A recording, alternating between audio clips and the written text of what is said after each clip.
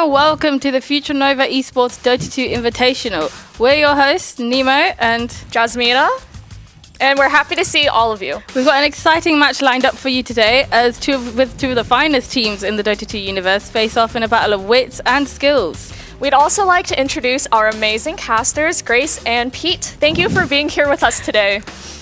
Happy to return. Fantastic. Likewise, yeah. We've got 10 players, but only 5 can win. Let's take a look at who we have. First up is Team ChinZ. Hi, I'm Lakanos. I'm the captain of Team ChinZ. And this is our coach, Norma. Hello, I'm Dr. Vlopius, and yes, I am a doctor. Hi, I'm Daggy. I'm a horrifying Ricky main. Hi, I'm Lee, and I've been playing this game since Dota 1, so immensely watched it up. I'm a boss in being at the beach, actually. Cool. My name is Headchime.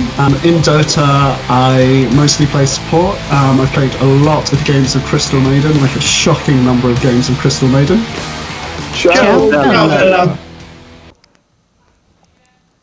And on the other side of the stage, we have Team New Wave.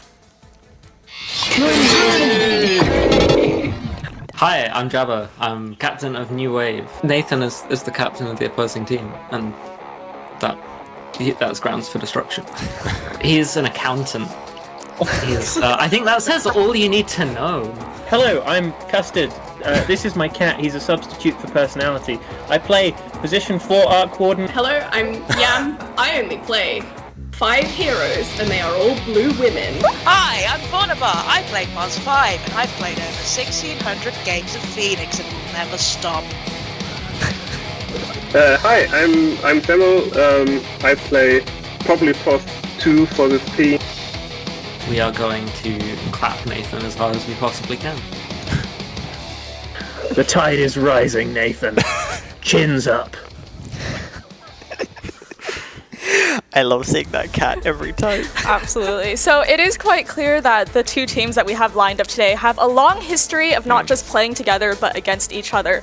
And to top it all off, they also have wonderful personalities.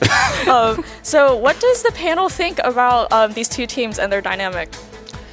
Personally, I find their dynamic really, really interesting and exciting, and just very friendly, very, very chill, but also very excited to destroy each other. And I'm interested to hear what you have to think about them, Pete, because you know everyone on these teams. Yeah, no, it'll be interesting to see what comes of it. I mean, Nathan is an accountant, that's true. And so Jasper is right that basically we do have a favorite in this, and it's the team without the accountant. And right. So we're backing New Wave, right? Yeah, all of us. Yeah. I mean, I'm backing New Wave because of the cat, but that's fair. I do think us hosts should maintain some level of neutrality. Oh yeah, no. Let's say instead of I'm backing New Wave because of the cat, I'll just say I'm not backing any team, but if I were to back a team, it would be whichever one had a cat. That's fair. Yeah, it is fair. That's much more reasonable. Do we want also to talk about the dog as well, or? I mean, we can talk about the dog. Yeah, why not? It was very cute. It was very cute. We love pets. Yes. I think every player that didn't bring and show us a pet is just less esteemed than those that did. Yeah. That's a very uncontroversial statement. I know at least a couple of the players. So Vornabar and Yam both have pets that, as far as I could tell, were not shown.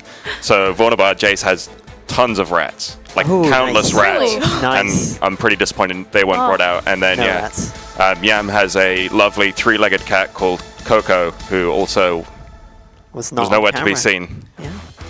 Do you think we could get them to take pictures of their pets and put them on our Twitter at the end of this? I would expect so, yeah. Yeah, I feel like we need to get. So yeah, publicly calling out, and I'm announcing that I'm calling out Yam and Jace for not revealing their pets, and now they must. Well, that's fair.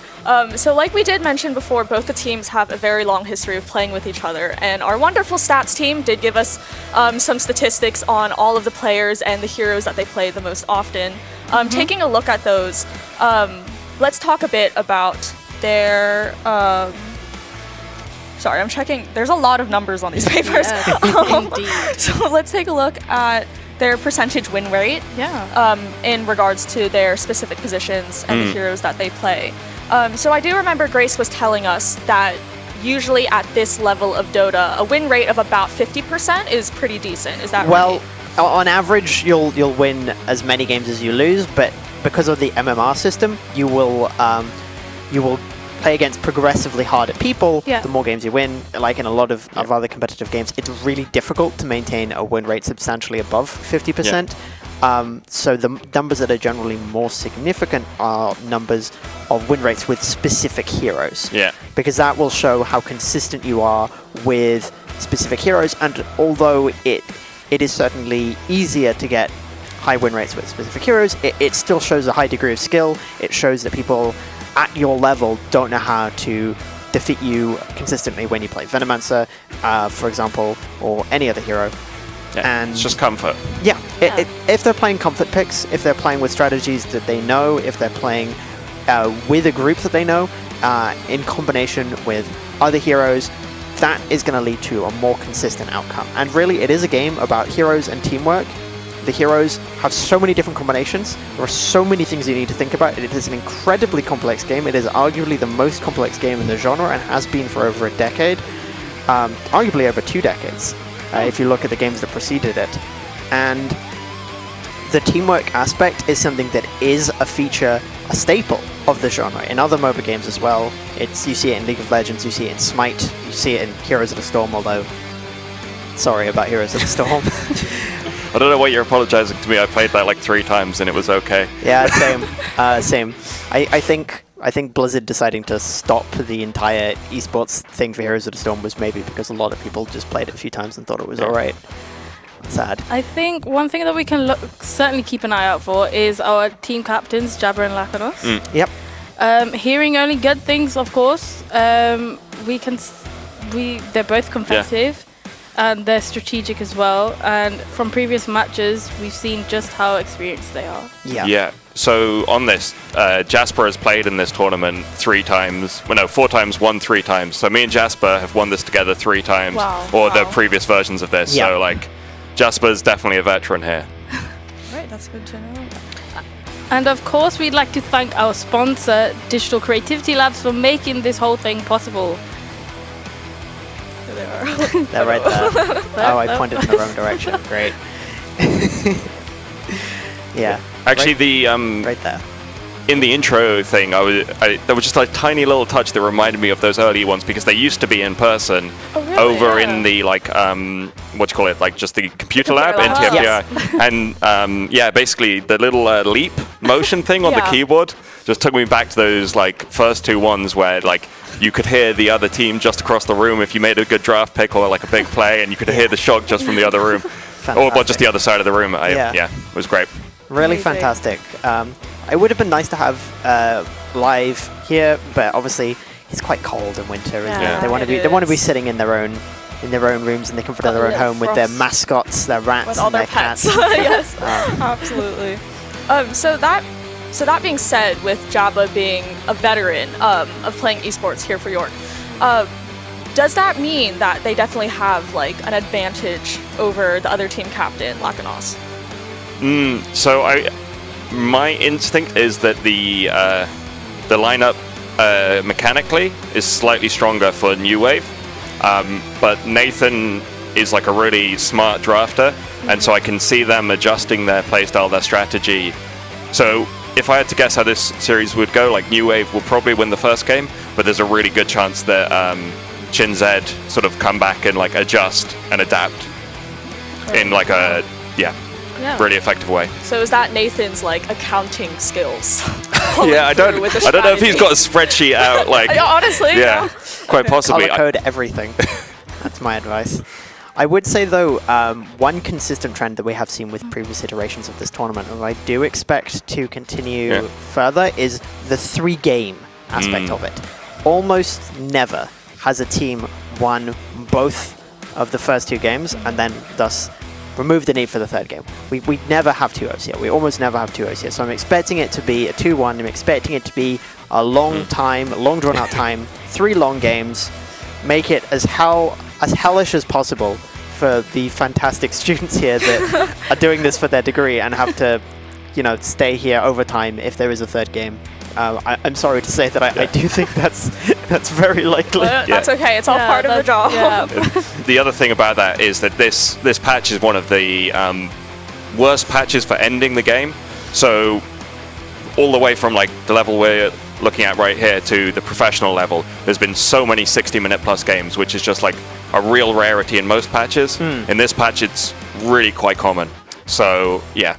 The average would Buckle in usually for a be long about one. 40 minutes, maybe 35, but recently it's definitely been edging towards, I'd say, a 50-minute average. Yeah, and also, particularly Nathan. So I was on Nathan's team in the sort of amateur league that a lot of us play in this season, and we won the season, obviously, because we're very good. But but the more important thing is we had a lot of long games because of the style that we played, the way that Nathan is quite good at late game shot calling. So even if they lose the lanes, they might be able to draw the game out very well, split the map, make the right decisions, and that just leads to longer games, winning in those sort of post 60-minute fights where everyone's got all of the stupid abilities and everything. So that being said, since we obviously have many minutes of gameplay to look forward to, is there anything that the audience should keep an eye out for during the game? Yes, there's a lot of things they should keep an eye out for.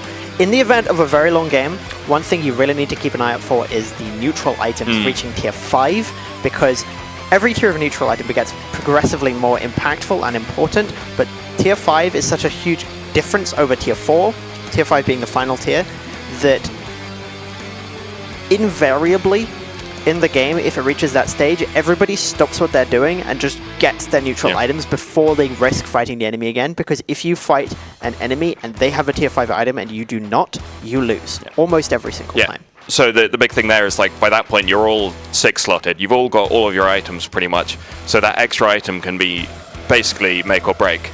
The other thing I want to say is that there's Block of Cheese, which is a weird thing, which was kind of a gimmick, and I think it wasn't really ever supposed to be like a realistic thing, but if you collect a lot of the healing lotuses, which is one of like the weird additional resources they have in the game, and you get 18 of them plus the block of the cheese that Roshan drops. You can combine them into a block of cheese, which is an extremely powerful shield that's slightly bugged at the moment. So there's just a couple of those late game things that can really turn the tide if you can just win a key fight and then get that advantage, either getting the neutral items before your opponents or getting a block of cheese. Obviously, earlier on in the game, there are some key things to look out for as well. Obviously, wisdom runes, tormentors, making sure that when you fight Roshan, he's actually in the right side of the map when you fight him. Obviously, last year we didn't have concerns such as that. The map has changed drastically in the last year compared to previous tournament. Wisdom runes are so huge. So at every 7-minute interval, there are these 2 runes that appear near each base-ish, and the supports have to like move to those and try and secure those, because they give your team so much extra experience that if one team gets both of them, like, that is a really big advantage. So that's something to look out for at 7 minutes. We'll keep that in mind. So today we have a best of 3 match between Shinzed and New Wave. Let's get into the match of the pick phase first.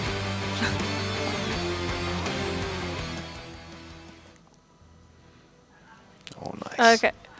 And we'll start off the match with the pick phase. So do you think we have to expect anything else?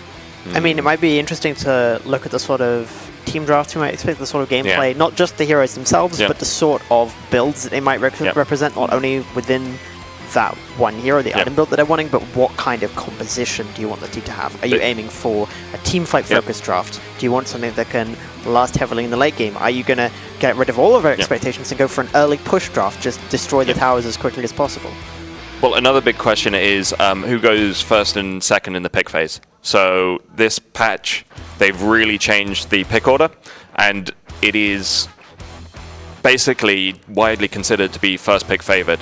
So you get a lot of advantage because there are a lot of extremely powerful heroes that if you have the first pick and you can secure one of those broken heroes, that gives you a huge advantage. The other aspect of this is that, like, it's at this level where, like, the level of players is like quite varied across the team. If you've got a bad matchup mid, you might want the second pick to make sure you secure like a hero that can lane into whatever they're going to be putting mid. So generally first pick is better, assuming both teams are like even and most of the lanes are even.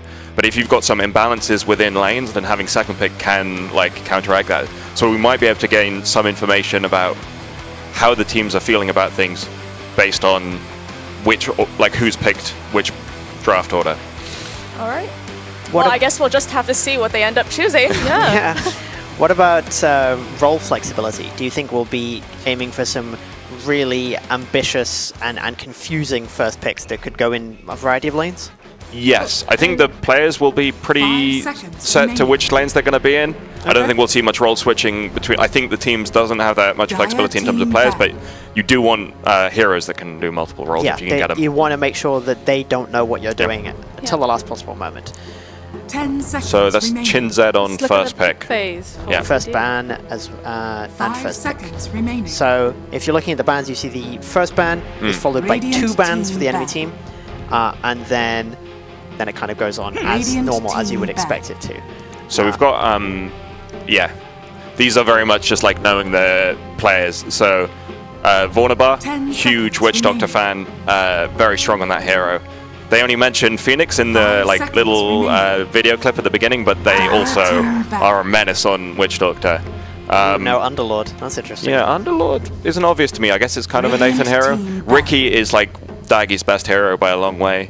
Night Stalker, a known Jabber, like offlaner. Basically, it's the only offlaner that Jabber's like really good on. Jabber's like normally a bit of a carry player, so I expect every game we'll see Chin-Zed ban Night Stalker because Jabber basically has to play offlane on this side, and if they can reduce the flexibility, either they can force him into a role that he doesn't want to be doing, or that they can kind of make him not comfortable in the role that he is doing. Absolutely. Yeah, and banning a Night Stalker is like the simplest way for them to do that.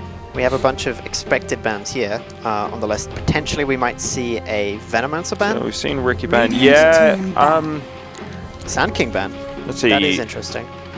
Is G, so Pizzeria or Chichio or G, depending on where he is, normally plays carry in this lineup. In this lineup, we'll probably be playing carry, so he probably won't be playing Venomancer, I wouldn't expect. Okay. Sand King's an Nathan hero and an offlaner, and Spirit Breaker's just really obnoxious at the moment. He's one of those heroes that, like I was saying, is one of those really strong heroes that if you've got first pick, you really want to get. I'm also seeing big numbers for the Kunkka and the Spirit Breaker, the potential bans. Yeah, I really expect Nathan to not ban the Kunkka and pick the Kunkka. Nathan loves that hero. Spirit Breaker's already banned. It happened while I was talking about it. Yeah. So Spirit Breaker's gone. Ban Earthshaker, which is a casted hero, and pick Kunkka. Fantastic. Great prediction. Happened as we were saying it. Oh well, I've been playing all season. Nathan has wanted them not to ban Kunkka, so this is the first time in a while Kunkka's gotten through for him. Oh my god, look at them. Jasper must have some plan. I don't know what that's about. I don't know if they know that we can see them. Maybe this is their ultimate thought phase. Look at Jasper is thinking. His brow. It shouldn't be a surprise to him. He knew Kunkka was coming. Phoenix. That is so predictable. We did also want to mention that there is a timing issue. So for those who haven't played draft format or captain's mode formats for these sorts of games, there is a time limit. And when you run out of your reserve time, which is a time that you don't have, basically you don't have initially, then it's like the extra time if you take a little bit too long on your pick. When you run out of reserve time, you are forced into a random pick, and this is obviously something you want to avoid at all costs. So you need to take a little bit of time to make your decision, make sure it's the right one, but you can't take too long. Yeah, you've got 30 seconds per pick, plus a pool of about 2 minutes to spread out through the rest of your picks. So it really doesn't take that long. It goes through very quickly. No, we see Spectre banned, followed up by a ban that might go into reserve time a little bit. They'll have quite a decent amount of reserve time getting rid of, if you consider this is only the first picks gone through. Lina banned. So Spectre is one of the Blue Women adjacent Yam heroes. Lina is Semmel's best mid laner, so Jasper's happy to see those bans, it Blue seems. woman adjacent. Which I think she's blue adjacent. She's definitely a woman. 10 seconds remaining. Well, yeah, but she's also a ghost. You know, I don't know. Yeah, I see. She's quite spectral. You know, I don't Very really. spectral. I don't. Looking at the ban as well, they're using up time as well. They're having a little reserve time off, so you can burn through it the quickest. I am slightly concerned that with the Phoenix as the initial pick, that is very flexible in some ways, in that you can do it in a variety of roles if you want to, but really, I think they know what role they want it in. Yeah, it's both Jace and Custard are quite comfortable on it. Are they both on that team, or is Custard on? Yeah, they're both on that team, right? New Wave has Jace and Custard, right? Jace being Vornabar. Yeah. Yeah. So it's almost certainly Vornabar, but it could be Custard. It's just extreme comfort for Vornabar, like they said in the little video. I think the comfort picks is a really important amount. We've used quite a substantial amount of reserve time here, and this is just to get rid of the Clockwork. Yeah, Clockwork is Dr. Bluffius, and Hoodwink. This is really nice. So yeah, basically Hoodwink and Clockwork are Dr. Bluffius's like favorite heroes. So by banning the Clockwork and picking the Hoodwink, they've like muted Dr. Bluffius. I mean, if he's a real doctor, I'm sure he'll figure something out.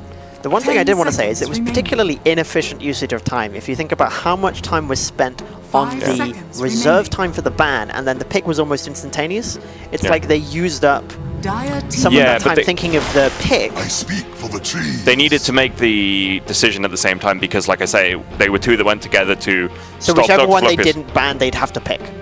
So then they needed to make both decisions at the ban. Yeah, or that was just basically, or they were thinking of banning something else and letting Bluffius have one of the two. Yeah.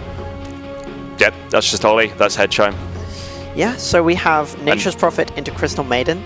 That the does have an Nature's interesting amount of global potential with the Nature's Prophet, plus mana from Crystal Maiden, help useful for both Nature's Prophet and the Kunkka. Teamfight potential, if you think about combination of Crystal Maiden ult and the ship. Yeah. Well, Kunkka's all about the water park these days, so the Aghanim Scepter for Kunkka that brings the Torrent Storm, and so he's got an ability Torrent, which like stuns people for a little bit, and then the Aghanim Scepter gives that just all around him, just randomly. And so the team fight potential is really strong, and that's just what Kunkka's about right now. So yeah, you can have a Torrent Storm with CM stood in the middle, causing a ton of damage. We've also hit our blue woman quota. Yeah, but that's not Yam. That's Ollie. Yam will almost... So Yam, which is Sea of Stars on there, they'll almost certainly be playing carry for New Wave, and so we'll be looking at Drow, Luna, Venge if they're feeling super spicy. They've really got a type, haven't they? It's exciting. Yeah. Omni Knight. Okay, that seems... Interesting. Melee support, more healing to go with the Phoenix. It could be a core. Potentially quite tanky. I think they might... It might be Semel doing it mid, or... No, it's probably Jabba doing it in the off lane. Because I think it's more... Omni. Because Hoodwink and Phoenix basically both have to be supports, I think. Yeah. But then... It's a little bit of... Okay, well, we know who that is. That's a given.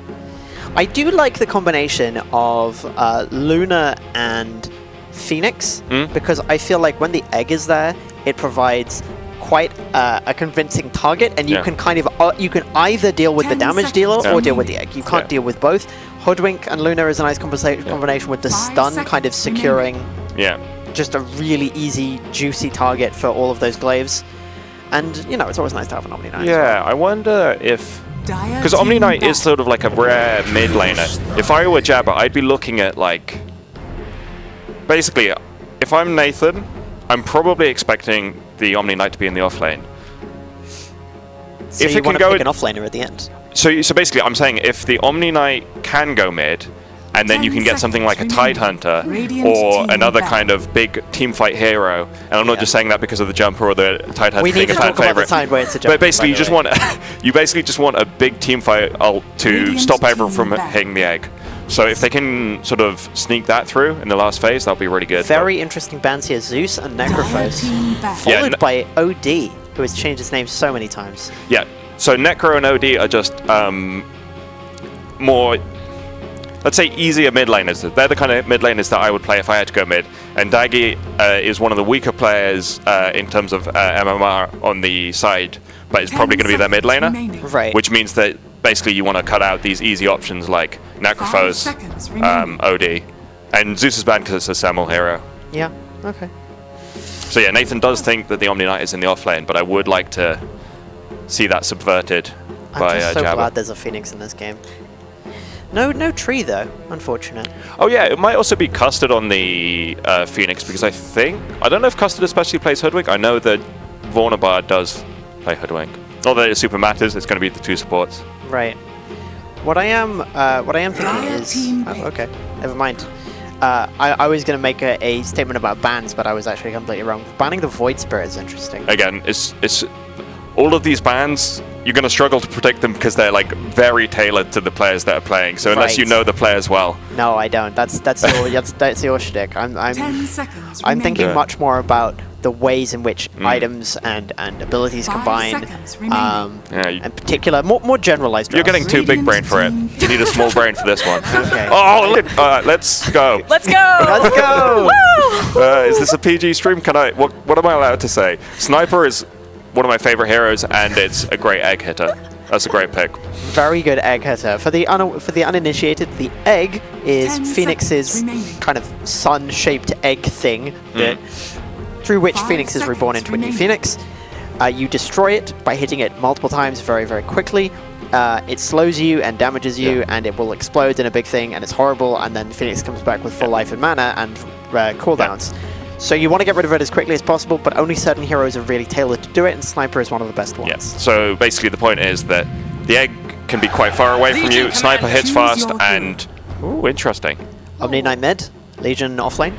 Probably LC mid. Okay. Yeah. Okay, LC mid, Legion, Omni offlane. Okay. Yeah, sure. This is an interesting lineup. Yeah. Yeah, no. You can see the cosmetics. Middle, okay. Absolutely love it. We have Crystal Maiden in her doggy form. Yeah. We have a lot of very spiky things. And we have the Gaben announcer pack. Very the nice. man behind Valve himself is personally commentating this. Also, we do have to talk about your outfit. Yes. Oh, there is a green screen Amazing. issue, so you will not be able to see it properly on stream, but there is a picture that either is already up on Twitter or will soon be up on Twitter. This is a homemade, hand-knitted mother's love jumper. Shout out to my mum. Shout out it's an to incredible Pete's mom. Shout out to Pete's mom. Woo. Okay, it's Tidehunter eating a watermelon. He is the watermelon. He's a large, melon-shaped, melon-colored melon man. Yeah. And we love him. I love Tree, though. Treant Protector is my one and only. Yeah, unfortunately, I don't think there are really Treant players, even though it's super in meta, so we may not get to see Treant. So good. I think we're going to get into the match. Okay. All right. Here we go. So, with this game, there's a lot of things that we'll be expecting quite early on. I think there might be an attempt from one of the teams to go a little bit aggressive and try and start very early conflict. Some kind of rune fight, part of an invasion into the enemy jungle. Level 1 fights are quite common with this general crew of players.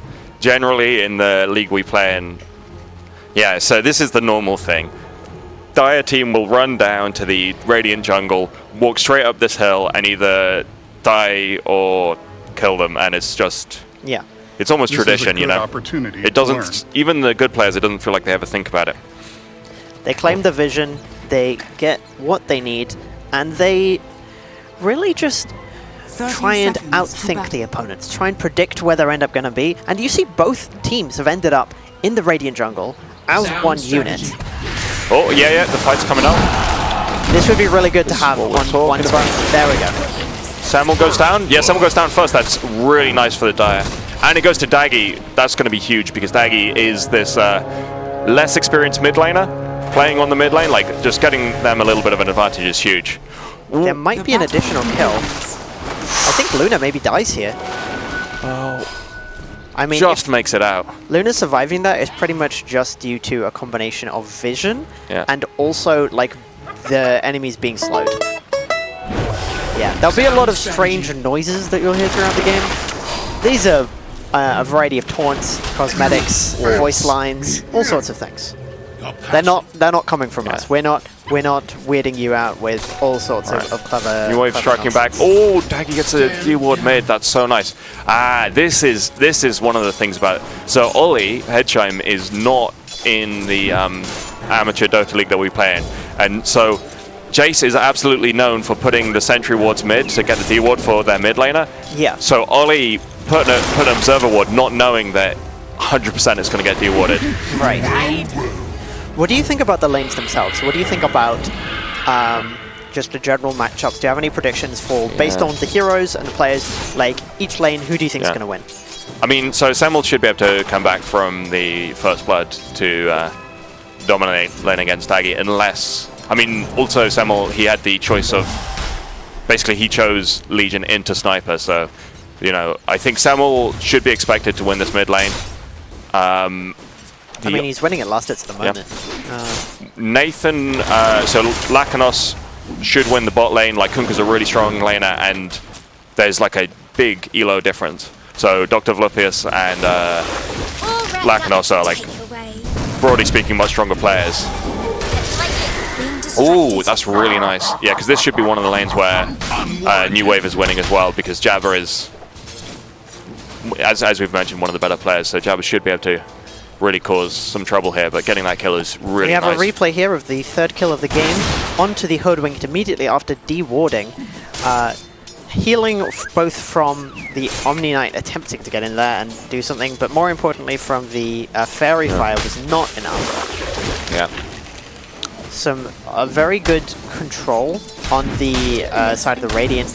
You need to be aware of how much stun they have, how much kind of crowd control abilities, especially from the Hoodwinked, especially from just Phoenix has so much slow. I think in particular that they might really struggle to get their attacks out as quickly as possible. It should be difficult for them to kill Egg when Sniper isn't there, but when Sniper is there, it should be a done thing. Agreed. Early item builds, we see some fairly predictable setups, just trying to maximize stats early on. Boots being on the way. Yeah, so we're seeing the lanes sort of winning that we expected, but still, you know, it's not being won as hard as you might expect. So both teams are doing quite well in the lanes that you might have thought they'd struggle with. So it's all good. Radiant's bottom tower is under attack. Nice tango sharing, making it harder for the Chaos Knight to be threatened. Chaos Knight is being put under some pressure by the Omni Knight. A lot of mana on the Crystal Maiden, obviously. She generates mana for her entire team and has a nice priority to help her out. I think they're playing quite clever in the top lane on Radiant. They're trying to make it so that Dire doesn't feel comfortable, and they're trying to see if they can secure a kill on the Chaos Knight, but they're not pushing so quickly that he feels like he needs to, you know, teleport back. Yeah. So if they can catch him out, that might be quite effective. Oh, Kieran getting the deny there. That's really tough. Semmel's very low here. Yeah, Daggy getting some work done. Okay. Keeping up on last hits relatively well. Like, this is really nice from Daggy. I mean, we definitely did expect Daggy to lose the lane, but it might not be as bad as we thought. Yeah, absolutely. There's a courier there that might be about Yep. That's nice. There were 2 items on a courier. Yeah, just a TP and some tangos, so yeah, that'll put some pressure on. But it's not the end of the world. Yeah. We see that Kunkka doesn't have boots yet. Just wants to get that damage in. Yeah, they must be on the courier, but like, yeah, 2 braces, you really hit hard. Like, you're not going to miss many last hits, and you can really do some damage with the Tidebringer. Tidebringer being the passive ability of Kunkka. Is it still passive, actually? Did they change it so you activate it? I think it's technically active. Yeah, basically, he does a big cleaving attack that deals a ton more damage, and, you know, can big area effect damage, basically. Based on attack damage, though. If you have not watched Dota since you obviously watched the previous year's iteration of this tournament, you may notice the map is very different. There have been a bunch of changes. We can basically touch on them whenever we have free time, whenever there's not much going on. Key things have been added: additional Roshan Pit, moving one Roshan Pit to middle tower somewhere else, under attack. and Lotus Pools, Tormentors, and just a lot more stuff for the late game. I'm interested in the Omni's build. I don't know if Jabba has gone for a point in Repel or whether he's just gone for the damage dealing abilities. But we'll see at some point. Phase boots on the Legion and an urn. We also, and for the Hoodwink, also see Medallion on the Nature's Prophet, which I do quite like. Yeah. I feel having armor reduction is very nice for someone that deals as much damage as Nature does. Yeah, so no points in Repel, which I think is an interesting choice because, I mean, it's a good choice because he's really putting the pressure onto the CK, but Repel is so nice against that CM Frostbite because you can just switch it off even if you're the one who's got it on you. But what's quite nice about this game is the lanes we expected to win are winning, but overall it's less than 1k difference. Like both teams are getting enough out of the lanes even when they're losing. It's very close. Yeah. And it's not, there aren't any drastic mistakes. We haven't really seen anybody screw up. We haven't seen anybody get into a position where they can kind of give themselves away. Nobody's feeding. It's a very cautious game. A lot on the line for these teams, so they do not want to make any mistakes. Pride. Yeah. A lot of pride on the line. Yeah. Their reputation in their league. Jabba and Jabba and Laknos are really, they won this. I just want to see pets at the end of this, I'm going to be honest. I mean, I want to see fantastic games of Dota, and we're going to. Oh, fantastic kill. Fantastic kill from the Omni Knight. Yeah. Without that Crystal Maiden, CK will really struggle in the lane. Yeah, well, the thing is, CK is one of these heroes which is among the sort of like extremely strong heroes of the patch, but they have been nerfed, and that like lifesteal is significantly reduced compared to what it was. So you can see the sustain is just not happening. You know, before the like small patch, this CK would be like doing fine in this lane because he'd be regaining so much health from those last hits on creeps, but as it is, really struggling against this harass from the Omni Knight. Fantastic replay there. We do also see a clarity on the Phoenix, a little bit of harass. Potentially CK might die again. Can we look at the Luna in the bot lane? I think Luna. No, looks like Luna must be fine. That was very close though. Yeah. A very close series of events. We could have had 3 different kills. Your time on display, please. How did CK end up getting the kill there? Very impressive. Very skilled. Oh, turning up from the Nature's Prophet, but it's this Omni Knight is so strong right now. He's got his ult, but he doesn't have the mana for it, so he just has to right-click. Yeah, he gets a kill 3v1 and nearly makes a real fight out of it.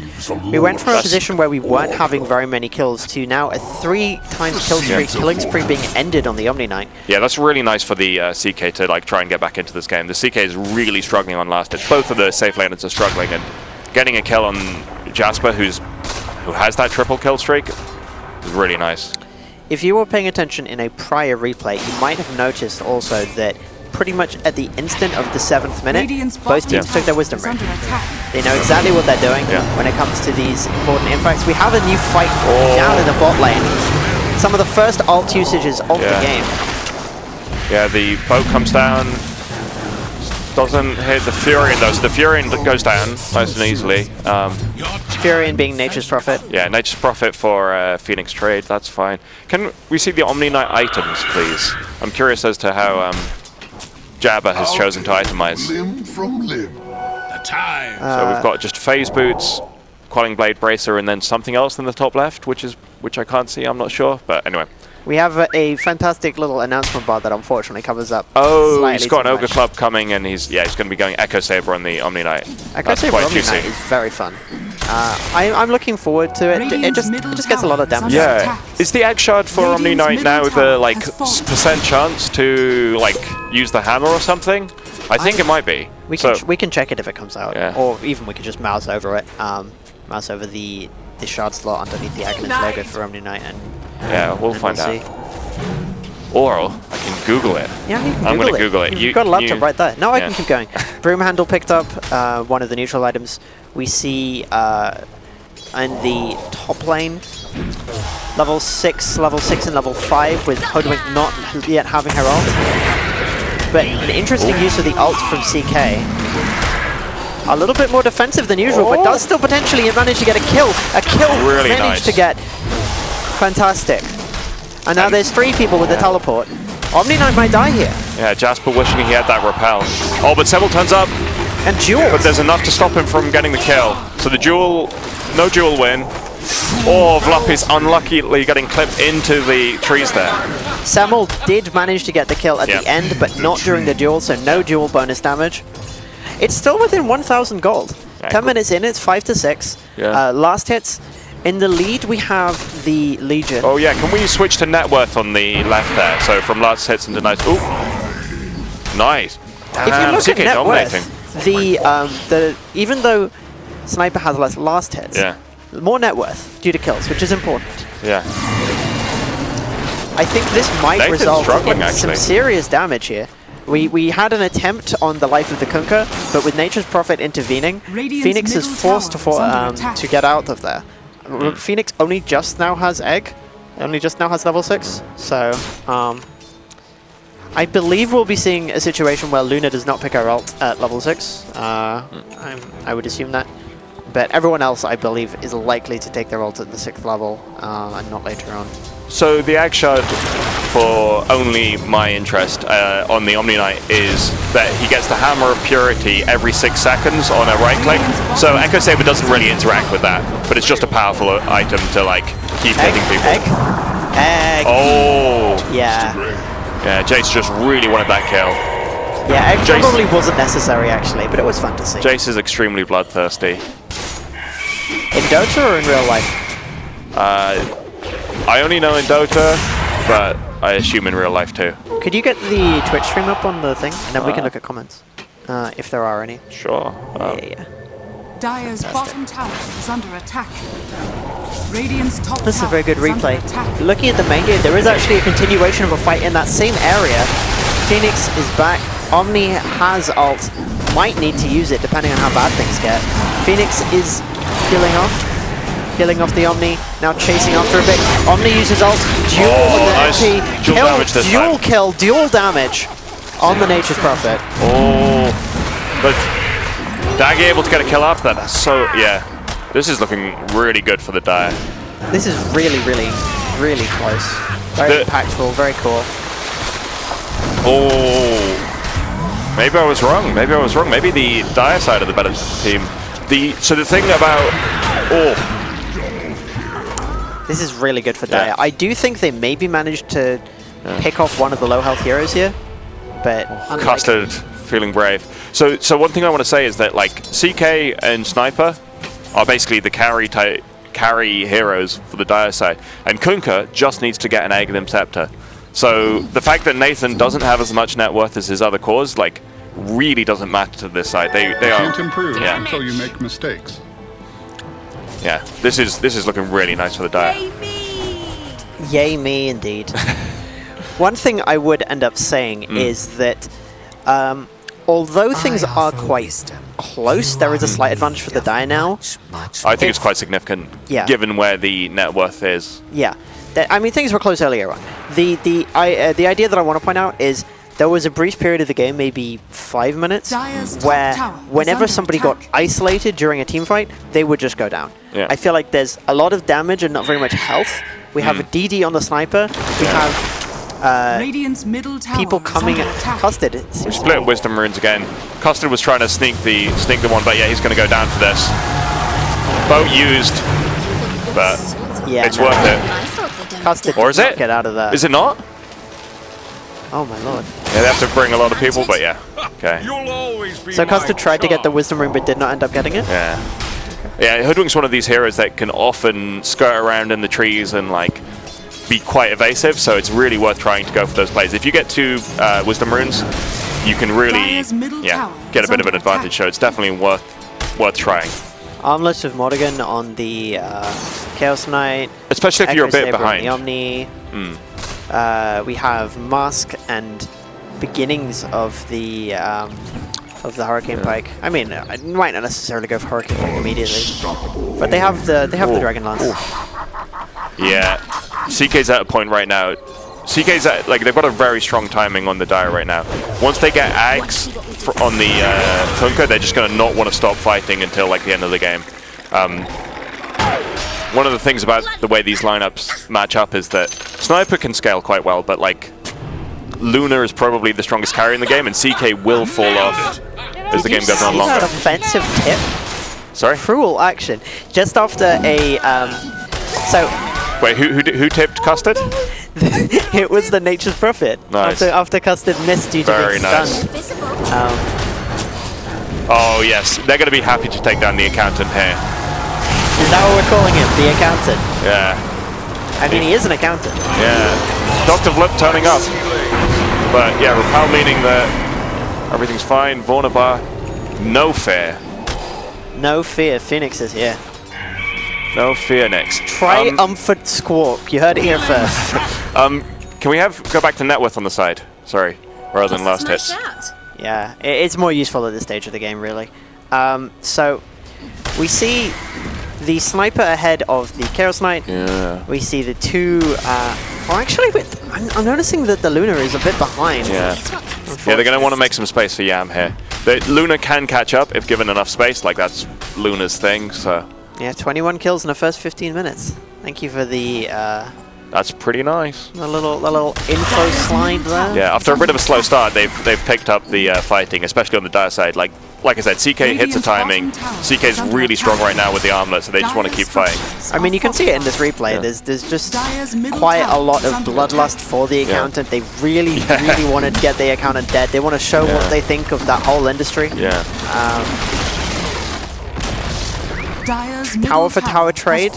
In this house, we hate counting. Yeah. Spreadsheets, no thank you. I love spreadsheets so much. Nice. Nathan, my team could go down here if they can lock him down, but it looks like they just can't. I'm a little confused by the positioning of his boat there. Yeah. It was just defensive. It gets the run buff on you. Ooh. Oh, Custard with the not very impactful but well hit ult. I think he wants to make sure that the tip is proven wrong. Yeah, I mean, I think it was more likely that he just wanted to get out of the trees. But let's believe the thing about the tip. Yeah, that's much more fun. Oh, jeez. Good kill on Custard. Yeah, the Luna. I do think it's sad whenever Custard dies because the cat is so lovely. Yeah. Custard is such a lovely cat. I'm just thinking of the little kitty. So, like we've talked about, I know these players quite well, and Custard is my biggest beef within the league, so Custard dying, good. Okay. Vornabar is my next biggest beef, which is one of the other reasons. Oh wait, that's a problem, because I'm supposed to be supporting New Wave because of the accountant. Let's say I support no teams. You want neither of them to win. Yeah.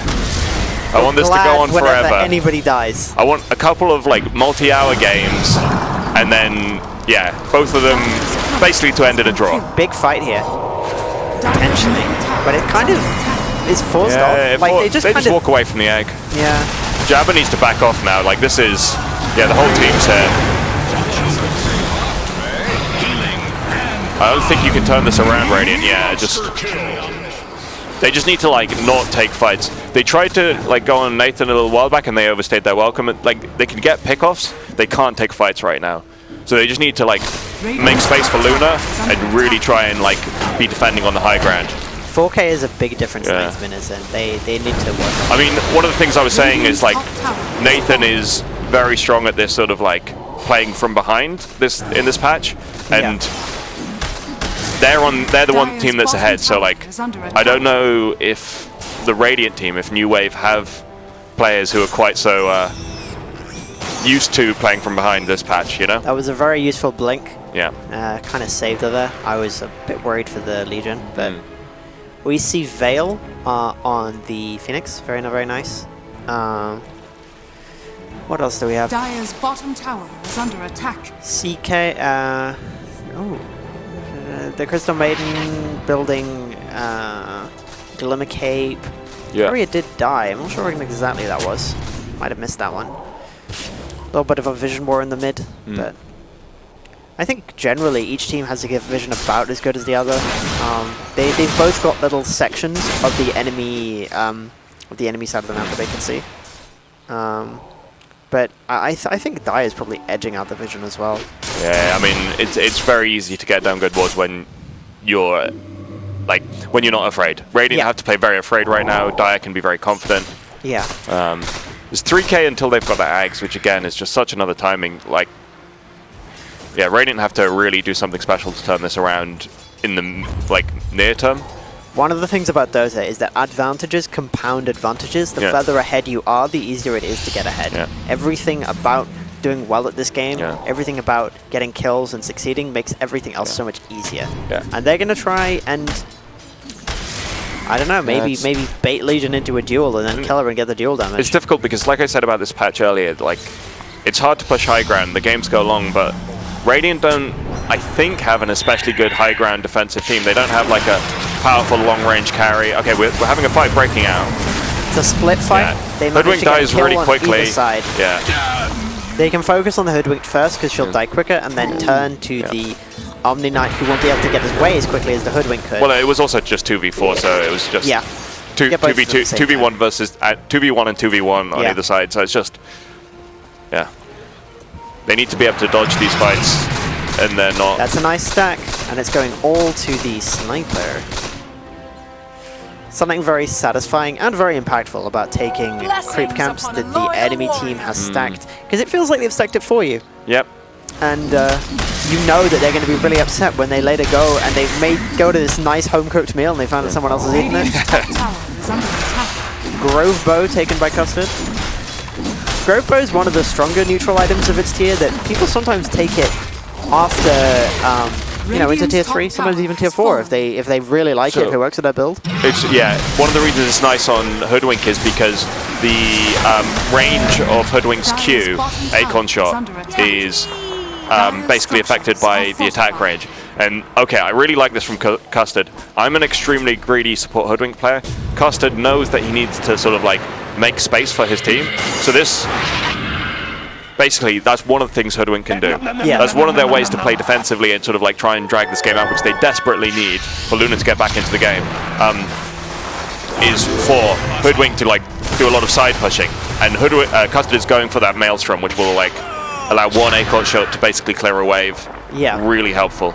The Acorn Shot was also used to attempt to steal back their own Tormentor. Did not succeed, but was a good attempt. The Aghanim Shard ended up going to the Nature's Prophet.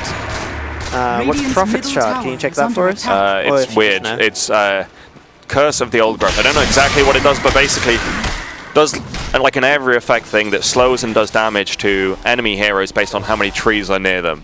So around your hero, like in a radius of like 600 or something, any enemy heroes get a debuff for a little bit that basically slows them a little bit and does a little bit of damage. It's pretty rubbish, I think. We have some very interesting comments in the chat. One saying his cat's not going to be happy with that one. Yep. We also have interest about Luna's build. Farm heavy Luna build should avoid fights. And then finally, what have you done? Just making it. Oh yeah, making the chat bigger. Pop out. Just people sad about Custard, really. Egg, Custard. Everyone's sad about Custard. Luna should avoid fights. All right. There's something below that. Yeah, maybe. It's stuck. It's down. This pop out doesn't work very well. It's a Mac. I'm not good with Macs. There we go. Yeah, the next skill point is important for Omni versus Kunkka. That skill point probably already happened, given when that comment was posted. In fact, I only just saw it. We'll keep up to date. We have Invisible Chaos Knight, double Invisible Chaos Knight. Alright. With the smoke as well. So triple Invisible Chaos Knight. We've got a bit of downtime because it doesn't look like necessarily the smoke is going to connect, or maybe the smoke. I think they're going to go. I think they're going to end up on someone. I think they're going to find Luna. And that's no, really this is bad. disastrous. That's terrible. Oh, how did they know? Did they have a vision, or did they just vibe? Did smoke? That was really ultra instinct play from CK there. So the smoke broke, and they instantly knew where she would be. Yeah, I didn't. Yeah, it must have been. I didn't see the smoke break, but it must have been that. Damn. That's really, really skilled. That's really powerful. Oh, Daedalus already on this sniper. That is painful to be against. All right, we're gonna have to go. Jab's gonna have to be going back to the drawing board after this game, I think. I mean, even if they win this, like this This game is going to be too much of a struggle for them. It won't have been the sort of win they would be comfortable with repeating with the similar sort of thing. We also see important items like the Blink Dagger on the Chaos Knight, which I think we saw a little bit earlier. We saw Omni is building the Heaven's Halberd. Daedalus on the Sniper you mentioned. They are saving their... The Aghanim Scepter coming out on the Nature's Prophet at some point too. That's really big. Oh, Nathan is going to buy so much time. Does just go down during the thing, but... Yeah, the rest of the team turns up, turns on Samuel. Also kills the Dabber there. That's...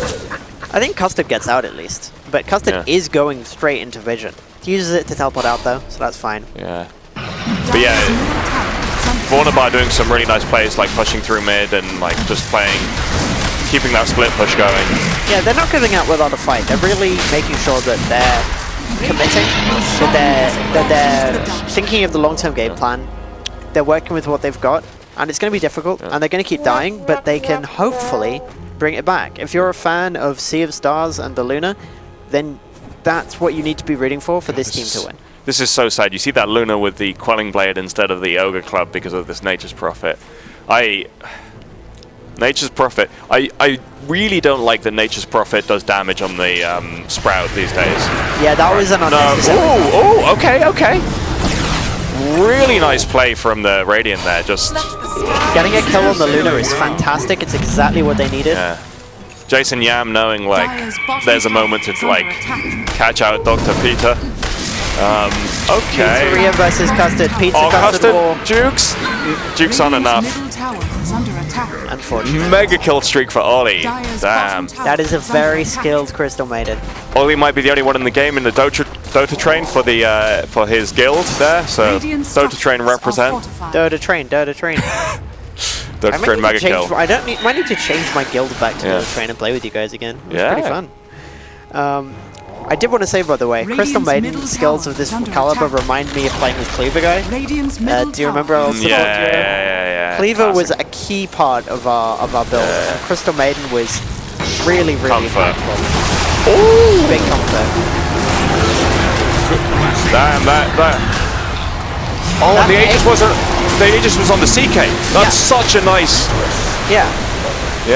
I mean, the egg does die, but other than that, Radiant's getting a lot of what they want. Oh, we're going to get out on the Luna as well. That is a really nice fight by Radiant. If Luna lives, this is fantastic. Radiant. Still, let's Aegis down, kill on Sniper. You are very happy with that. Duel win. Yeah. I even, what's it called when you go too hot? Oh, I had the microphone clipping. I was so excited. That's what it's called when it clips, right? I think. Yeah. One of the things that I really need to emphasize is that when you're behind, an even fight is a win. Yes. Yeah, if we click show fight recap, we'll see. You would have seen the XP and gold be in favor of the Radiant there, right? Yeah. Absolutely. You see some really good moments here. Chaos Knight dies. It's fantastic for the Radiant. Yeah, and they managed to get the... who was the other kill that I got? Oh, it was just the Aegis. So they didn't get 2 kills per se, but, you know. Yeah, no, it's still good. Oh, we've lost sound on our end. I hope that's not true. I think its player has paused the game. Dog. Rude.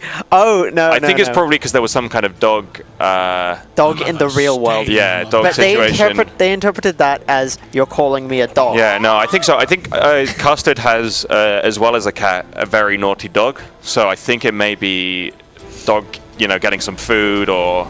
Yeah. King Thumperdo, I think is his name. His name is King Thumper? Well, I think he might be called Thumper or Thumpy, but Custard had a team in the league that he called King Thumperdo first of his name. So I don't know if he calls the dog King Thumperdo or if the dog is just normally, or whether it's just like a fun thing for that one thing. I couldn't really tell you. No, I mean, we'll be looking forward to this when the game resumes, and we'll make sure that we go into that. I think there's a lot that we can talk about from what we've seen so far. We do have quite a few comments in the Twitch chat, actually. Yes, so we we're read going through to some take a of look them. at that. Yeah. Apologies to the audience. What is esports without some technical difficulties? But fortunately for you, you have a wonderful panel here, and we will keep you company until they're back. We're just amazing. I think dog problems is a new technical difficulty. That's not the normal esports issue. Multiple people are saying egg in chat. We also have goated observer, so well done to the observer. Yeah, the observer has been good. Very, very good observer. Rip custard, custard. I think the only kill the observer missed was when we asked the observer to look at Luna and then someone died. No, that was our fault. Somebody's saying, I don't know who I want to win. Honestly, I'm in the same position. I'm not sure either. I feel I'm rooting equally for both teams at this point. Yeah, I've changed my mind, as I said in the cast. I'm clear. I want neither team to win. I am rooting for good gameplay, good skills, and a happy time for everybody. And I want to see pictures of people's pets at the end of the game. Well, and we I do hope support that somebody knows about this. Egg custard, very tasty. I can confirm, egg custard is very tasty. I've not had the pleasure to eat that. Have you not? No Tide Hunter? No Tide Hunter? So yeah, people are asking about the egg, saying, what does the egg do, Uwu? And the response is, when it pops, the Phoenix comes back at full health and stuns all enemies in a wide area. So on the subject of no Tide Hunter, I think if Jasper wasn't a coward, Semmel would have been Omni Knight mid, Jasper would have been Tide Hunter in the offlane, and they'd be having a much better game. Publicly accusing him of being a coward. Okay, apologies to everyone. I should have announced it first. I'm calling out Jasper. Jasper is a coward. But it may all. Okay, so maybe actually let's be clear. Jasper or Semmel is a coward. Between them, at least one or both of them are cowards, because yeah, that should have been an Omni Knight mid. Yeah, no, I like Omni Mid. I think it's good. I do also want to say I'm glad to see a lot of names that I recognize in the chat. A lot of people, a lot of very lovely people, very important here in chat. Game is back on. The Luna is looning. From what I heard from backstage, it appears that it was indeed some dog issues. Yeah, Custard often has dog issues. I see. Woof woof. Dog made an oopsie. Yeah. Dog made an oopsie. Yes, Nathan. That was certainly a way to put it. So was it Nathan's dog, or was it? No, it's a Nathan from our side, but there's many Nathans here today. There's too many Nathans. There's Lacanos and to my knowledge, there's only one Nathan in the game, and that's Lacanos. Yeah. People should change their names so that they're all different, so that I don't have to remember people. That for my convenience. Yes. Goated Observer. Yeah. Agreed. Salty Slug 42. Looks like they're going for the Tormentor. 2 Titan Slivers picked up as well. Useful tier 3 items. One thing that's really nice for the Radiant is this Luna is now keeping up with the... After that good fight, like Luna is now sort of creeping up that net worth and keeping up with the sniper, so we might see them able to get a Manta Style, which increases their split push ability. So Manta Style is the item that gives you the ability to create illusions of yourself. You send those down lane, you keep the lanes pushed out, you just buy more and more time for yourselves. Yeah. I think we're going to continue to see Luna just farm at every opportunity and avoid fights, which is exactly what she needs to do. And there might be a position where they maybe try and get some 4-on-3 fights if they can see where the enemy are grouping up, target them from their weak point. Absolutely. I mean, if they don't know that that's an illusion, they don't know that that's an illusion. That was funny. Yeah. That was very funny. Yeah, I mean, I want to... Oh! Okay, no, they made it work. Nah, they know what they're doing. The other thing is, you can't just use CK ult for farming. It pushes well, it farms quickly, like, you don't have to get a kill or a fight with it, you can just farm more efficiently by using it, so... We should point out that the Nature's Prophet also died, if that's important. Yeah, I mean, it was a dual kill as well, I think. Yeah, it was. Very, very good. Any kill for the Radiant is very significant. Yeah, Nature's Prophet, a lot more net worth than the Phoenix, so that's like really nice big Phoenix pickup. Is the least net worth on the entire map right now. Yeah. I didn't necessarily want to call out Jace like that. I was just saying that there was a big gap there, but yeah, let's say it. Let's say it. Let's say it. Vornabar, more called out. Have more. You should have more money. More. Be Midas wealthier. first. Oh my lord. Nice TP getting out. Not in danger. Yep. You can see these are the whole parts of the map that usually weren't existing. They did not used to exist. The whole little path at the edge, the place with the Lotus pools, none of that was in the game before. Neither was the teleport, neither were the 2 Roche spots. Yes, someone picking up the 3 Lotuses there. I wonder if they've got in mind saving up for that block of cheese at this point. Huge cheese block. Very, very cool. I mean, because they need the game to go along if they're going to do something in it. And so with that in mind, cheese block could definitely be on the menu for the Radiant side. Oh my lord. In the version of this game where they win, at least. We have people talking about the Observers even more. We're having a war between the 2 teams. Observer 1 versus Observer 2. They're talking about no Tidehunter. Very. That brings me back about 10 years. Yeah. But Observer 2, there's a lot of... I can see some inappropriate chat in there. Inappropriate language. Can we get an admin? Can we get this Salty Slug 42 banned? Are scanning. Observer 1 all the way, Observer 1 all the way, and then the message repeats. You know, we haven't yet seen both Observers, so I don't know how there's such... Who's getting that shard? Shard goes to... Oh, that's a really nice shard. It gives you the Sun Ray during the egg, so you can like heal your team whilst your team fighting, deal I've damage. used it myself recently. It's one of my favorite shards. Big fan of Phoenix. I've been playing a lot of Phoenix recently. I've never really got into Phoenix, but scary. She's very fun. She's just a squawky bird. You go, and you kind of go in a big curve, like a banana shape, and then you do all your spells. This is what I understand as well, but I just haven't played it. Yeah, no, it's good. Shiva's is nice, actually. You get in a great position for Shiva's. Alright. Oh, you get the repel, no X.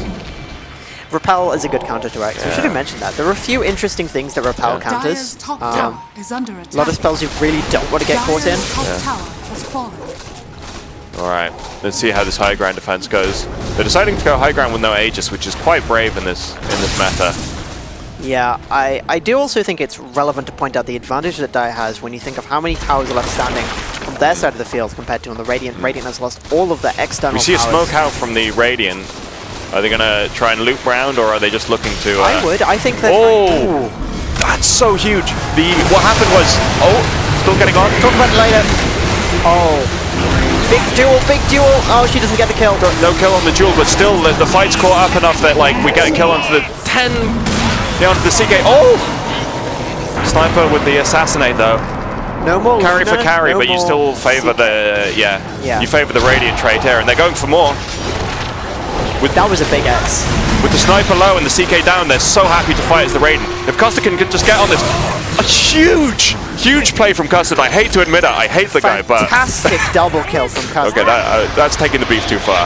Custard got like 2,000 gold. Yeah, Vornabar going down, but now Dr. Bluff is going to too, right? Yep. Oh, Custard gets a triple kill. But is Ollie going to kill Sam? Oh, so close. Damn, what a fight. One of the things that happened at the beginning of that, and this fight could have been so much worse than the Dire, but it was really well played by the Radiant anyway. But yeah, what I want to say is the Torrent didn't hit the LC, but the LC walked through the after effect of the Torrent, which deals damage, which means that the LC couldn't blink forward for like 3 seconds. Really powerful stuff. Oh, really nice catch from Nathan. Talking about the commentators. Oh, I don't know about the observers, but I think the commentators are great. Love the commentators. Also, we have somebody saying both the observers are equally mediocre. Big hype for Game 2 replays. As someone who's like done some amount of observing and sort of casting, might be a stretch to call it casting, it is very hard. And so a lot of respect to the observers. Yeah, no, these observers are great. I've had much worse observers over the years. This is really, really good. I'm getting a sense that some of the people in the chat may be talking about themselves and trying to boost their own reputations ahead of the grade. I wouldn't make such aspersions. You have to be an extremely cynical person to say that. Oh yeah. I am quite a cynic. So if you look, Radiant now has a gold advantage of 2,000. Yeah. 17 to 27. The game is turned. It's over. It's over. Oh wait, no. Okay, a couple of bounty runes and we're back in the game. Okay. Could go either way. One thing I would say, nice egg, good egg. Gotta get out of there. Yeah, run away. Okay, Yam did successfully run away. That's Yam's special move, running away. Yeah, it is a real power move that running away. We see when Yam's in the zone, one of the most important plays from them is to fight breaking out. Are they going to get the egg off before they die? Oh, definitely. Yes. That was a fantastic. We still see the hoodwink go down, but the egg comes out. Hopefully that's enough to allow them to disengage. Yeah. No stun with the egg, unfortunately. But wow. Good. Big jump in. Are you really going to duel from that? Huge aggression from Samuel. Samuel has enormous cojones, but to his detriment in this case. That was a big real troublesome misplay. cojones. Real seal of misplay. Custard is on the up. Custard redemption. Yas Queen Slay. Let's go Custard. Fantastic. Custard. I don't know if that was the comeback Custard was looking for in that fight. So no, in the prior fight. The prior fight. I think that was talking about the Custard triple kill. I love to see Custard and Kitty Cat Custard. Big fan. Well. So we have there's still the double races. Yeah. Obviously, items like that now have more bonuses after the 25th minute. We have Blade Mail, Heart, and Axe, and the Ogre Steel Totem, the Ogre Club.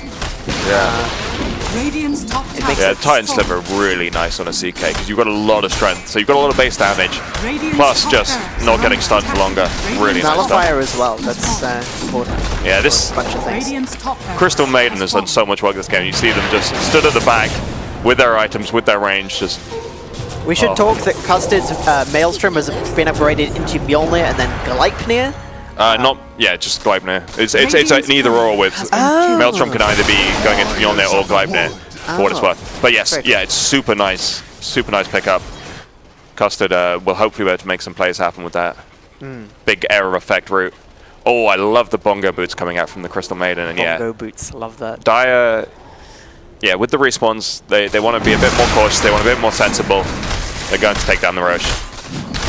I think the fights that happened for the favor of the Radiant really demonstrated that overconfidence is a slow and insidious killer, and that thank you, and that the Dire really need to not overstay their welcome. They are in an advantage. They are in an advantageous position, but they are in an advantageous position because of working together as a team, of people being in the right place. And if somebody key to that dies, they don't necessarily have the ability to survive a fight that can go quickly. And that's what this patch is like taught us that in spades. I'm interested to see what happens though here because they've got the Aegis on the CK and so obviously it makes sense. You want to send your CK to the high ground, start hitting buildings. But Radiant have been very good at picking off the sniper, and once you pick up the sniper, that's a ton of damage taken from the Dire. So if Samuel can find this duel onto the sniper, you actually might regret putting the Aegis on the CK. We'll see how it goes. So we have some questions in the chat about what is the prize this year. The answer to that is also given in chat, honor and respect. Somebody points out there is no rotating trophy. There is also, however, a pat on the back, a Merry Merry Christmas, a Happy Hanukkah, and a Joyous Sanguinala for all followers. That's a new one for me. Happy festivities to anyone. But that's a Warhammer one. I made a Warhammer reference. Oh, nice. I thought I knew the Warhammer lore. You know, I'm literally reading Horus Heresy, not right now, but currently, anyway. Sanguinala is the anniversary of Sanguinius.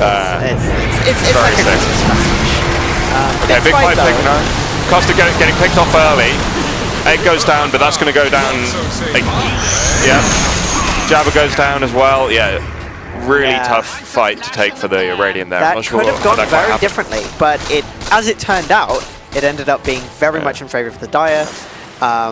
The difference between that fight and fights that Radiant won were really about positioning, I think. Having Custard on the side, having the egg in a place that's different to reach.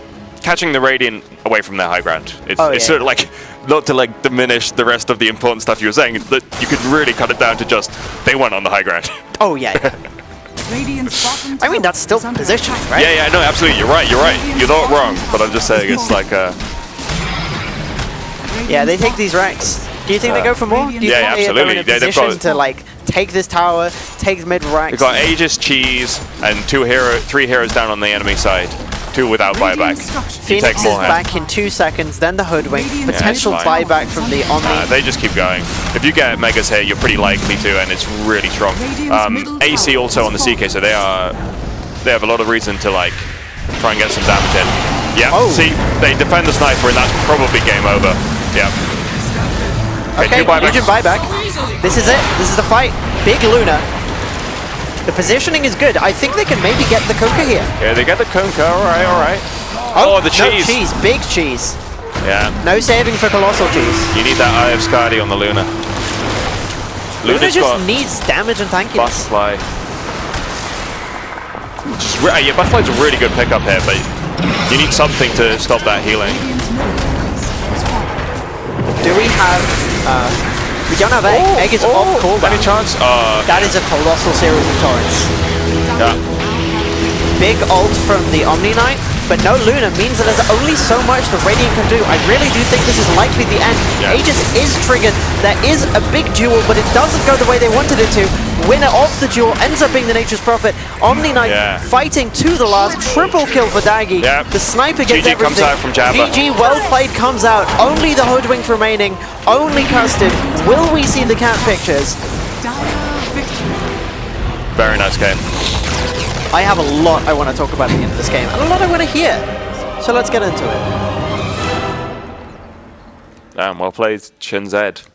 Well played, Chinzed. And that was an astonishing victory for Chinzy. Yeah, so congratulations to Chinzed for winning the first match of the Future Nova Dota 2 Invitational.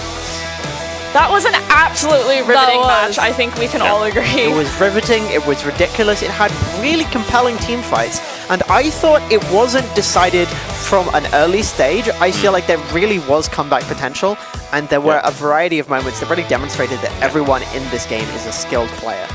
Yeah, basically there was that big turnaround fight, and Radiant just, I think, got a little overconfident at it. Like, the big fight for me was that one in the Radiant jungle just before that high ground push where, like, 2 or 3 Radiant players die out of position. Like, if they'd been a bit more cautious after winning that team fight in the bottom lane, they could have possibly, like, converted to a bit more space for themselves. But yeah. Really well played from the Dire. Great, discipline. Any standout players? Who would you say is the best player on each team from that? Just based on how that performed that game. So, I mean, Daggy overperformed, obviously, like that, winning or coming out of that mid lane so strong, like, really good play by them. Yeah, so, and I think Jabba did really well to, like, punish the CK for as long as he did. So yeah, I would say Jabba and Daggy sort of stood out to me. I would also say Yam, Sea of Stars, did, like, really good to keep up with the net worth and, like, not get caught out very much, but just didn't quite, you know, it's hard when things are going on. Lots of great plays by lots of players. Yeah, absolutely. And so, what about what was happening with Custer? But we saw a lot was going on with Custer in that match. So that was a triple kill at the end. That was very good. Yeah, Custard.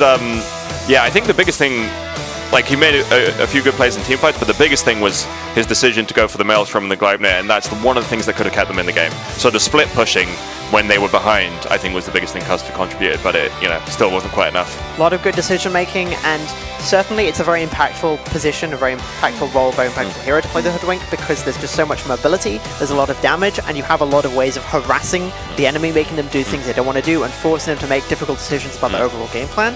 But in the end, there just wasn't enough survivability to stay alive long enough to make that impact. Yeah, absolutely. It was also good to see quite a lot of audience engagement in the Twitch chat while all of these battles were going on. Please continue that. Yes, absolutely. It's always really nice to see that the audience is getting as hyped up as the panel is when we're watching all the action that's happening in the game. Somebody said they lost £50 on their bets. Oh my lord. Unfortunate. Yeah. Well, unlucky. You know, rest in pieces. Rest in peace. Oh my. Yeah. The other thing I wanted to say was there were a couple of really good duels from Semmel. Oh yeah. So the Legion Commander, like getting on the sniper, which is really difficult. Like most of the time, the positioning was really nice from the Dire side to make it. They had this front line from like Kunkka and CK causing a lot of chaos. Sniper was able to stay behind and normally not get caught out by the Legion. But every now and again, Semmel would like break through the lines, manage to pick off the sniper, and those were like huge. There were good duels. I think only 2 duels throughout the whole game ended up without Legion winning. There was one that was won by nobody, and there was one by the Fury at the end. At that point, by that point, the game was pretty much a full-blown illusion. And we do have a lot to unpack, but fortunately enough, we have some good recaps that we can take a look at now. let's take a look at some of the hottest moments in that match. Spicy. Okay, right here, this is obviously very near the end as you see Rax being attacked. Phoenix was in a good position to do a lot of things, manages to stay alive with the Yule Scepter, but unfortunately then later dies here. There was quite a lot going on. This was a very impactful fight, but there was so much that had happened previously that it really prevented the Radiant from coming back into it, and then they kind of get cleaned up here. Sorry, I was just going to mention that the Torrent Storm, is it? They're just colossal amount of area control, like the sheer volume of area that is being effectively denied space, being prevented from the enemy to use effectively, really meant that even in their own base, the Radiant cannot feel safe. Yeah, and that's another thing that makes it harder for the Legion, because if you just get clipped by a torrent, then suddenly you can't blink for 3 seconds. It's just really difficult to execute around that Torrent Storm. Like I said at the beginning of the draft, I thought it was curious that Jabba let it through. Curious is I guess the... Is that a euphemism? Yeah, okay. Again, I have to announce, calling out Jasper, it was stupid to let Kunkka through. I love your announcement of things. Every time I kind of gesture like, is that the word you want to stick with? It's more like, no, I must double down. Yeah. No, well, there is a... especially among some of Jasper's friends, there's a rule that if you're going to call someone out, you have to announce it. You have to be very clear about it. I like that. That's good. No, it's very holding good. people accountable is one of the keys to good teamwork. Yeah. Yes. Absolutely. Well, I do think we have one more recap. Oh, never mind. Not just yet. We will shortly have another We'll shortly have another recap on the way. But before that's ready, I would like to ask our wonderful commentators about what was your favorite part of the match that just happened. Yeah. That is a tricky question. I liked the stage of the game where it wasn't quite clear who had won yet. Definitely, definitely nothing past the point of overwhelming victory was that interesting compared to the bits where it's still a very back and forth fight. I think probably my favorite moment in that context would be the fight that really looked like Radiant was going to come back and potentially win the game. The fight in the bottom half of the map. Yeah. I think you know the one that I'm talking about. Where gets a double kill at the end, and the triple kill fight from Custard. That was very, very skilled. And there was just a lot going on that was really visually appealing. Yeah, for me, it was the first... It wasn't that fight, it was another fight defensively from the Radiant where it was the first time where they looked like they had a bit of life in them again, and it was like a fight in the middle lane. Dire were pushing forward, they get a duel immediately on the sniper, kill the sniper. Yeah.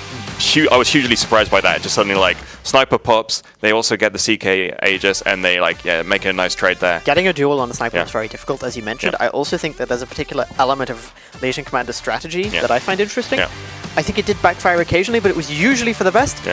She blinks directly behind the enemy front line right in the middle, so she blinks in between the front line and the back line. Obviously, from that position, you can be attacked by the back line, but if the teammates that you have kind of charge with you, you kind of create a new front line where you envelop them behind you, and you've captured the sniper in your duel. Everybody else doesn't matter to the Legion right then. The other play that I enjoyed was there was one where basically Vornabar and Sea of Stars got a kill on the Nature's Prophet in the bottom lane, where I was just like, oh, this seems a bit scary. The Dire team could turn up, and they just had that killer instinct, It was like, actually, we know we've seen the other teams on the lane or whatever. We're just going to go for this kill. We know we can get it quickly, and they smashed it. There were a few good pickups. Let's take a look at another recap of the first match. Do you remember where this fight was? Yeah, this must be the double kill that we were talking about. Yeah, I'm not sure actually. No, this is the one where you see the hoodwinked right at the bottom. Yep, triple kill for the hoodwinked. There was a fantastic wave that really pushes people back. The wave is very effective to kind of force people out. The Yules here. Phoenix does end up dying, unfortunately, for the Radiant, but Legion gets in a really strong position here. Yeah, there we go. Very nice. Yeah, and one thing you'll note in that was that Yam, Sea of Stars, tipped the Custard. And that is very significant. They do not get along, so that's incredible teamwork to be able to put your differences aside and say, I'm going to tip you for that. It's interesting to know. Secrets, they don't get along. I did also want to point out that Legion could have died, but was saved by the Omni Knight. Yeah. Who used his Repel hammer and repel to purge the illusions that were following him. He was on 150 health. 50 or 100 or like Big 70 place. health. Very, very low. Yeah. Very, very effective saving of his team. Yeah. The Omni Knight was very powerful throughout the whole game. So, anything else that we might need to, I guess, look forward to? Yes. Well, actually, I wanted to ask you guys about earlier during the pick phase when we were making predictions on the different positions and the heroes that people chose. How did you see that play out when the match actually started? Honestly, it played out more or less as we were expecting. Like the laning phase, the stronger players won the lanes they were in. Like I said, Daggy overperformed a bit and kept in a lane where they should have really struggled against Semmel. Semmel's like really strong player, and not to say Daggy isn't, but there should be a gap there. We expected Daggy to lose the lane, and they didn't, and that was the main thing I think that we got wrong. And I think that was potentially what led to perhaps a little bit of an upset. I think I certainly thought that Radiant was going to win. Did you? I was. The draft was really nice from the Dire, but I thought that Radiant were probably a stronger team overall, so I kind of expected them to sort of, Do we think Radiant's going to win next game, potentially? So, you just mean New Wave? Yeah. I don't know.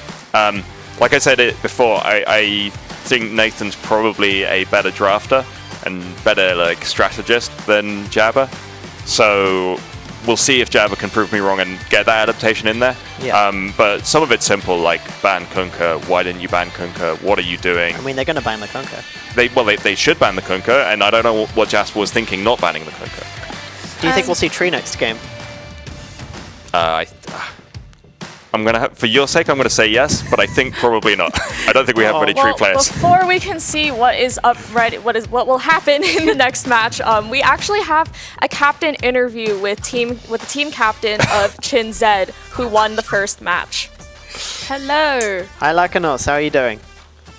Hey, how's it going? Thank you for today. Fantastic. Good to see you repping Team Liquid, and fantastic to see that you won this game. How do you feel that the game went overall, besides just winning, obviously? I mean, I personally played quite badly. We appreciate your honesty. It's a bit easier when you've got Torrent Storm, which doesn't require a huge amount of skill. You just click it in broadly the right place, and it does a lot of things. It was very effective, especially in later parts of the game. We were expecting you to win the lane a little bit harder, but I said in the draft, in the cast, basically, once you get your Ags, it doesn't matter that you're not as far ahead as you expect, right? Well, I mean, I think I won my lane very comfortably because the Luna got nothing. But I probably should have had more myself. I think that's fair. Yeah. I really underestimated quite how accurate Vornabar was going to be at hitting the Fire Spirit. And how to play around those. Yeah, no, the Phoenix definitely has quite an accurate targeting. All of the spells that hit pretty much every time. Were there any comments you had about your teammates? Anything you felt like they did well? Anything you feel like they could do better? Any messages that you have for them as their captain? Let's have a public call out of your teammates, Nathan. I don't really think I get to do that. I mean, frankly, I think they pretty much all overperformed. Yeah, that's fair. That's good. And last but not least, what would you have done differently, maybe?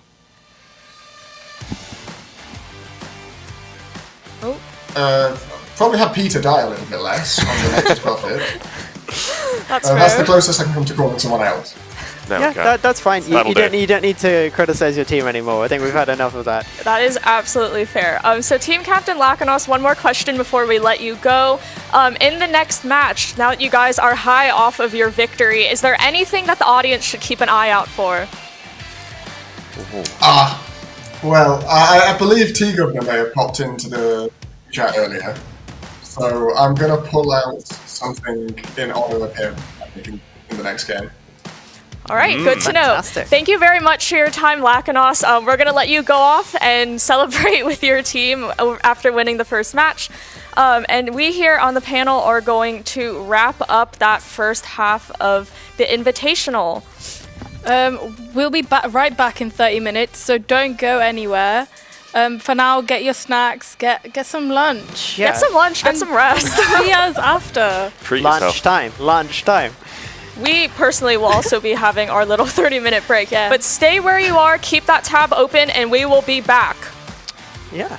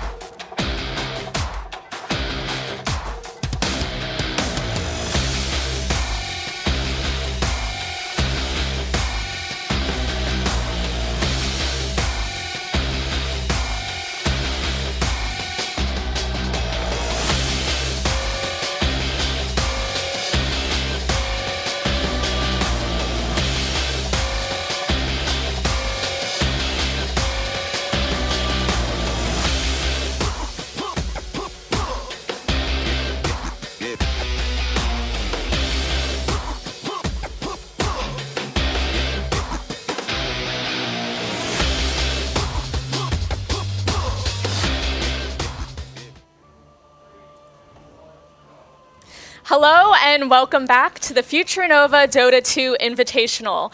We're your hosts, Jasmina and Nemo. And we are so glad to be back here again. We're joined here again by our wonderful casters, Pete and Grace. Hello. Hello. And yeah, we have so much in store for you guys for round 2. Absolutely. So if you guys weren't here for that first bit, but I hope you were, the winner of our first match was Team Chin Zed. And quite a lot happened. We had a very, very interesting post-match analysis, unpacking all of the major fights and all the action that went down in that match. It was outstanding. It was a great way to start off the Invitational, and I think we're very excited to see what the two teams will bring to us next. Indeed. So speaking of engagement and excitement, we were seeing a lot of really great comments in the Twitch chat. Always nice to see that the audience is as hyped as we are over all the action that is taking place on screen. We're seeing a lot of requests for replays. I think that was earlier on. Oh, was it? Okay. Yeah, you can check when that happened before we got back. Cool. Well, it's a request that we'll keep in mind. We'll keep it in mind for this half as well. Okay. People are enjoying the intro VT. Very hyped for it, understandably so. Absolutely. We did put in a lot of work into that VT, so we're always happy to see that. Yeah, I like the inclusion of Tidehunter. I like the Ron Cook Hub. Yeah. I used to work in the Ron Cook Hub for a little while, so it's quite nice to, yeah. Well, it's all the iconic landmarks of Campus East here at the University of York. A lot of recognizable places. I think as well with Campus East, there's a lot more like large buildings that are just kind of surrounded by nice little gaps. So it's really nice to see it on camera. You can get like a good view from above. It's very pretty. It's really serene on Campus East. Really serene. It is always very windy. That is true. Yeah, I think of it as more barren than serene. But, you know. That's kind of. The good old Campus East versus Campus West rivalry strikes again. Well, no, I mean I'm Campus East. That's where I'm from. But me too. I just think it's boring and barren, and like especially if you look past the lake at the front of Ron Cook Hub, that just vista is just so nothing. Well, fair, but it is quite pretty during sunsets. But on the topic of rivalries, do we have any predictions for our upcoming match? I predict that we will have a third game. That is my prediction. I predict we'll see a Kunkka ban. Yeah. I think those are both. Those are two big predictions. I think Kunkka ban is like a necessity. If they don't ban Kunkka, I think they've made a tactical error, a strategic mistake. I expect that we'll also see many of the same bans that we saw in the first game. I think that they might ban Phoenix, potentially, as a change. Yeah, I mean, it depends on pick order, specifically how it pans out. Like, I think Kunkka has to be banned. Well, I guess if you've got first pick and you think you've got someone who can play it, well, we'll see how it goes. It really depends on pick order.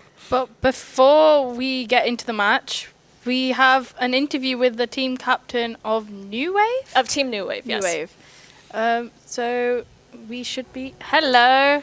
Hello, Jabba. Hello, Jabba. Hi, Jabba. Hello. Hello. How are you doing? Yeah, well, not as good as I want to be doing. Last game on. Yeah? We appreciate your honesty. Yeah. Do you feel confident for the next game, though? Do you think you can really sock it to them? Yeah, I mean, I hope so. Yeah. We've got some secret strats that we're maybe going to pull out. Well, don't tell us what they are. Yeah. So, do you feel like you should have banned Kunkka? Like you did a bit of the whole, like you're playing against Nathan, you don't ban Kunkka because you can beat it, kind of. Oh yeah. Like you lose to Nature's Prophet. Yeah, I should have banned Kunkka. I don't have anything else to say on that one. That's fine. That's fine. Well, what is something that you felt your team did do well in the previous match? We showed good, mental strength. We weren't despairing after 15 minutes, even though we probably should have been. So. Nice. Good. Keeping the mood up. We still thought we could win. Was that true? Not sure. There was definitely points. Like, you were 2k up after you took that fight bottom, and then then you just sort of got a bit overconfident, as is always the way when you win one fight. For a final question for this interview, what are you guys hoping to accomplish going forward now? Well, win the next game, I suppose, is the main one. But, at the very least, not play against Kunkka. That should be achievable. Yeah. Well, thank you for your time, and we hope to see you in the second match. Yeah. Thank you, Java. Bye, Java. Looking forward to seeing you soon. All right, so we'll let Jabba go off and get ready for this next match. I do believe the two teams right now are sort of choosing who's going to go first in the pick phase. For any of our viewers who may be new to Dota or don't know that much about the game, could our casters please give us some information on how teams decide who will go first during the pick phase? So, I mean, mechanically, basically, you get a choice. If you are either if you've won the coin toss, or you've lost the previous game, you get to choose, and you get to choose either first pick or second pick, or being on Radiant or Dire. Yeah. So you get to choose which side of the map you are, or you get to choose which of the pick order you have, and then the other team gets to choose the following one. So if I say I want our team to be first pick, then the other team can choose to be Radiant or Dire following that. And in terms of the strategic options, like I was saying a bit before, in this patch, first pick is very strong, very important, because there are a lot of key heroes that are very strong. So Kunkka is one of them, CK is another one of them. So these sort of heroes that are really powerful, you want to be first pick, you want to be the one who's able to get one of those heroes. In other metas, where there's a bit more of a balanced pool, where most heroes are playable, second pick can be really advantageous if you get the last pick in the draft, because you could get that gotcha pick that no one was expecting, and they don't have an answer to. Counterpick, counterpick, counterpick. Yeah. All right. Well, without further ado, let's get right into the pick phase and see what our players will be playing as in this match. After this, we'll have to take a look at chat because it's absolutely Well, heating it's up. taking a few minutes to load up, but while that's happening, as you were mentioning, the teams can kind of alternate as to who's going to pick depending on if you won the previous match or a coin toss. In your experience playing Dota, do you feel like whoever gets to pick first is indeed getting priority when it comes in to this patch? Yeah, in this patch for sure. Generally speaking, it can go either way. We have Kunkka ban initially, Yep. unsurprising from New Wave. And then we have Lakanos on Chinzed banning the Witch Doctor and Night Stalker. You mentioned the Night Stalker ban earlier, very, very crucial. Going into reserve time early for New Wave, picking their second ban, the Underlord again. I imagine most of the bans that we'll see will either be heroes banned in the previous game or picked in the previous game. But there will be some exceptions. Almost certain. Yeah, as it goes further into the game, we'll see some stuff, so yeah, there's a few things going on here. So New Wave is now first pick, so they don't want to play the Kunkka, so they still ban it.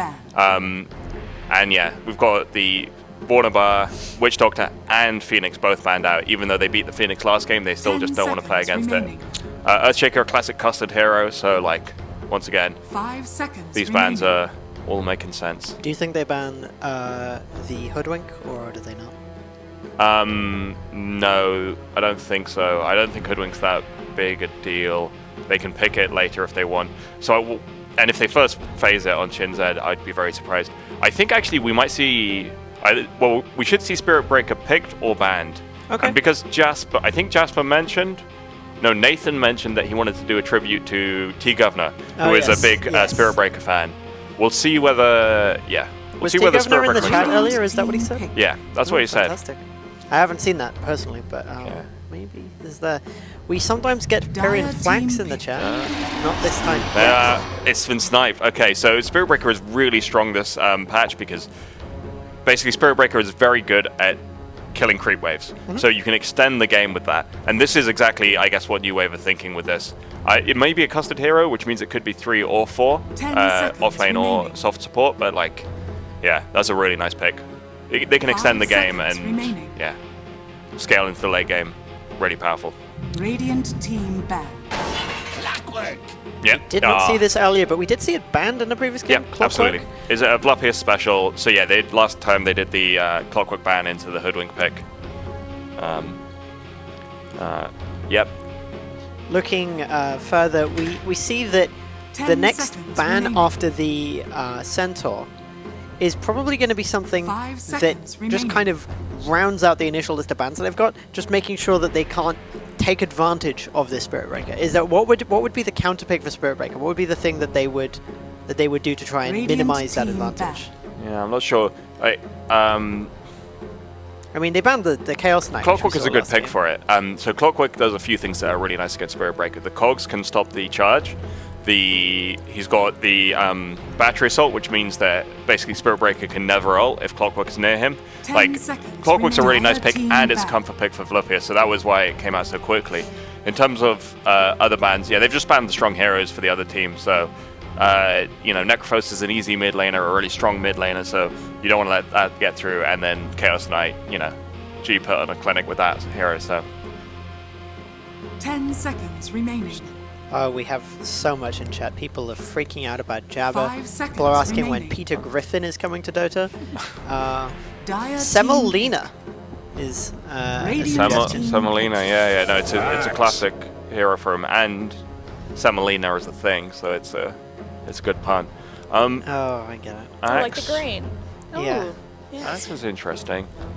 Axe wouldn't have been obvious to me. I wonder Do why you that think that Axe can potentially mess with 10 Spirit Breaker in the seconds sense that you can stop him from charging away?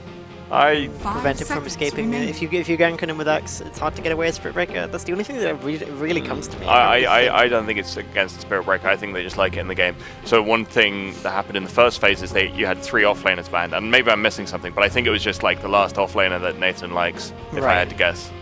So this is what he meant by secret strats. They're talking about IDL.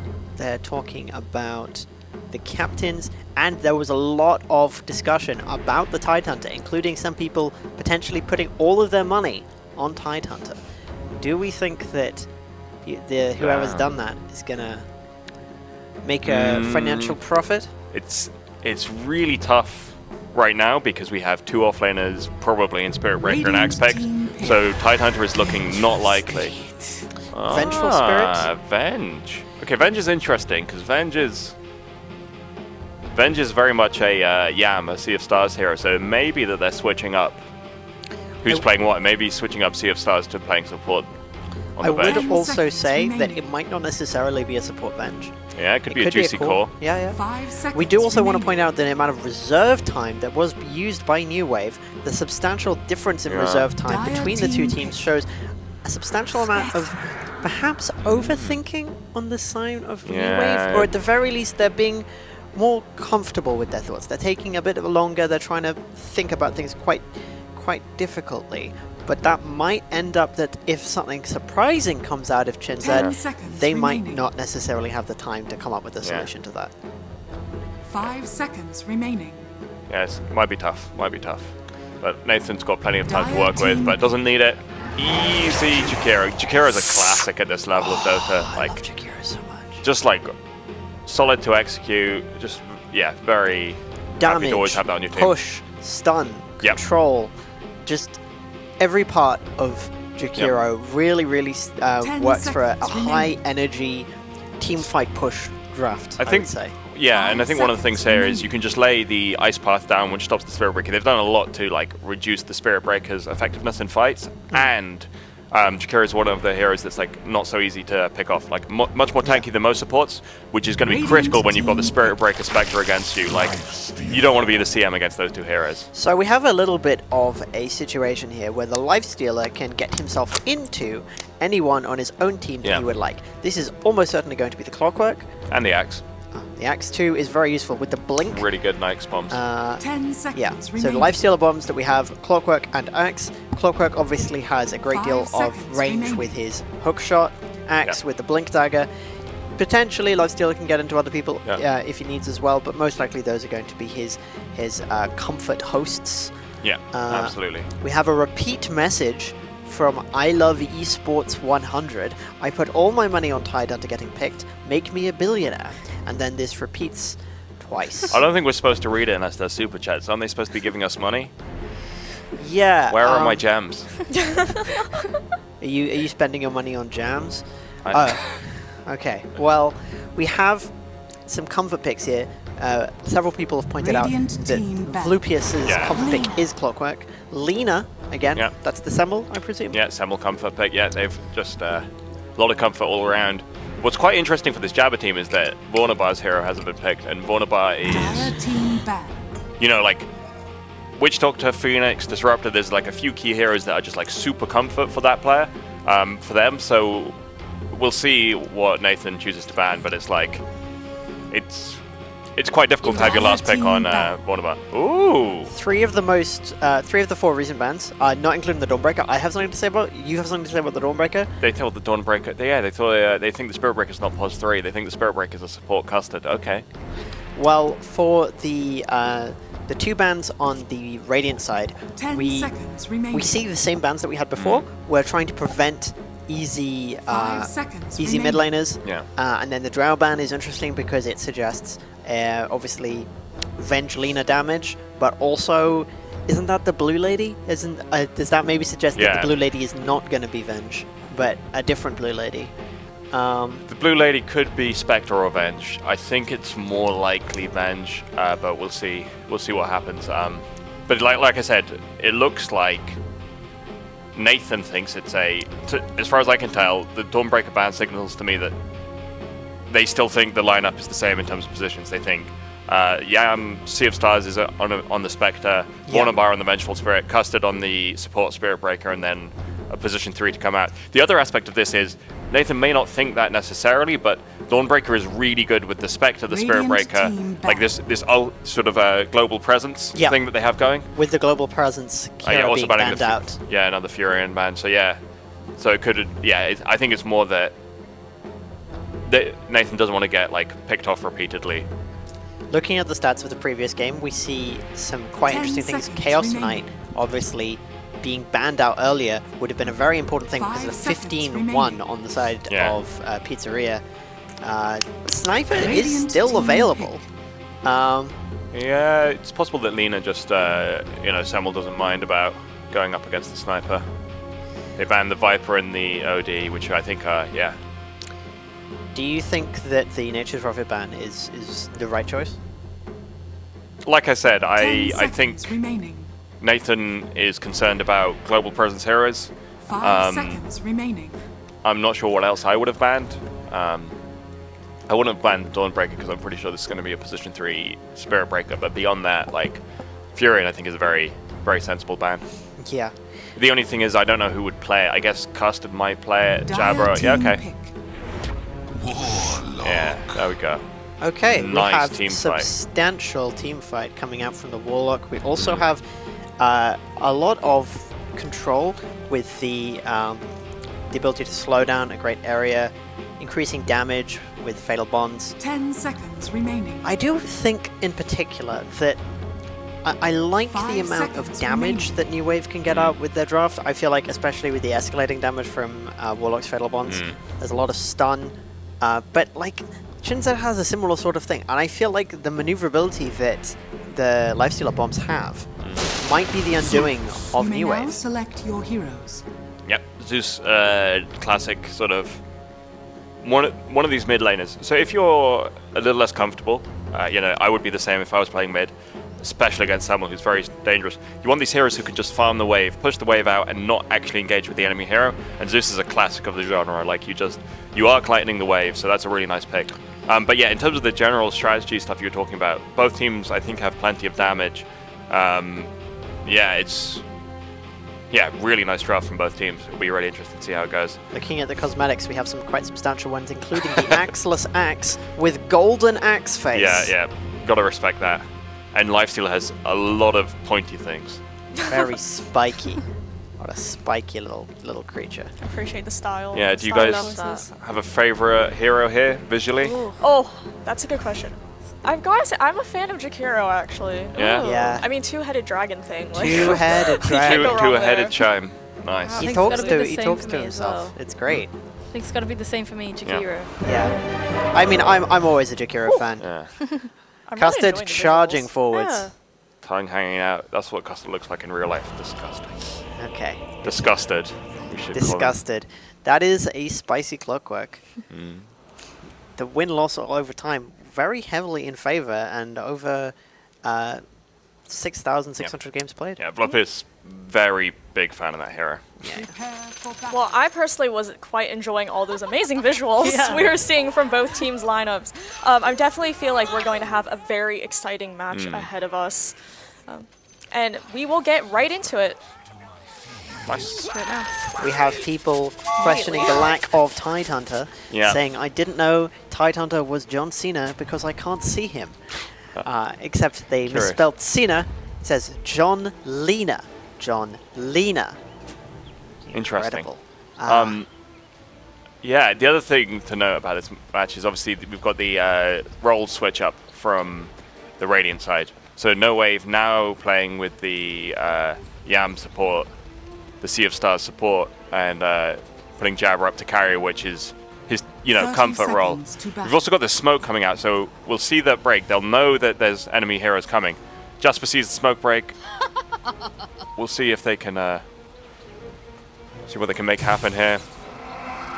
Yeah, it looks like we should be alright to get away on the Radiant if they want. If they want to fight. Fire-breathing dragon action.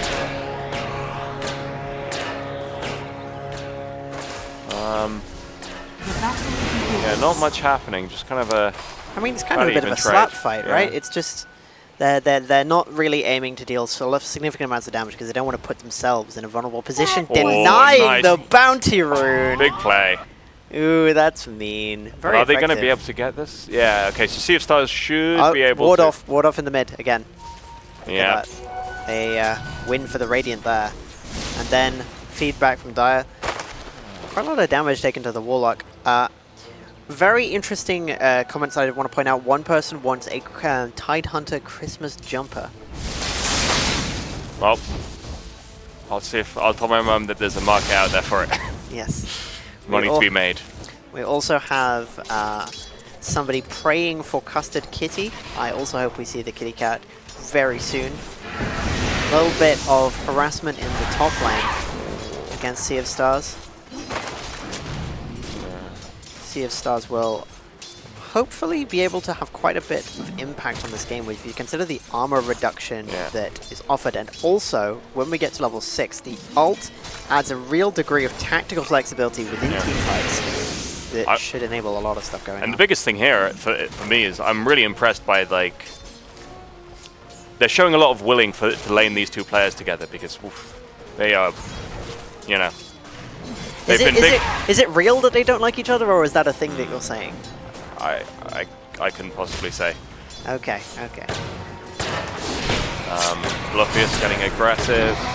Jab wants to get involved. But yeah, this looks really good for the Dire side. They're getting a pretty nice trade here. Decent amount of damage.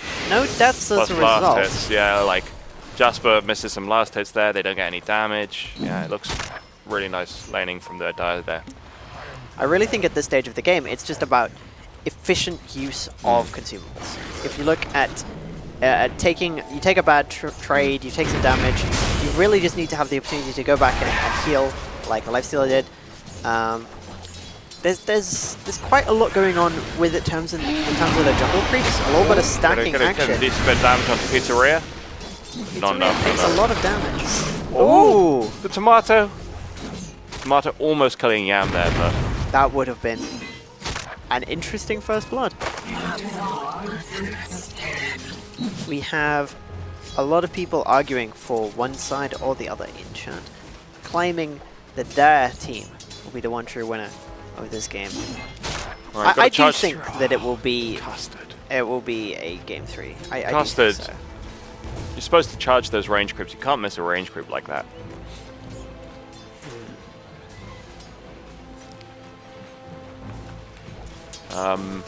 Yeah, looking like a fairly passive and still no first blood, and obviously looks like a kind of even laning phase, as we'd expect. Semel sort of this time getting a bit more threat onto the onto Daggy. Yeah, I did want to ask your thoughts about the lanes in general. What do you feel these matchups? Is this how you would have run these heroes? Is this how you would have done this matchup? Absolutely. I mean, the laning looks all correct, but it's just I'd expect Jabba maybe to get a little bit more out the lane, but I guess he's keeping up. Yeah, it's fine. I think everyone's doing fine. I think there's a lot of attempts on all sides to kind of just distract and bother and annoy your opponents in lane. I mean, I'm not sure about that positioning from the Warlock. He seems to be in quite a difficult state. He manages to get out of it, but it looked quite... No threat onto the Jace there. Yeah. Onto Vornabar. Puts the soup down. Yeah. They're forced off. Soup is so powerful. Not enough people respect soup. I've never heard it called soup before, but I do like that. I think just the amount of damage that can be put out on the axe is quite effective. Dire's top tower is under attack. Very little Superstar's able to come back in and sort of like custard here. Shit, that pizzeria is pretty low. Yeah. Wonder if you can snipe something, but no sniper in this game. Nice. Thanks. I think the amount of farm that you can get using the skills of the Warlock is quite underrated.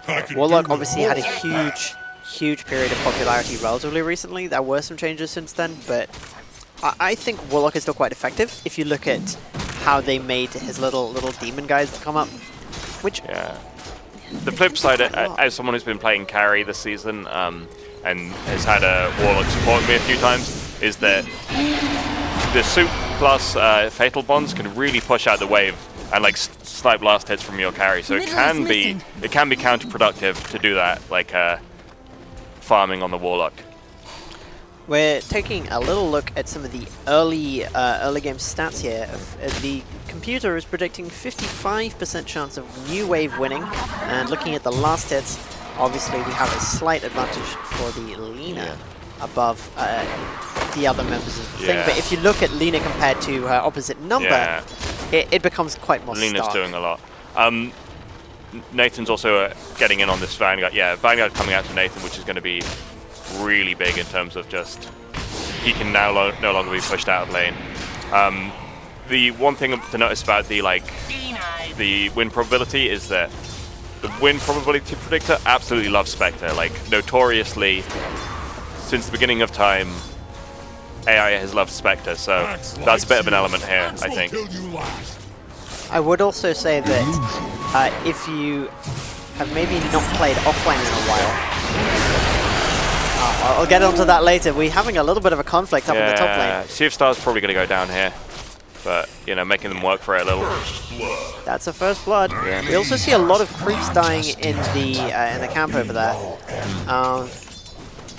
In the bot lane, where I was talking about the axe. So off lanes over recent patches have been overwhelmingly going for Vanguard before boots. Almost every sort of offlane seems to go Vanguard first every time. I feel like it's just correct at this point. So it's very nice to see that. I was surprised by the Wraith Band though. It is a little bit hero dependent. Yeah, Wraith Band is kind of an interesting one. The thing that surprised me about that is just that it's not very obviously you get that for the armor, and it's quite a lot of magical damage and pure damage from the Radiant safe lane, more so than physical, so it's quite interesting to go for that. Excellent blocking from the Jakiro there. Really secures that kill, makes sure that it goes directly to the lifestealer. Yeah, Ollie's really turning up this game.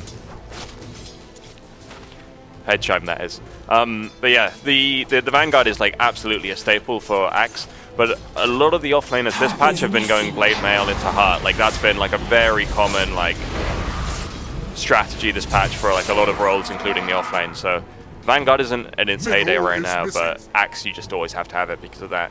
Because of the interaction with Berserker's Call is just so important. That makes sense. The amount of survivability that it provides is really quite substantial. There's several things going on different parts of the map. That replay that we saw, followed up by an interesting little conflagration in the mid lane. Substantial amount of fire being exchanged between the dragon slave creating Lina and the slaved dragon. Well, not really enslaved, more just can't really get along with himself. Slap, slap, slap. But Custard turns up to save his support. Can we turn this around? Can we get the stun? Oh, Daggy. A turnaround pizzeria coming back to Custard. Ooh, that's nice. That is a double kill. Yeah. That follows on from previous success. Really, really well-timed ult from the Zeus there. Coming in and turning a dangerous situation into one of immense profit. Look, a lot of people have been saying that Pizzeria is washed, but where are the haters now? This guy has really shown up today. The haters are crying and running away. Yeah. A potential death for Dr. Vlupius here. Dr. Vlupius Charged looking across the map. Dr. Vlupius looking a lot like a hater there, crying, running away. Yeah. And Samuel gets the kill. Bounty room bottled and used. If I'm Lena, I'm feeling happy right now. I'm feeling like things are going good for my team. I can have a little bit of fun. I'm not sure. I think, I mean, Samuel is a really good Lena player, so Samuel is going to be feeling fine about this game, but I do think there's an element of he needs to go and make some plays happen, and that's the first one. Yeah. Taking down Daggy. Daggy dead. Oh, Ollie with a rare miss. Head chime on the Jakiro, not quite hitting that ice path. That is very brave from Sea of Stars. This player, normally a bit of a fearful player, but playing very high up. Oh, that's going to be tough. Yeah, the Macro Pyre, too strong. Macro Pyre in they should the get the cogs counter kill very when the Spirit Breaker eventually turns up.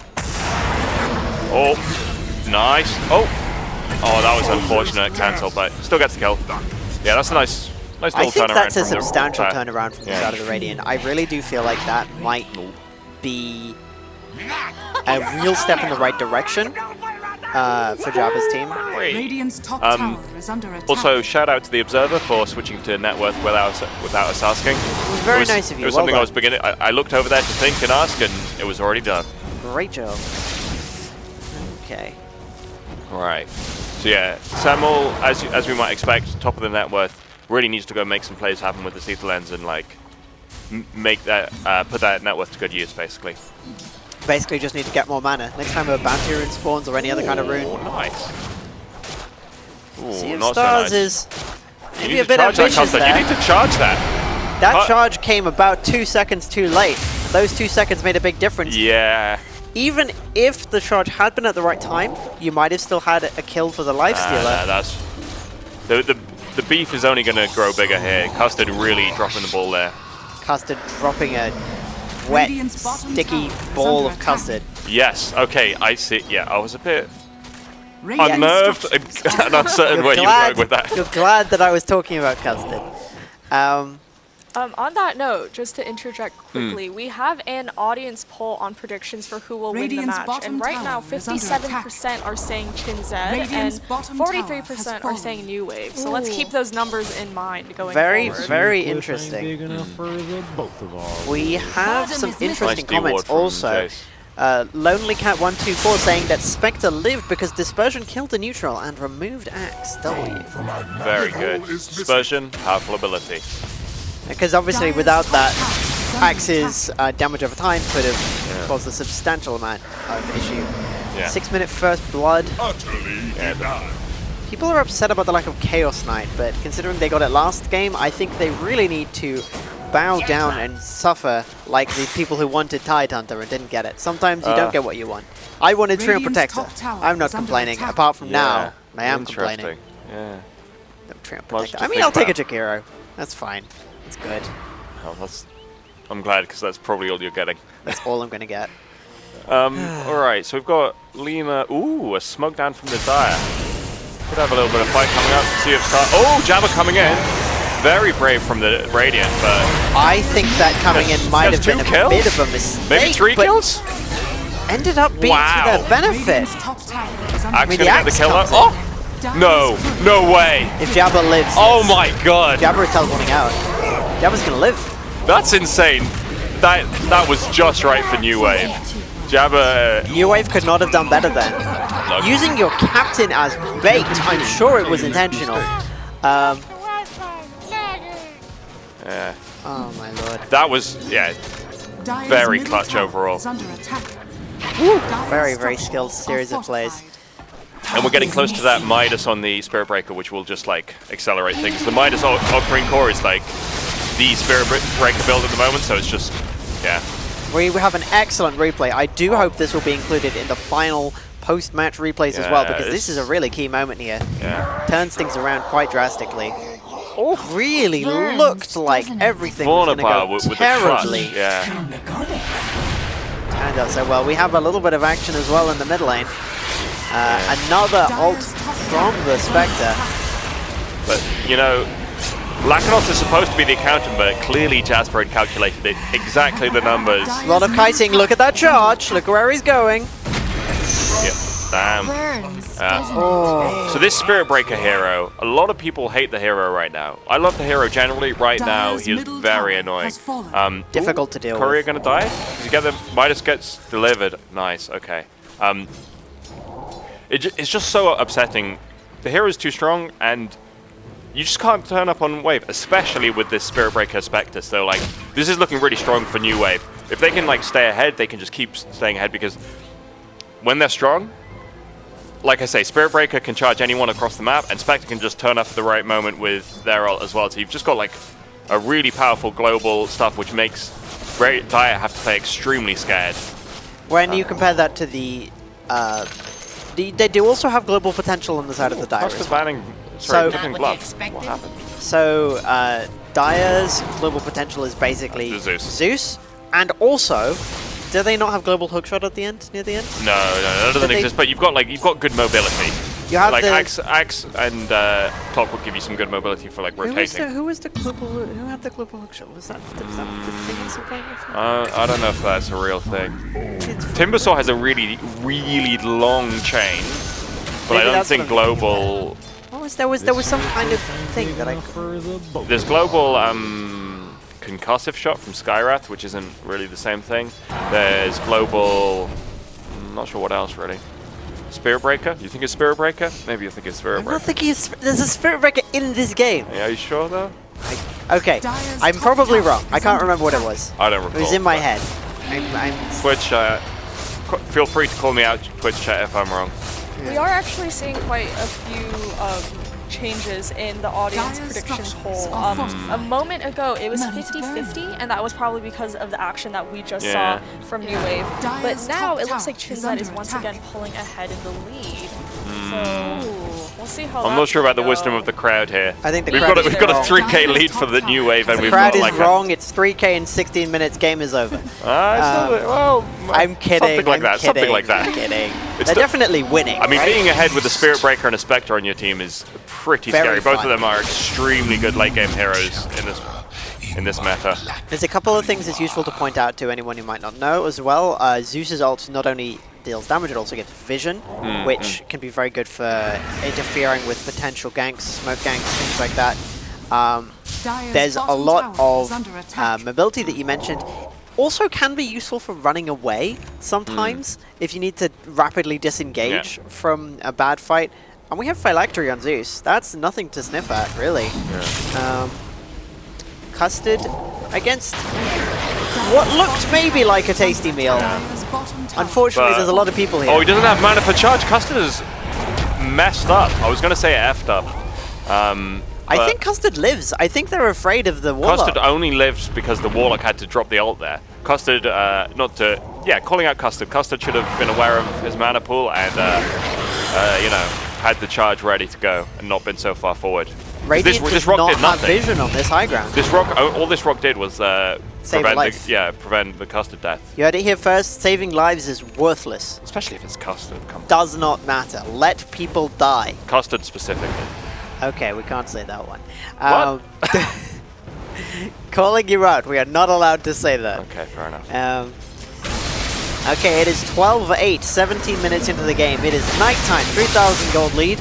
The rock, the Reign of Chaos, the Golem is about to fade away, but there's a lot of damage going into the Zeus, and we have charge, and we have an illusion. We've got the ice pod cover. Will it last long enough? I don't think it will. I think that's a lot of damage into the Zeus. Zeus just survived? Just about, maybe. Might die off screen. Unclear. Yeah, no, Custard is keeping with the charge. Custard does not give an F. Jabba going to go down here, but will Custard get the kill on the Zeus? No, Custard dies in the fountain.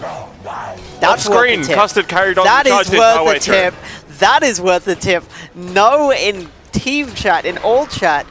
What does Chinzed mean? Believe me, I do not know. That was content, Custard, but it wasn't caught on camera. I hope you have that for your YouTube channel. That's so bad. Well, sorry, that's really unfortunate because, well, it's not. I'm going to have to call him out. Custard made a bad play there because one of the things is, you see the Spirit Breaker charging all the way through. Yeah. So it's very simple for the Zeus to just stun with Lightning Bolt. Yeah. You just I really thought that was going to go differently. That was a real disappointment. Yeah, no, it looked good, but Custard I mean, we were just like... praising the likes of Jabba and Custard, and they've died twice. No, they've died. They combined the two of them. They just died. I like. Ultimately, they were just a bit overconfident. Yeah. Oh. Good ult from the Lina. Definitely gets a kill there. Well, Jabba just misses the macro pie. That's huge. Custard. Substantial damage onto the axe. Going down, but it's still worth it for the trade. There is the Zeus ult. This is 1 for 3. Vision, but we can't, Do we think those numbers will slap. change? I think this might be a little bit enough. They have to get to quite a choke point there. If the Jakiro had positioned himself... Oh, great. Yeah, no, he knew he was too low to try and contest that. He tries to get away. Not enough. Oh. There is no swap. Well played by Pizzeria. TP does not work. Knowing what was like possible. This is an extended fight. The initial portion of the fight was decidedly in the favor of the Radiant. The latter portion of the fight decidedly in the favor of the Dire. Yeah. It was well played at the end there, but I still think overall you're not feeling too bad about that. Why do you have vision there? The answer, I didn't. Blind. Incredible. Wow. No, it is the truth. Damn. Yeah, no, that was a really good... Can we get an update from the poll, Ultra please? Instinct hook shot from the Clockwork there. More of the same or something new? So we have put out a poll asking who the audience thinks the best player is. We're going to let some of the votes pile up a little bit. So if you're watching, go and vote. That'll be fantastic. I'm very excited to see who comes out on top of that. Lina is coming out on top of the net worth chart in related matters, followed by the Lifestealer. After that we have Spectre and Axe, then the Spirit Breaker, and then Zeus. After that the supports. It's looking fairly interesting in that it's one after another almost the whole way through. So it's not a colossal difference in that regard, but there is still a substantial 3K, yeah, it's not huge, but it's pretty big. And like we've said, they scale a bit better on the Radiant side. Once Spirit Breaker gets that Ultra Core, it's just so huge. Kill on the Zeus. Oh. But is there going to be a counter kill here? Very good swap. Oh, dropping the rock. Let's go. The rock has been dropped. Yeah, Radiant just cleaning up. That was very, very good. 3-4-0, and it looked like they were maybe going to get something they had a good macro power on there, and it was like Jabba just survived. Jabba's just tanky enough that Blade Melt plus Dispersion means you can't fight with that macro power. You can really see what a difference of a 3-0 fight is, when just before I was talking about things being even in terms of one after another net worth. Now it is 2 people at the lead, both on the side of the Radiant, the Spectre following neatly after the mid lane Lina. Yeah, I think... yeah, this is looking really great. It's been well played by the Radiant, but also the switch up in terms of roles has been huge for them. They've really gained a lot from it, and Jasper being on safe lane rather than off lane is just a huge bonus. Axe coming and trying something. There's a big guy. Oh, great swap by Sea of Stars, and the turnaround. Beautiful. Stunning. Absolutely stunning. Jasper might go down here, but not without trading off. You kidding me? 3-0. And once again, there are key targets on the side of the Radiant remaining decidedly alive. On low health, looking very yummy and tasty, were not picked up by any of the scary folks on the Dire. Jasper had a team in IDL called Jabba Cakes. A good pun, but definitely next time for him it's Jammy Dodgers, because that was extremely jammy twice now. That really Jabba survived, like extremely close. And with all of that action, we are seeing that the audience poll on predictions for the winner is back to 50-50. Yeah, I mean, I feel like the audience is a bit behind here. I think it's a bit off 50-50. Don't you think? The audience here, and I respect this, is probably voting with their hearts and not with their heads. It's a battle of hearts and minds here. But where did the Remember, wits a battle of wits and skills, as Emo said at the beginning of this broadcast. They are going for their Tormentor, chasing around. But the uninitiated, the Tormentor has only 1 hit point, but it has a lot of armor that you need to get through first. A lot of little bits and pieces, ending up with the Aghanim's Shard, free from Tormentor, going straight to Headchime on the Jakiro. Yeah, Jakiro's going to be pretty happy with that. It's not the most popular, shard. But yeah, to be fair, their lineup, like, no one really likes Jetpack, no one really likes that, so yeah, it's not the most exciting. Did he actually end up getting it? I didn't. Yeah. It didn't show up in the thing. It just automatically gets sent to you. Yeah, no, I know. It's why I was surprised. We have a little bit of kind of meandering around their own safe territory. Oh, yeah, here we go. I thought something like this might be happening. People gathering together, not farming, usually means some kind of attempt in the enemy territory. They do not have vision here. This is really tough because, yeah, now they're going to be really sad. They know that the other team is going to be all around that Tormentor. So, yeah, they just go back. A warding mission?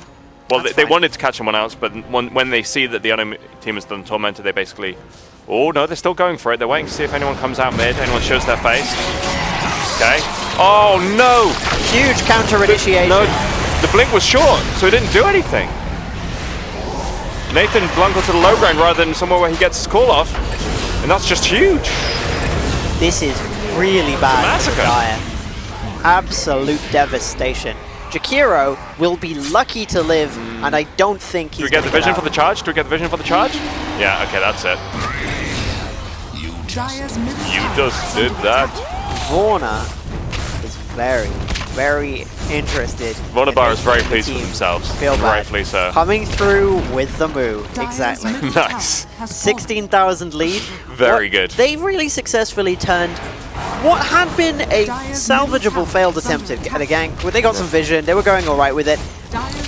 Then they ended up encountering a small amount of the enemy team, what quickly became the entire enemy team. I mean, the story of that fight was Axe's blink wasn't long enough range, or Nathan blinked too soon. Nathan was on the low ground, called on the low ground. If Nathan manages to get to the Zeus, get the call off, and save Zeus, it's a completely different fight.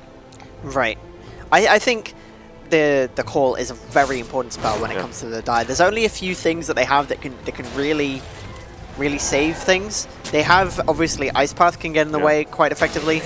But so you see that the Axe was called on the low ground, but yeah. Right, yeah. So earlier we sent out an audience poll asking who is our favorite player, and 16 people have said Pizzeria. Damn.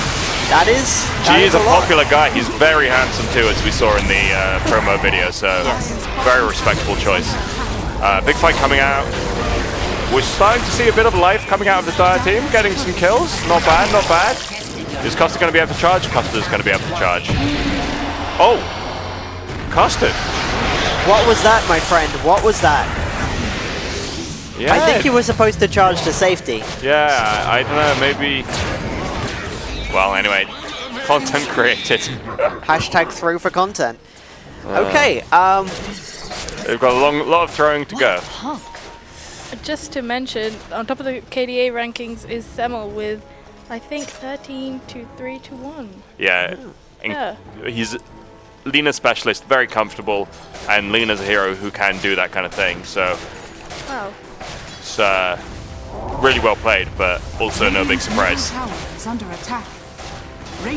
So the lead that Radiant has been substantially cut apart, but a nice swap. Oh, almost. Yeah, that is how useful the rage is. You just keep walking. You're so angry, you are immune to magic. That's how it works. Yeah. Oh, wow. What next for this team? So what do we think about the name Chin Z? Do we have any understanding of what it's about, what it means? Does it mean anything to anyone? Well, the opponent seemed to take advantage of it by saying chins up. Chin up, yeah. That was good. Net worth is still having the Lifestealer and Spirit Breaker kind of changing places a little bit, but you still have quite a substantial gap between the cores on the Radiant and the Dire.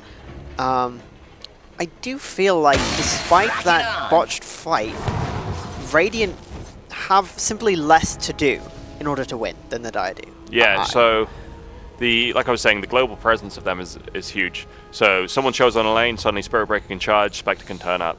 Plus, they're ahead, and they've got probably some of the best scaling heroes in the game. Whereas Lifestealer, like, is a good scaler, Axe is a good scaler, and Zeus are good scalers, but it's not the same as Lina, Spirit Breaker, Spectre. Like, that's just... It's really substantial. It's something else. Dire's bottom tower is We see under the Clockwork has Yules and Urn. I quite like. I feel like if you look at what's going next, the Spirit Vessel is nice, and then into Blade Mail. Do you feel like that's the appropriate build for this situation?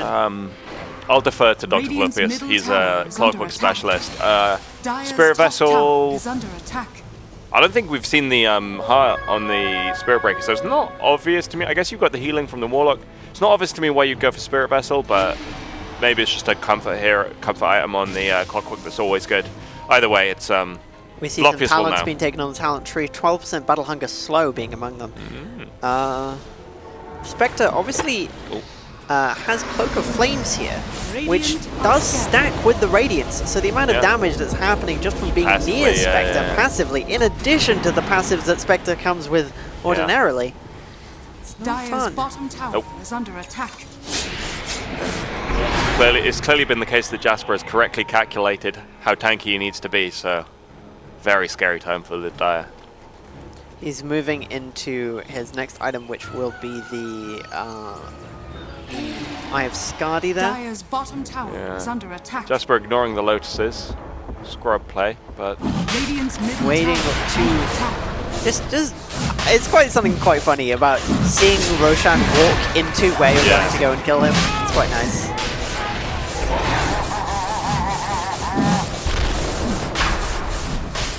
The whole team does not even need to be there for this.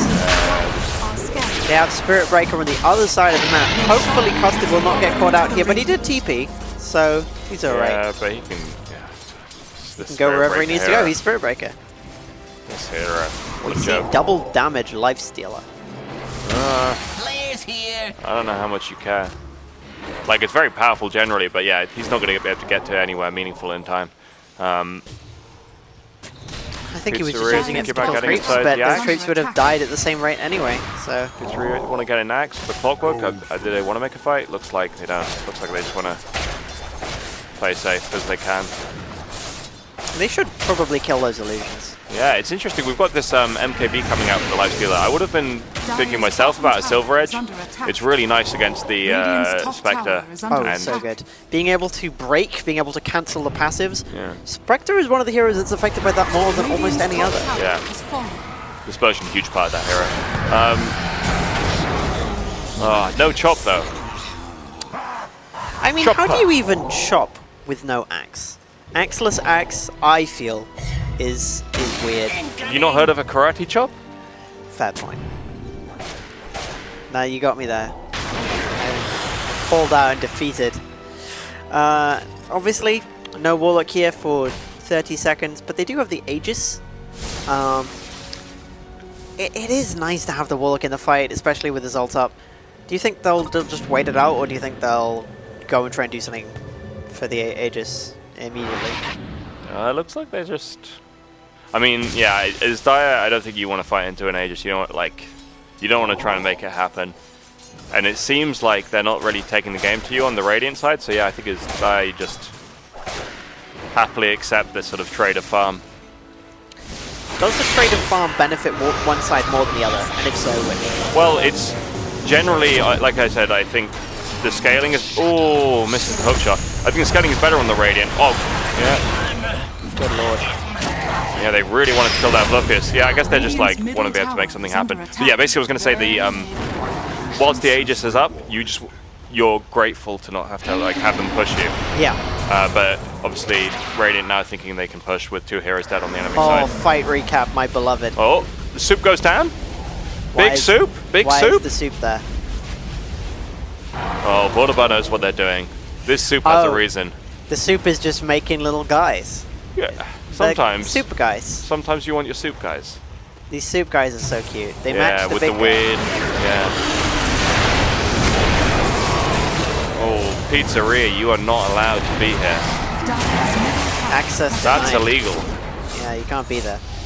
It's not acceptable. Nathan, you're not allowed to be there. Oh, great ice path This is looking very disastrous for the Dire. All you're trying to do is best for the team, do their best for the team, but it's just not going like that. Ward placed down. Might remain for a little bit. They get a very effective stun onto Jabba. But Jabba's still got the Aegis. Oh! Well, that was incredible. 4 stars coming in clutch. Looks like Custard might go down here, but Jabba, no chill.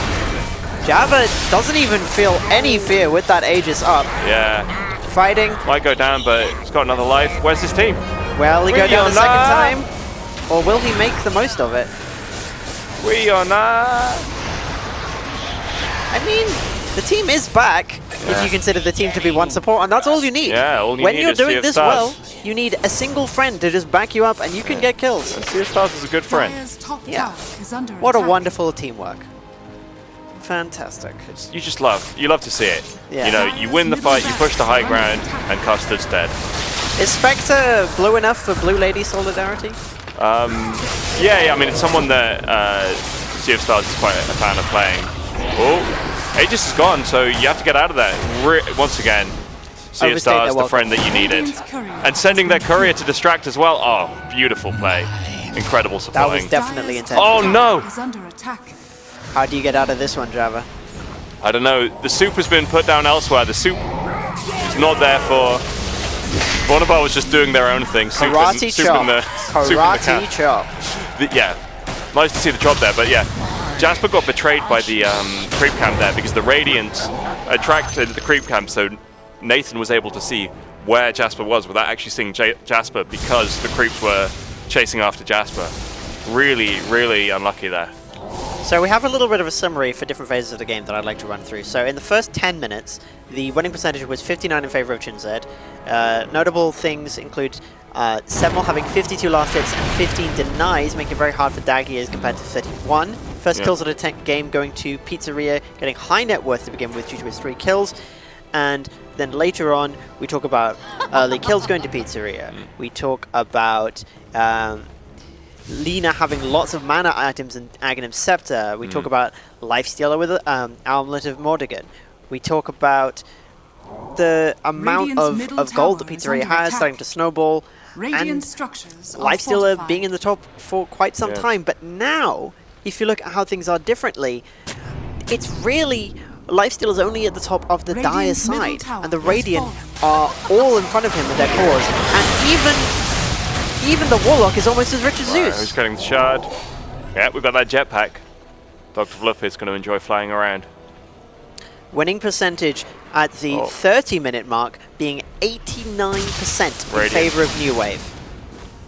Radiant cribbing from Dire's notes there and following to do the tormentor as soon as the notification pops up. Spectre, I think Spectre increases dispersion, which is quite strong here. G goes down. G often has life issues? Internet issues. Dog issues. No, it's not dog issues. No, I don't think so anyway.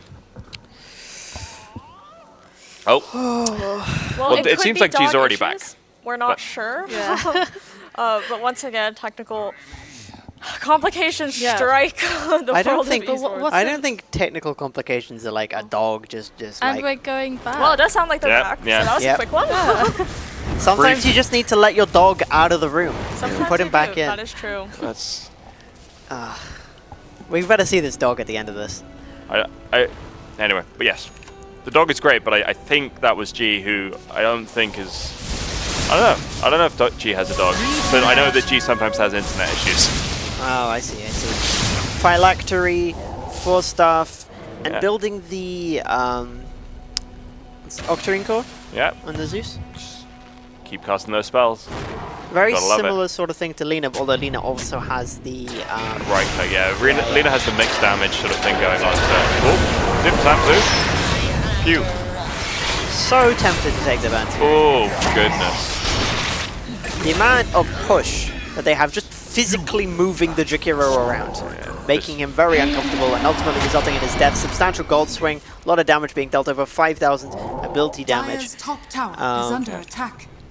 Look, the thing about this game is Mr. Lanes was picked, the Spirit Breaker, and he wasn't even needed really.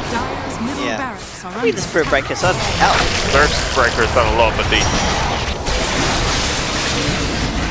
Spirit Breaker has done a lot, but it hasn't been mistakes. Then we've got a big fight going down. Rock dealing a huge amount of damage. Zeus going down, we get the charge. Team wipe coming out. Yeah, that's 5 people dead. They're gonna have to buy back the Zeus. And even then it won't be enough, GG so calls. they just GG. They just call GG. Daggy doesn't get the memo and buys back. Oh. 25k advantage at the end. Just tiring to see such pummeling. Really makes me very glad that I'm not on the Dire team and that I'm where I am. Game 3, let's go. Yeah. We've had short games though, so at least, you know. Well, you say short. Hasn't been the, like, you know. Hasn't been over an hour. Multi-hour slogfest. And that was match 2 of the Invitational. As predicted, we did not have one team sweep both matches, so that means that we will be going into a third match since this is a best of 3.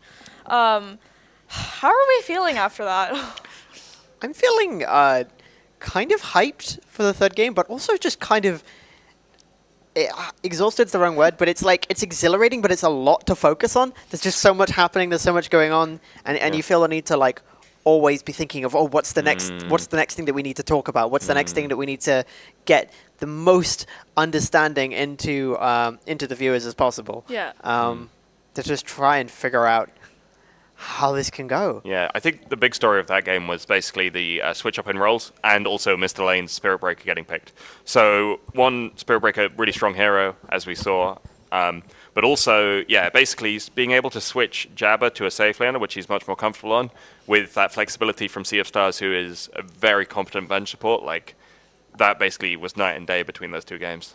Yeah. Do you think they'll do the same lanes as they did in the second game? I think they'll try and stick with that. I mean, it worked for them much better.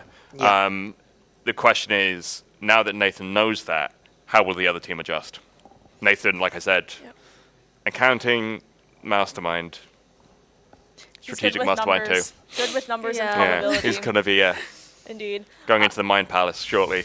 Yeah. So we are seeing that our winner of the second match was New Wave, which puts both the teams at a 1-1 even score. We're going to go into that third match to see if we can break the tie between them.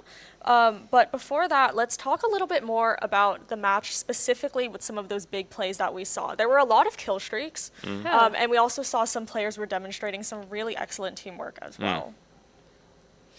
Yeah, I mean, one of the things about the teamwork was it was quite easy to execute, not to take it away from them. I mean, it was good drafting for the Radiant. So the teamwork from them was Spirit Breaker charges someone, Spectre turns up on someone with the ultimate. They've got so much global presence, like we said, that just like... You push a button and you arrive at the right location, and you take advantage of every misposition that the enemy do. Whereas from the side of the Dire, that they can't really get into that advantageous position as easy as the Radiant can. Yeah, and much as I like to beef with Vornabar, that like... There were a lot of clutch saves with the golem, the dropping the rock. Like there was a lot of times like that key early fight where Jasper just survived. That was due in big part to like saying like actually we need to drop the rock for this. Same, there was a point where they saved Custard, where Custard was being too greedy. So yeah. We actually have a recap for... Yes. So we do have a recap lined up for us. Let's take a look at that now, and we can discuss. Okay. This is that big fight, right? Yeah, the one I think that we specifically requested earlier on. The thank you, observers. Yes, thank you. Oh God, it's so fantastic clutch to look at. Just everything seems to be turned around when Jabba survives. Yeah. He gets out of there, and they punish the people that tried to kill him. Yeah, it's just like extremely close on the edge plays. The calculations, like I said. Nathan's supposed to be the accountant, but Jabba knew exactly how much health he had. No problem. Incredible. Yeah. I think one of the things of playing a hero like Spectre is you have the ability to do so much, have so much impact, kind of regardless of how much life you have, and it's just, so long as your life is more than 1, you're fine. As long as it's more than 0, you're fine. You just keep going. Magic the Gathering players know life is a resource and you got to use it. Yeah. Absolutely. Yeah. And we do have another replay lined up. I would like to remind our audience that all of our replays are brought to us by our sponsor, the Digital Creativity Labs. So thank you to them for making this broadcast possible. So in that big battle that we just saw, like you guys were saying, I believe, was that when Jabba was... Yeah. Cut out? Yes, okay. Jabba just about surviving and teleporting home. Very clutch. Yeah. Very good. And I do remember you were mentioning that as long as your life is above 0, then you can keep on playing. And I do think that's an important part of Dota, isn't it? That like there is no quit button, and you just have to keep there is going. no surrender button. That is one of the things Yeah. that we say in Dota, going quite a way back. Yeah, it's one of the things where like, so you can quit in a competitive game, but in the pubs you learn so much from like the games where you're just like not allowed to stop playing. You learn like, because this game can be so swingy, like the sort of comebacks that you can have. Those There's are a the lot best of games. comeback potential. Not this game though. No, this was incredible. This fight. If you look at just how quickly some people seem to almost Big melt, soup. and then nothing that the Jakiro can do can get him away safely. He does die after this because they just need to be able to see him. Yeah.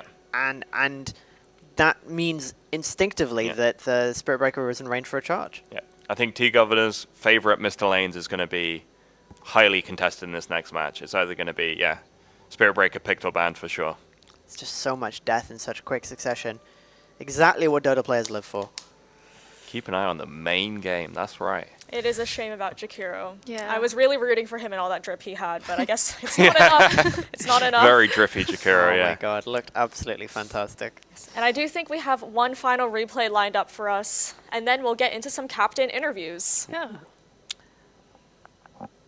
Okay, this is right on the dire doorstep, and it still doesn't go well for them. We see quite a lot of death. Yeah, I the think this is Lina the final does fight, get right? in a little bit of a situation potentially, but obviously there's no one around to actually punish her. Even though she's in the cogs, she just... If you stand in the middle of the soup, no one can come to you. Yeah, exactly. Just they're slowed down crouch so down, much. let the soup envelop you, Why do you and keep have a calling safe it time. soup? That's what it is. I don't think it's soup. Look at this warm, lovely soup. Just sit in it. Okay. Anyway, Lina deals a massive amount of damage. There's just such attack speed. They really melt through these buildings, even with no creeps there. And that missed hookshot is really the moment that we need to be talking about as well, because that is what made people in the back gasp. The people working behind the scenes, they saw the hookshot. Yeah, the force stuff. Almost hit. Very nice. Very nice dodge from the Radiant. Gege.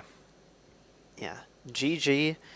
And honestly, I have to say that I think there's going to be a little bit of tension between these two teams in the next game. I think they'll be really fighting out, almost blood sports, I feel. Well, as promised, we do have some captain interviews lined up, so let's see if there is indeed some tension between Team Chin Zed and Team New Wave. First up, I believe we have Team Captain Lakanos of Team Chin Zed, who Furious lost match Nathan. number 2. Hi, Lakanos. Thank you for your time. Hey, how's it going? We're good. How are you feeling? Oh, I'm just a little bit disappointed in them, to be honest. Disappointed in your team? No. No, in our opponents.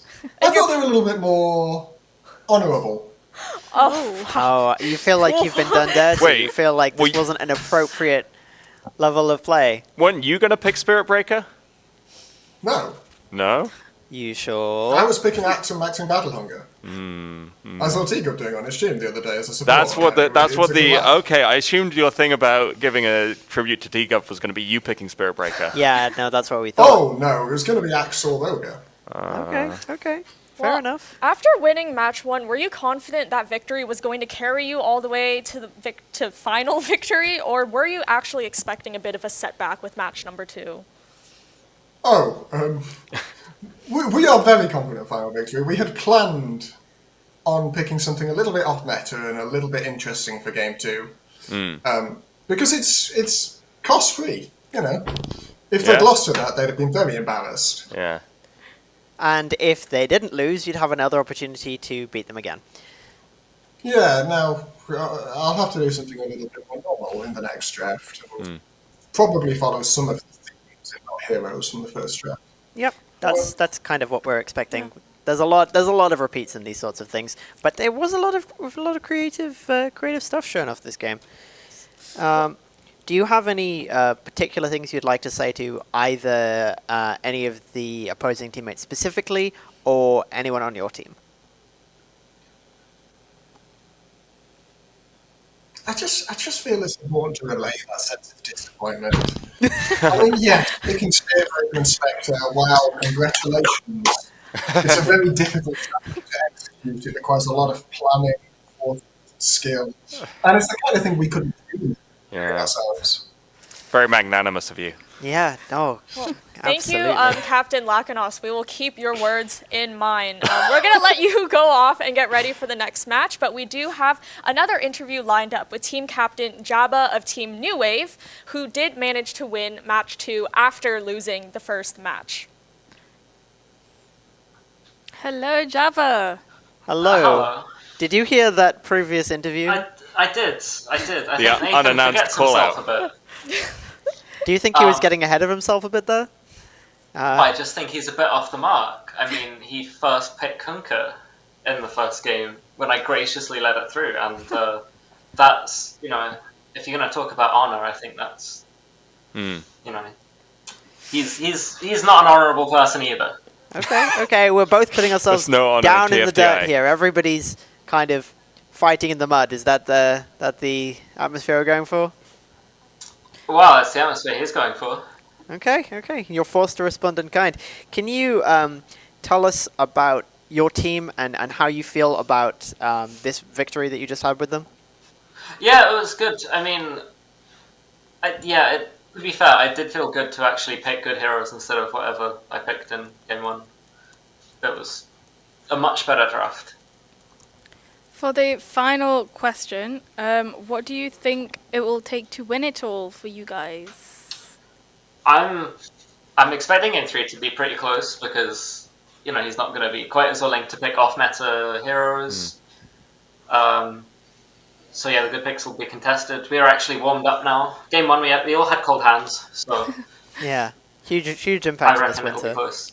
Yeah. Well, it is that time of year where it is freezing all the time. Thank you, Team Captain Jabba. Congratulations on your win, and we'll let you go off and get ready for the final match of the Future Nova Dota 2 Invitational. Yes.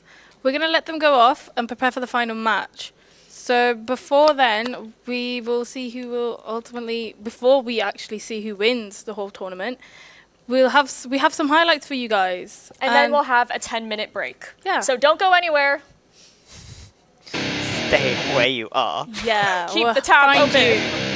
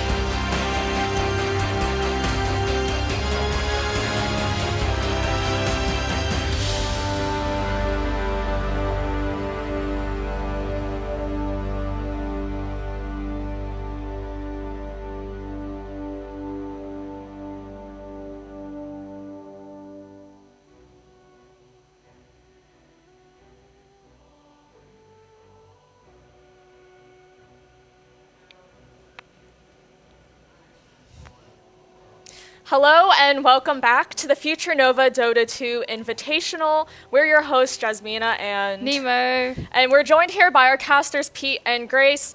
We just got back from a very brief 10-minute break because without further ado, we want to get right into the third and final match of this very, very entertaining Invitational. But before we do that, we want to have a little bit of statistical analysis based on the team performances in the previous 2 matches. So just in case you guys forgot, the winner of match 1 was Team Chinzed, and the winner of match 2 was Team New Wave. So we want to talk a bit about the performance specifically of each of those team captains. I believe it would be Captain Jabba of New Wave and Captain Lakanos of Chinzed. Exactly. So they both played really well. They were laning against each other, but basically Nathan had a quite strong start to the laning phase, ending up in net worth for the earlier stages of the game, but Jasper really came into his own later on when basically they turned a few team fights. He turned up at the key moments, and there was just the laning phase was strong from Nathan, but the team fight was just well executed from the Radiant side there, especially Jasper. I think Jasper also used his global potential to get value in different parts of the map. All over, wherever the enemy team was, he could go.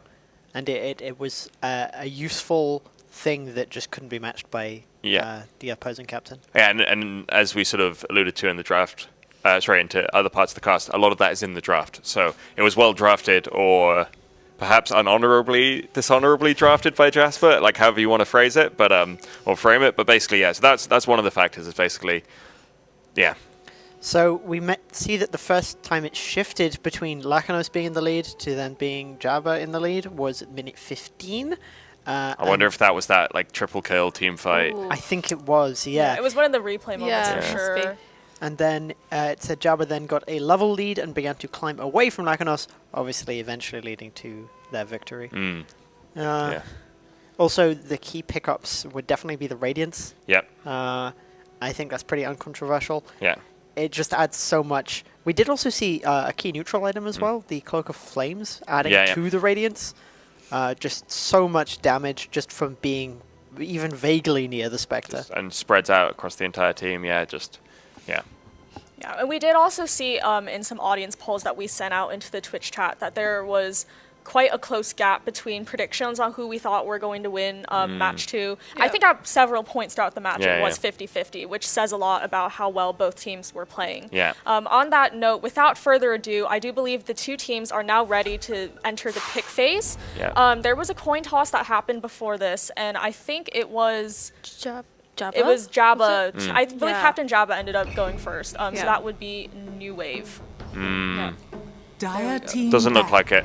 Oh, was it not? Looks like it's the other way around. Chinzed had first pick. And normally that's the choice at the moment, so. Apologies to statistics. I know you guys told us that right before we were back on the air, but it has been quite a long day here at Future Nova Esports. But it's all for the love of the game. We love it. These are some very unsurprising bans from New Wave. We can see 2 of the most important heroes of the series, that I think anybody who's watched even some of this tournament will recognize instantly as being, I see why they needed to ban those.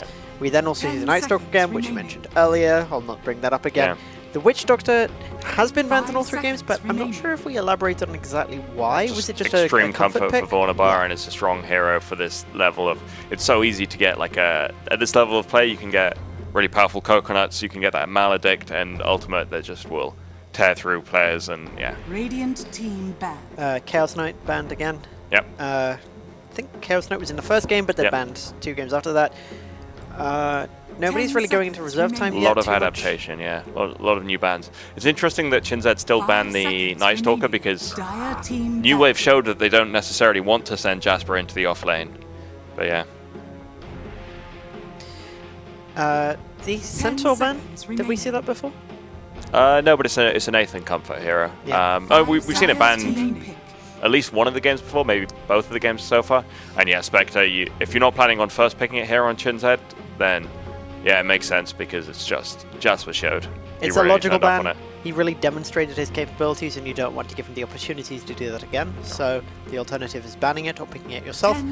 Their first pick, I would imagine would be something somewhat flexible, but also something that you maybe want to deny from Primal the Beast? No, Wraith King. Okay. This is interesting. This is very interesting because this is like a daggy comfort hero, but it's not a mid hero. So it's... I think what's happening here is Daggy is going into the off lane, on the off lane Wraith King. Nathan is going mid lane, and yeah, this would be my prediction for what this means. Okay. So what would be the mid lane comfort picks for Nathan? Loads. Puck, Lone Druid are sort of two that come to mind. DK, quite commonly he'll wait till last pick and just pick a DK. So we'll see. There's lots of DK being Dragon Knight. Lots of possibilities. Nathan's typically a mid laner, so I think this is actually a really smart switch up. New Wave taking a little bit into their reserve time here. They were not expecting the Wraith King, and they're probably having the same thoughts, but yeah. Can't go wrong with the Vornabar Phoenix. Phoenix. The audience is rooting for someone to choose Tide Hunter. Yes. For our last match of the day. I was thinking that, to be honest. Yeah, it's good with the Phoenix. You probably can't take it on Chinzad anymore, because like I said, I feel really that most likely that's an off-lane Wraith King, and Tide Hunter pretty much is only in the off-lane, so I would be quite surprised if we saw it in Chinzad. It is nice with the Phoenix, but I don't know if it's like a custard specialty, so we'll see what happens. I think we might see New Wave pick up a Tide Hunter. I also think that they might want something that can really take advantage of the egg, maybe provide a little bit of an additional slow to make it more likely that the egg goes off. Banning the PL. Not bad. Does that mean anything, the PL ban? Not super obvious. Maybe it's just something they think is comfortable for Jabba. Who do they pick as their like egg counter? Like obviously this isn't going to be likely. We had a sniper in a previous game. Do we have a potential return of sniper to shoot down the egg or something similar? I think it's less likely to be sniper because I think Dag is going to be on this Wraith King. I know Nathan doesn't like sniper himself. G could play it. If Drow's still in the pool, Drow's a good one. Yeah. Lifestealer is one that Pizzeria has shown already and is a classic egg hitter. They're both still in the pool. Yeah, I think Lifestealer is a good shout. We'll see what they go with. Lifestealer or Drow is where I'd want to go, but I'd want to go later into the draft before making that decision if I were Nathan. We've got some very nice statistics for Vornabar, 55.86% win rate for Phoenix. Very nice. We hear the Venge again. Yeah. Let's see her. If it ain't broke, don't fix it.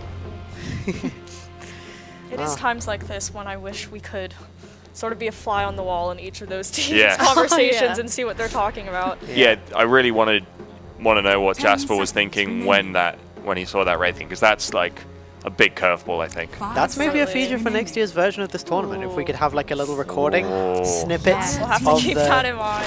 True sight for TFTI. I am into the idea. Very, very good idea. Yeah, Vlopius just playing the Nature's Prophet again, most likely. But it's interesting because they haven't banned the Clockwork, they haven't banned the Hoodwink, so they just think that the Nature's Prophet is the right hero for Vlopius. Do we know what Vlopius's PhD is in? I imagine it isn't Dotology. No, it's some kind of history, medieval history. Okay. Interesting support here. The Oracle allows a lot of flexibility and survivability, very crucially. It's very important save hero, and it's comfort for Ollie. Why they chose it this time instead of the CM or the Jakiro?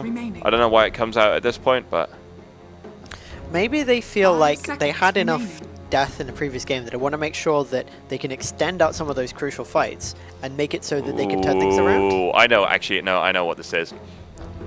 Ollie's talked to me about this. He said, so Ollie, being Headchime, who plays Oracle, said they've been practicing Oracle Juggernaut. And Juggernaut is another classic egg hitter. Not a very popular hero in the meta generally right now, but it is good against the egg, and it's good with the Oracle because of the root. So we may see 2 picks from New Wave, and then I would be... basically I'm expecting the next pick for Chinzed to be Juggernaut. That's my call. Okay. Based on the casters' opinions, who do you think is going to win? We've not seen all of the heroes yet. Yeah, but who do you think will win? I like Phoenix Venge a lot. Yeah. Phoenix Venge Beastmaster? Okay, yeah, New Wave wins. That's my prediction. Let's go! Anti-Mage. Okay, they are going full comfort. Anti-Mage is a classic Jabba hero, Beastmaster, like Custard hero. Like, this is all just like For the last game, they're just going for their comfort heroes. The strategy isn't obvious to me.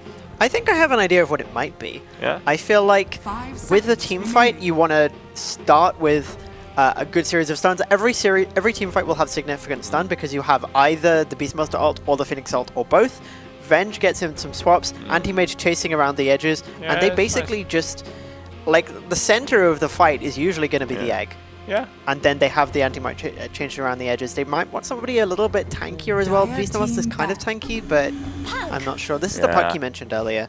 Yeah, so that's just Nathan Comfort. It's good again. Like, if you don't get roared, they Is don't it Jug have very pick good... 5 then? So yeah, I mean, they could still pick the Jug last, and they think that it's not going to get banned. That's one of the things is, in this position, you don't get last pick, so you think, 10 seconds are they likely to ban Puck? Yes. Are they likely to ban Juggernaut? No. 5 seconds So that might be part of it, or maybe they just don't want the Juggernaut. I'm not sure how the matchup is into Anti-Mage. Radiant team. I feel like...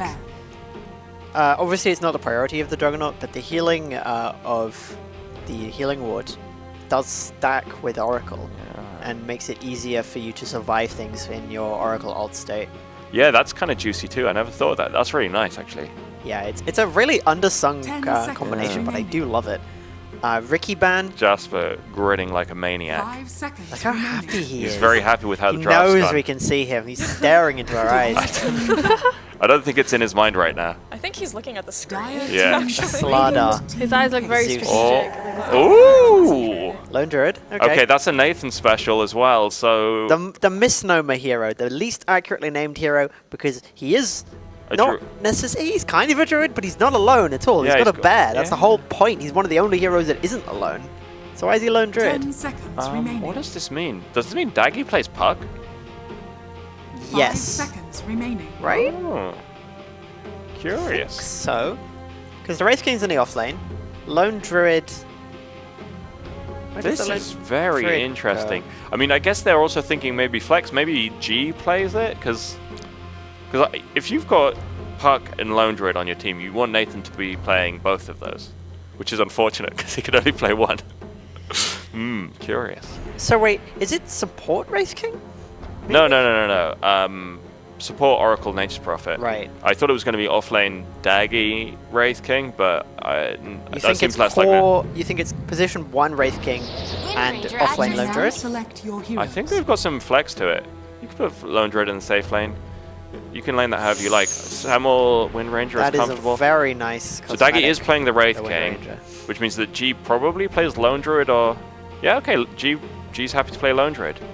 They switched it up. They're happy to send G Lone Druid into the off lane, most likely. Very interesting. Yeah, I guess you do definitely want the... The bear seems like it's probably lanes well against the anti-mage because you don't care about the mana burn. Very cool draft.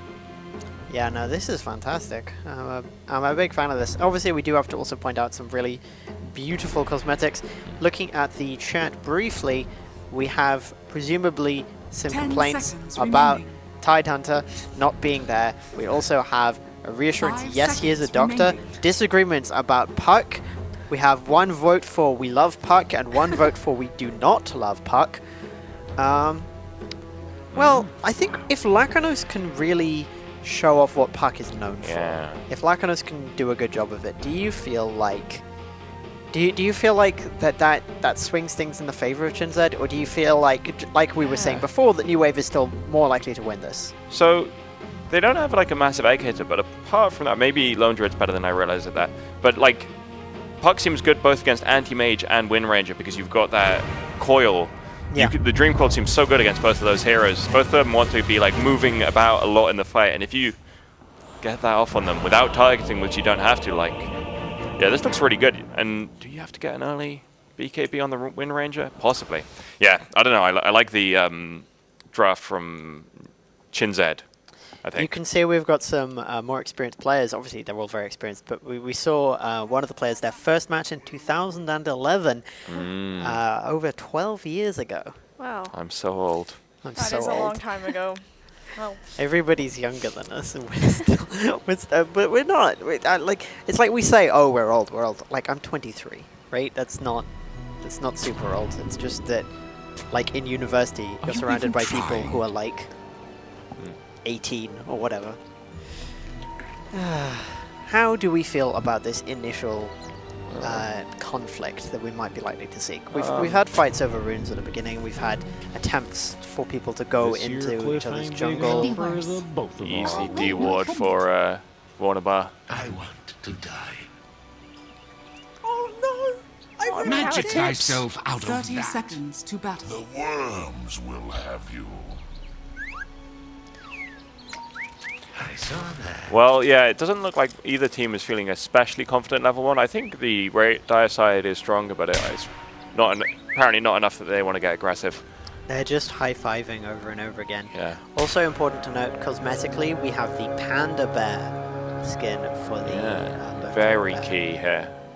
Could be the difference maker. Battle begins. Life and death.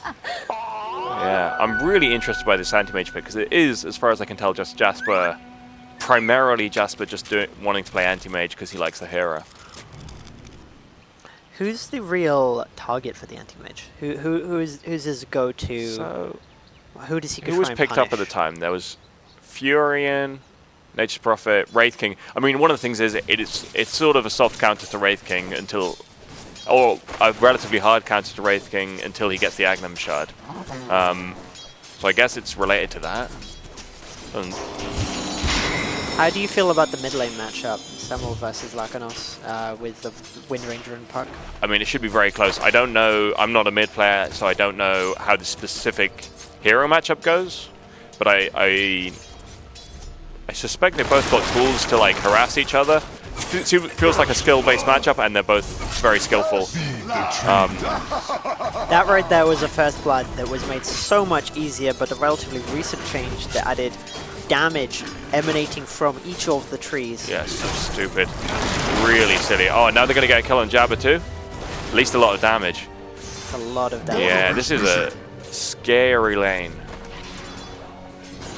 It's just very unfortunate to be in the position of facing against two very foresty people, one of whom can make the trees happen, and one of whom has a bear that just kind of messes you whenever you're in an unfortunate position.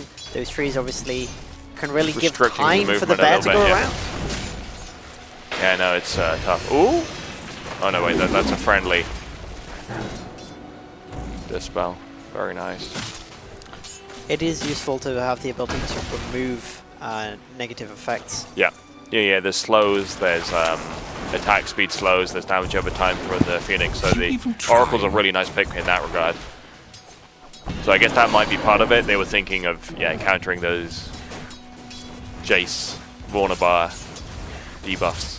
One thing we should clarify for the observers as well is that the nature of Lone Druid is that both him and his bear can pick up items, and most of the items will be going to the bear instead of the Druid, so you have to click on the bear to show what cool obviously they won't have anything super exciting at the moment, but yes, that's the idea. I think currently the bear just has sticks, but that's okay.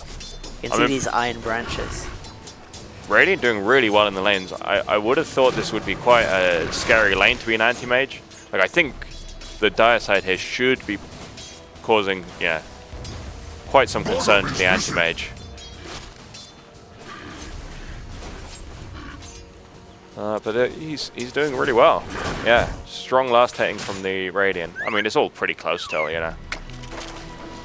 Bottom is missing. The Lone Druid does add some substantial Nathan late nearly game going down? potential. Can you get a hit? No. Lakanos manages to just about survive there. Late game potential obviously provided by the Lone Druid because he effectively can become 12 slotted, which is in the uber late game, obviously. But that is a significant advantage over almost every other character. Lakanos. Lacking something. Lupius. You're not going to kill him. They tried. Yeah, it was good to harass him out, but it's annoying with the Nature's Prophet because he can just TP home and TP back out. Very sad. Upgraded bear, level 3. Now slightly larger. Obviously deals substantial damage. Those roots. Don't body block Jasper thinking about body blocking there. No, yeah, decides better. How do you feel about the state of the game overall? Net worth, we have the mid lane of Radiant doing substantially better than the mid lane. A little better. It's pretty. I mean, it's sorry. Oh no, yeah, sorry. The mid lane. 700 gold. Yeah. I guess at this point though, you know, how many creep waves is that, and is there one pushing in right now to the right Dire? It's possible. But yes, no. Well played by Samuel. Should be the slightly less strong player, but I guess they chose a matchup for him that's favorable. We can see some interesting item builds potentially coming out there, but at the moment, it is just the Anti-Mage going and getting a bit of harass and retreating before the bear starts getting at him too much. With the bear effectively as a second hero for the Lone Druid, it is effectively always going to be 3v2 in the bot lane. Yeah. We have another poll coming up. Some interesting stats. Beastmaster top of the last hits from the first 5 minutes. That's an interesting thing to keep in mind. The bear being attacked quite substantially. Bear makes it out. No money. And he's resummoned. Oh, and Jasper doesn't have Blink. Oh. Yeah, this is more how I was expecting this lane to go. Dying in the trees. I really think they should revert that change, make it so that the trees don't actively deal damage, because it was good enough already. It was already an effective spell. Yeah, I mean, they might have needed to do something, but certainly it's very... Dota has a design pattern you're seeing these days of like... Power creep. Yeah, it's not necessarily power creep, but it kind of is. It's just like spells doing more things, and spells having less downsides. So that dealing damage is just like one extra upside. But the Oracle and the Pugna changes are like the biggest examples of this to me. But I don't need to get on my soapbox about that. Just like the downsides of their abilities being removed from the game just really makes it less interesting. Yes. This is supposed to be a complex game, and removing some of that complexity to make it so people have to make fewer decisions and can't make as many mistakes. Kind of.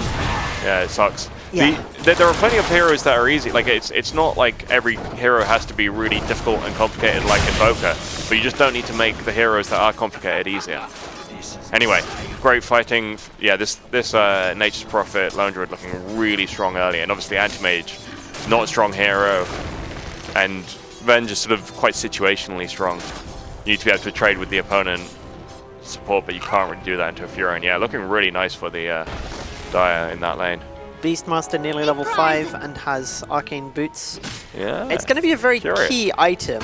You'll notice a lot of Quelling Blades inside of the Radiant. This is to get out of what could be otherwise a potentially devastating and fatal trap of the trees. Yeah. Remember that the Nature Prophet can arrive at any point in the map. Here we have an attempt with 3 heroes going against the Beastmaster. Almost inevitable fatality there. It's a really nice move from Lacanos there, because basically, you know, Lacanos struggling pretty big time, and you want to make that rotation to the lane where the enemy is doing well. So you go and kill that. Killing spree. Lone Druid now is top in net worth, eclipsing the mid laner who was previously having a great time ahead of the puck. Still ahead of the puck, not to the same extent. 500 gold behind the Low Druid. Yeah, honestly, I mean, it's call-out time. Jasper, slightly great.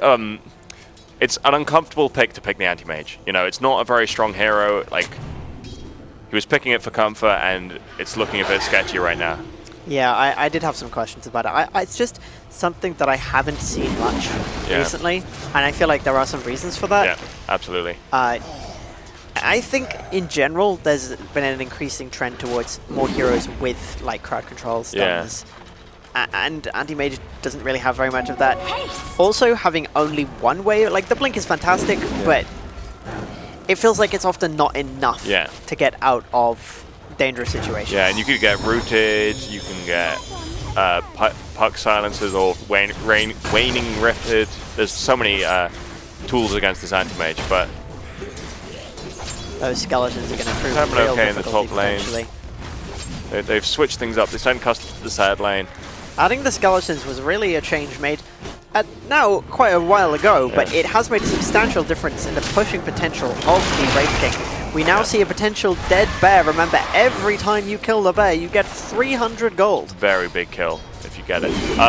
The thing about the Skellies, they've been around for a while, but just this patch they've been just pushed to a point where they've a little bit overtuned. They deal so much damage.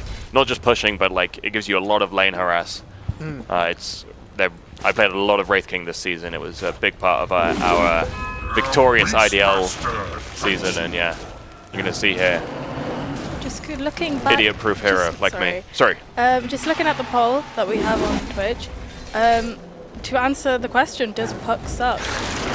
17% yes. 50% said no, and 33% said so hard. I don't know what that means. I do not know what that means. I think it means that a substantial proportion of people believe that Puck does suck so hard. Some people think that Puck doesn't suck, but very few people think sucks, but only a bit. It's kind of polarizing, I think is what those results show. Phoenix dies, and Puck had a part in that, so maybe Puck doesn't suck. Yeah, well, the thing is, we don't have Lion, we don't have Pugner, so the only hero left to suck is, I guess, Puck. Yep. I don't want to think about that. Oh, there's also Death Prophet. Death Prophet is True. the other sucking hero. She's also not in this game. No. Anyway, the not appearing in this game. The anti-mage is going towards his Battle Fury. Yeah, we're covering a little bit in the Do you feel like offlane. the timing is okay? We're covering a bit in the offlane, and you've got that counter spell, so you can't really get stunned by the Wraith King if you're paying attention. Yeah. This is one thing that often happens in these sorts of games where you do a little bit of temporary lane adjustment. No. That was a swift set of deaths. You do a little bit of temporary lane adjustment, you move the anti-mage to a different lane if he's having a tough time, but you can only do that for so long before they notice, and then they go and get you, like they did there. You have a little bit of a thing going on in the bot lane. Custard, under attack, needs to chop through those trees, is being healed by the Phoenix. The trees are gone. Phoenix heals so strong.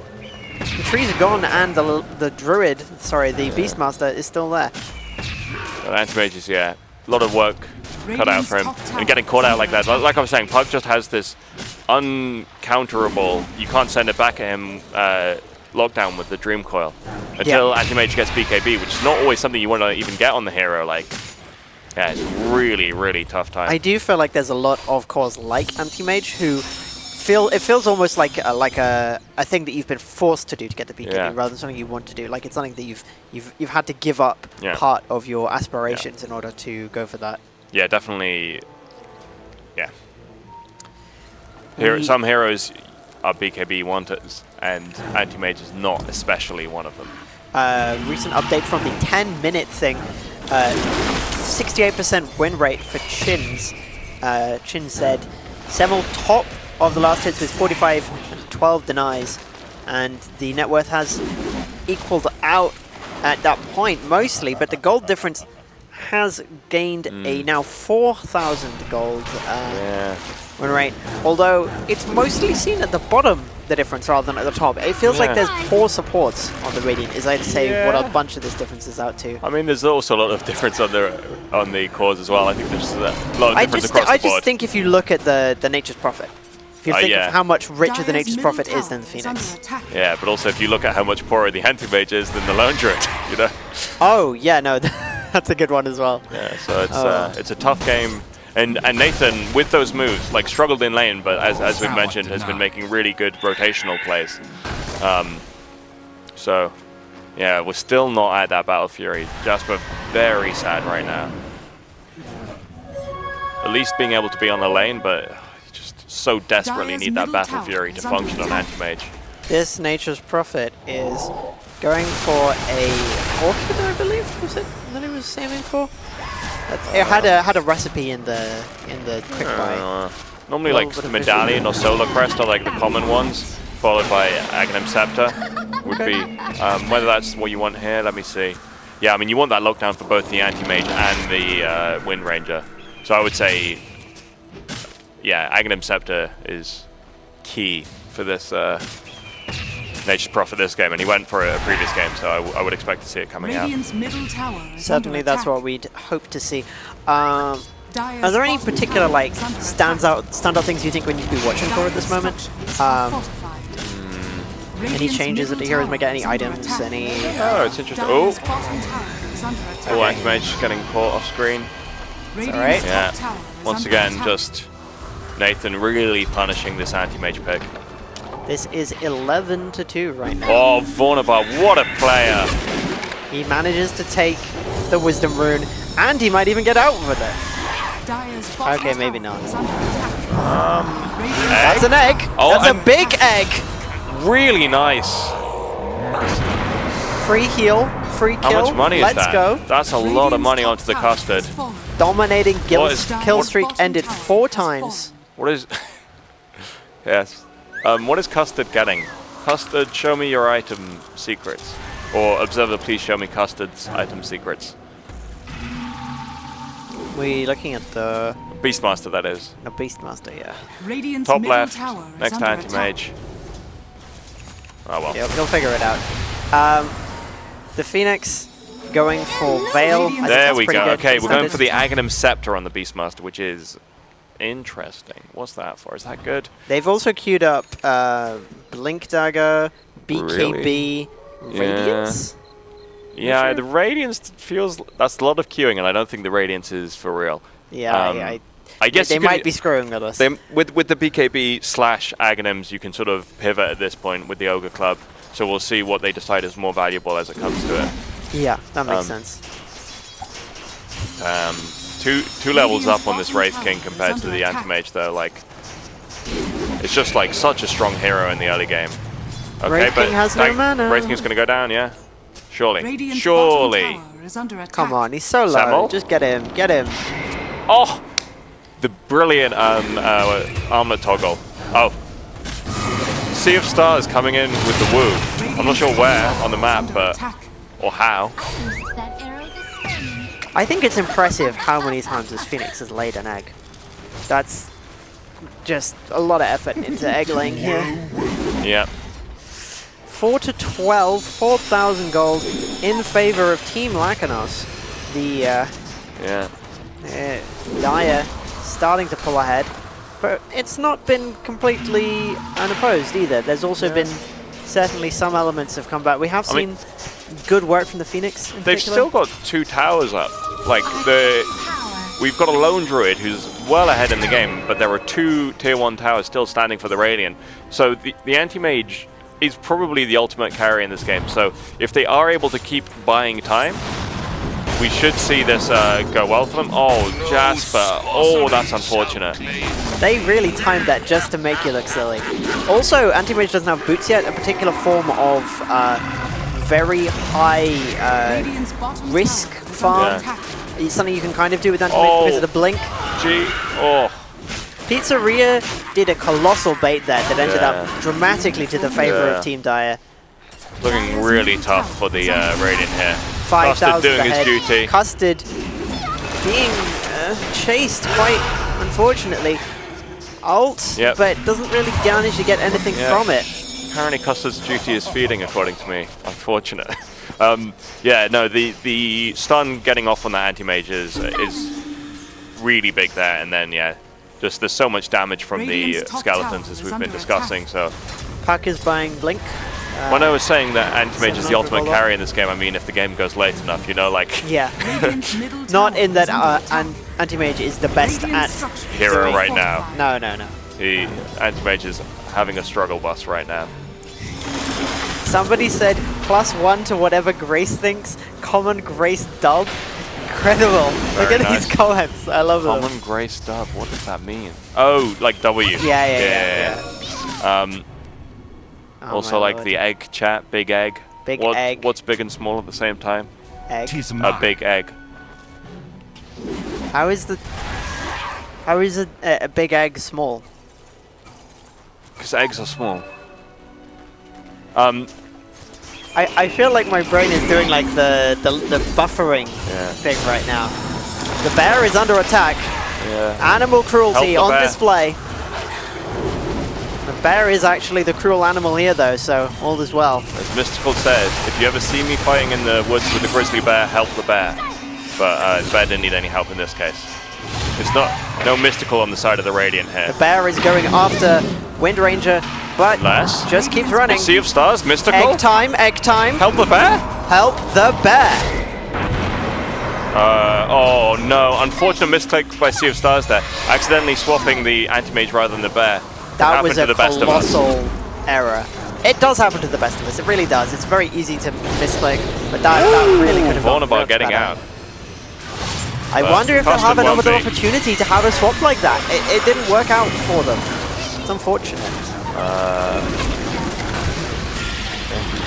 Oh, this is a massacre. Look at this. They're really getting turned into. We're going to get the team wipe, or no, Jasper's off down bot. I feel like the contrast between this game and the earlier game is really stark. I just is under attack. Look. I don't want to put it all down to the anti-mage picks. It's very kind of you to Jasper to try and find another explanation.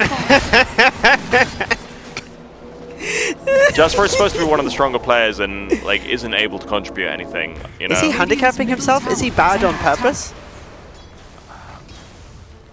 I don't know. I don't think so. Like I think Jasper likes the hero and is very confident, but it hasn't paid off. We're trying to be nice, but we're not good at it. So we're going to say that he's throwing with his anti-mage pick, and hopefully for his own reputation, this will turn out to have been a better decision than we can currently see.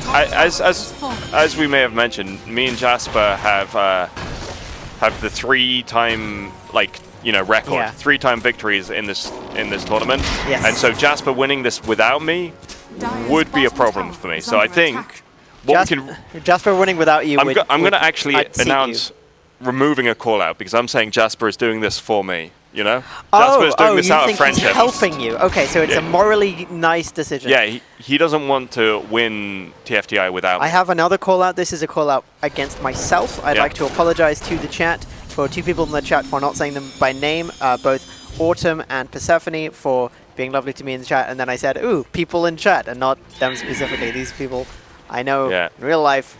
Thank you for coming in and supporting me. Nice. Omelette tie. Omelette tie. I don't know what that means. Egg. Something to do with egg. Yeah. Well, it's small and big at the same time. Omelette tie. Okay. Oh no! The neutral steals the kill. Jabba really needs those sorts of kills to go his way, and like another real moment of suffering. Yeah, it's unfortunate. Dire's middle tower is under attack. Jasper, egg, not the like jammy dodger. Bear food. Not the jammy dodger this game. Yeah, last game was the real jammy dodger. He got out of every situation. It was extremely good play last game. The Wind Ranger is just wanting to leave. Yeah. Gonna be able to. Yeah, speedy. The Phoenix, I think, has continually impressed. I do want to sing the praises of the Phoenix again. Yeah. I feel like it's an important role, and the amount of time that has been put into learning Phoenix on this player on Vornabar has, I think, paid off. Yeah. I don't think it'll be enough this game, though. We've still got all the towers in the bottom lane, but all of the other towers, Azure Tower's gone for the Radiant. But this Wraith King has gone for the armlet build, as far as I'm aware, so they are not looking to scale as much as the Radiant team is. Custard's still thinking about that Radiance. Radiant structures are fortified. I don't think Radiance is really a realistic goal for this game. I guess it's to do with the skeletons, I would have to imagine, but I'm not sure. More dewarding Doesn't seem very good. Have we had a Tormentor fall yet? I don't think we have. It's only 22 minutes in, so they maybe Jabba's going to check potentially for taking one of the Wizardry's pistol there. Phoenix under attack, silenced, cannot escape. Dr. Vlupius is, however, now outnumbered, taking substantial damage. Wind Ranger getting the kill, not too shabby. I think that's very good for the favor of the Radiant, because that's 2 kills in relatively quick succession. 3-time killing streak going on the way of the Wind Ranger, so that's really nice to get back into the game a bit. Can we look at the items from the Nature's Prophet? I want to see how far along Nature's Prophet is to that Aghanim Scepter. It's important to note the Ags on the Beastmaster as well. Oh, going for it. So he's got Orchid, as you mentioned, and he's going for a Rod. Okay. Rod of Atos. Interesting. Somebody is saying Chin Zed's sweep. I'd like to point out that that is factually inaccurate. It is impossible for a sweep to take place given both teams have already won a match. I would like to see what the bear is toting. I want to see what this bear is holding on to. It'll be Diffusal Blade plus question mark. Diffusal Blade plus question mark. Pug looking nice. There's the Druid. Hold on his so if you click on the bear. Click on the panda. Click on the panda. Panda bear. Click the bear. Okay. Echo Saber and Diffusal, and a million Wraith Bands. Classic. Fantastic. Those Wraith Bands will be upgraded into 1 minute, slightly better Wraith Bands. Bad hit at timing. Yeah, in 1 minute. Shield Rune on the bear. That is terrifying. This is an interesting replay because you see what looks like an incredible play by the Dire, but then losing the Phoenix to get in exchange for the Lone Druid really is in favor of the Radiant. Yeah. I was about to say mean things, but it ended up pretty good for Radiant. It's a Jace classic to die somewhere on the map and it be useful or not. And in this case, it was useful. That one wasn't so beneficial, but you gotta be on the map somewhere. Lycanos is unstoppable. Let's see if somebody tries to Jasper change that. hopes to change that, but Pizzeria dub incoming. Big bear eat big small egg. yeah, that's These are true words. words never said. Yes. Radiant's bottom If we look tower is under attack. further, can we look at the first 15 minutes? Dire's top tower has Terrible on the fallen. Mac. Radiant's bottom tower has fallen. We have a big push coming down the bot. You were talking about them being relatively safe having towers before. These towers are now gone. They have no more any external towers remaining, in fact. This is looking like they're trying to move substantially towards closing. Yeah, they've got the Top tower is under attack. 3 Wraith Fans doubling up, increased power level. The bear is much stronger than before. It's so nonsense, the Oracle ability not disarming the bear. Just really... But yeah, bear goes down, that's 300 gold. That's not bad. And the tower didn't fall. Yeah, but they did have to bring everyone back for it. Jasper really wants to be out on the map, cutting waves, farming. Shin-Zed, both the Puck and Pizzeria are doing substantial amounts of damage here. The domination, we have some stats at the 20-minute mark. 91% winning percentage for Shin-Zed. Smoke out. Sea of Stars playing Dota 2? Is this true? Do we believe it? I think this is pretty interesting. Obviously, you lose that, but that amazing is an incredible egg. Genuinely astounding. Jabba wants to get to the backlines, keep chasing this puck out. Really nice fight coming out from the Radiant. Where's Jasper? 3-4-1. One buyback. Yeah, Daggy gonna go down. Paid for. Hedgehog gonna go down. Puck gets away, but Jasper just cleaning up Do now. remember that they end up killing the Wraith King twice. That is 5 kills against 1 kill. That substantially cuts apart part of the Dire team lead. Super nice egg from Vornabar there. Showing that Phoenix comfort we were talking about. I do wonder if we can get something posted in the chat, some form of poll to ask our viewers, our treasured audience, who they think is going to win, and also if there is any particular favorite player that they have. If we can get these polls put in, we will read out them shortly because we care about what you have to say about this game, don't we? Puck is dead. Puck's gonna die. Maybe. Puck has survived. Lycanos out. Lycanos out. I'm working on it. Workshopping it. You're working on it. You'll figure it out. Spam this egg to vote Nick Clegg? I don't know. Yeah. In this stream, we do not vote Nick Clegg. Yeah. I miss lower tuition.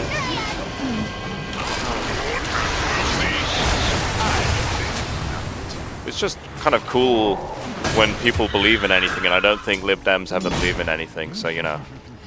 Yes. Well, the Phoenix didn't believe in life there. Unfortunately, did die. We have, looking at the net worth, the richest person on the Radiant is the Anti-Mage, but is not as rich as the Wraith King, and then the next two, we have the cause of Dire. It's interesting to see the Pug being slightly richer than the Nature's Prophet. And Jasper turns this around, that's going to be huge strain on his shoulders. There's a token in Anti-Mage's pocket, but he's thinking about it. Is that the token from before or above? Oh yeah, they're on tier 3, so he's already got the Elven Tunic, so he should be sending that home. Right. Gets slapped. Roshan does not respect Dr. Bluffpiss's PhD. Does not respect nature.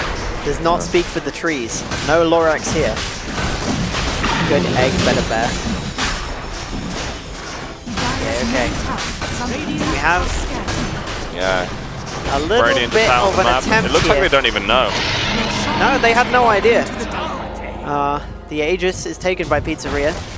135 gold to each member of the Dire team. Warriors of the wood. Some interesting more items being picked up on all sides, or planned for at the very least. If you look at the vision coming here, out to the Jasper? vision is really overwhelmingly in favor of the Radiant, which really makes it difficult for the Dire to stretch out and actually go anywhere and feel Bash is safe about huge. it. You really want to be catching Puck out with a bash. Get a couple hits in and like be able to, get the mana drain on him. Puck does have so much control. The amount of security a good Puck ult can bring to the table is really something worth noting for. We do still have both Tormentors up. I think they should be trying to go for those. Damn. 274 last hits from Jabba, keeping himself in the game. Highest on the in the game by quite a bit. We, looking at some of the statistics, we see a Glimmer Cape on the Oracle, as well as the Ether Lens. Just anything to keep Oracle alive. Philosopher's Stone, just farm. Going for the support items. Going for the advanced version of the Magic Stick. The what's it called? The Holy Locket. Holy Locket. On the Oracle, right? On the Oracle. Nice. We get the shard being dropped for the Vengeful Spirit. The shard is so strong on Venge, so like to get that for free is just like very nice. Very AC juicy. is on the way as well for the, I think that was the Wraith King. A little bit of space being secured. Try and make sure that, I think they have an instinctive idea that if you see anybody on their own, they're not on their own. There's the whole team is behind them. They're waiting for this big conflict that we can sense because we can see where everybody is. I think the teams can sense it as well. Yeah. Jasper going for the Abyssal Blade, not saving for buyback, just wants to be able to lock down that Puck as reliably as possible. Custard going in? Is that good? Custard? Did I just hear the Ogre Seal totem? I looked away for a second and I heard a mighty walrus noise. Yeah, if Nathan had just turned there, I feel like that was a dangerous move by Custard. Anyway, they just want to hit push the tower. on the bot. Fortification forced. Jasper coming back. Going in for a nice. Big push. We're getting an egg coming out, or do we just? Yes, egg is here. Egg is here, and it's in a great position. This is glorious for the Radiant. The egg is attacked, but it is not enough. Damage pushed out. But respawn. at the same time, they haven't really dealt enough damage. They've damaged to protect their base, but they can't get the bear, can they? They do lose the tower, but they might keep the racks up. Yeah, they just don't have enough juice. Samuel going down to the bear. That is very no fear from Pizzeria. Daggy pushing. The whole team is behind Daggy, the bear, the lone druid. Yeah, really tough fight there. Jasper just isn't where he wants to be to start taking a fight. And the thing there was the roar was huge on the Puck, but the Oracle Up just dispels it. So like it doesn't matter. You can't roar someone who isn't the Oracle. Just looking at the poll that we did for the audience, who they thought they were going to win. 33% for both, for Chinzy and New Wave, and another 33% for Egg. Jabba gets a kill on the backline. Okay, Finally, the egg is as likely to win as either team. Really nice swap there by Sea of Stars, but it's not going to be enough. I mean, Jasper gets out, but they have to give their life for it.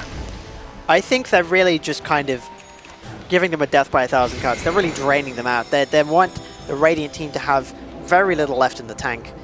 It's just kind of...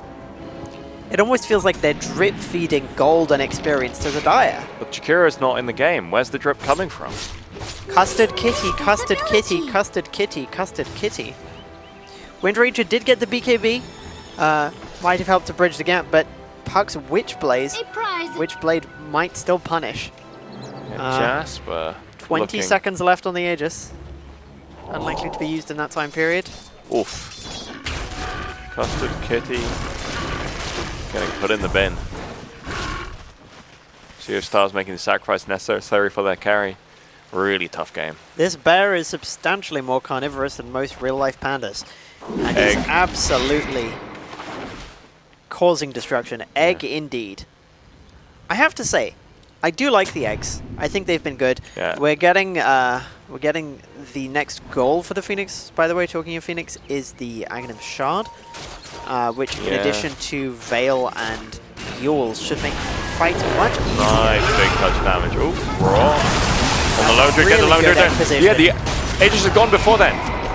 We're gonna have to. That's so nice. Really nice fight from the Radiant, but is it gonna be enough? Puck's able to get away, but they can't really punish. The impact of those skeletons. Those skeletons are huge, but Custard's surviving through with the Egg. The Egg's Scepter is so powerful on that Beastmaster. Still goes down, but he survives so much time. He bought so much time for Jabba, who's now going to kill the Nathan. Kill the Nathan. Kill the Nathan! Help the bear! The Nathan has perished. 6 times unstoppable kill streak ended for Lycanos. Shield rune on Jabba. Now life stealing through creeps. Or farming through creeps or something. They're 15k behind, but Jasper's alive, and Jasper's going to be way top of the net worth now, That was a big and impactful fight. That was an excellent play indeed, we see, from UYVC Men's. Oh, and they get both the Wizzy runes. Now this is a turnaround. We're going for the 60-minute game that we foretold. Costa's lagging, that's why he died. Okay. Yeah, we've got the anti-mage, then almost the entire of the Dire team, then Samuel. Do we think the anti-mage simply continues to climb until he can beat the enemy team? Well, he continues to climb until the end of the game, but whether that's going to be enough for... Whether that's going to be them losing or winning, I'm not sure at this point. Lupius gets a free Aghanim's Shard. We see the Wraith King has Deso. AC has previously mentioned, and the other items that you already had before. Ooh, not going for the Skelly style, going for the Cleave talent. But the other thing about this game, yeah, Nathan is a very, like as I've said a few times, Nathan's a very good shot caller, a good late game player. He's going to rally his team. Like they've still got a 15k lead, and Nathan probably knows it. Like I think there's not necessarily too much for the Dire to be worried about, but like, you know. Jasper is turning up. We have an audience poll on favorite players. Okay. Right now it looks like the highest votes go to Pizzeria with 60%, and right behind them is Custard with 40%. That is an incredible series of percentages. I would point out that notes that the only people who've been voted for are Custard and Pizzeria. Yeah, they're the only options in the poll? No. You can vote for whoever you like. God damn. All 10 players are on option, but they're just not impressive compared to Custard and Pizzeria, according to our audience members. I personally think I might even vote for Jabba. I think Jabba's doing really well. Jabba's dead for 80 seconds, and I think they're going to lose Magus here. Yeah, okay, I changed my vote. I don't know who I vote for. Yeah, Maybe that'd be Phoenix. a very big egg. Update. That egg could have been a bit more going aggressively positioned, perhaps. Custard just surviving? No. Yeah, going down. The fort is big.